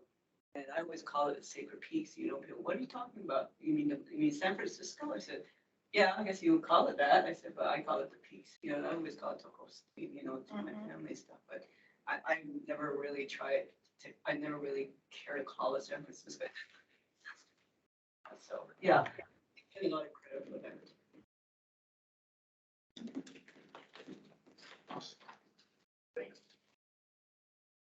Yeah, we were off, we didn't have recording. The last part of Daryl. Wendy. I thought the retreat was gonna be like out in the woods. And walk and like picnic and all this. I was like, Or make a, yeah. hunt for our own food, you know. You feel like you're outside. Yeah, me, I feel like I sweat out all my sins in you. You're so funny. I think that we're recording again, it looks like.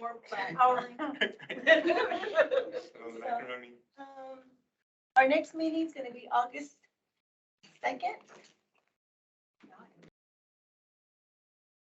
Yeah, feast day, my feast day. I think Amos will meet. Oh, they always tell me, oh, welcome home. And Friday, San Amos. Diego. August 2nd at noon is our next commission meeting. Rose, I won't be able to make that. I have a doctor's appointment at that time. Okay, I think you told me that. I might, Yeah, I think it was for May, or Yeah. whatever time, yeah. Yeah, I think I saw you decline that meeting again, yeah. Dane, bring back some tamales. I promise. Yeah. Oh, should my people. It's open to, and then, My son's San Felipe, and I'm really sad he missed his. you want to just skip? Oh, no, it's still in August. Is it? Oh, seven, Yeah. yeah, maybe. You want Right, to say yeah. that? Okay, we'll, at this time, we will adjourn, so. What time is it? Is that the gavel? Yeah. Cool, man. Well, I'm glad what Wendy and them are talking about. I sit on the city court IAs now every day, so I'm right in there with them, with the judge and public defender, prosecutor. So I voice for our people in there Nice. and help them out the best way I can, so. It was a true, like you see, Oh, yeah, what they were saying about. yeah, more and natives. like even like for me,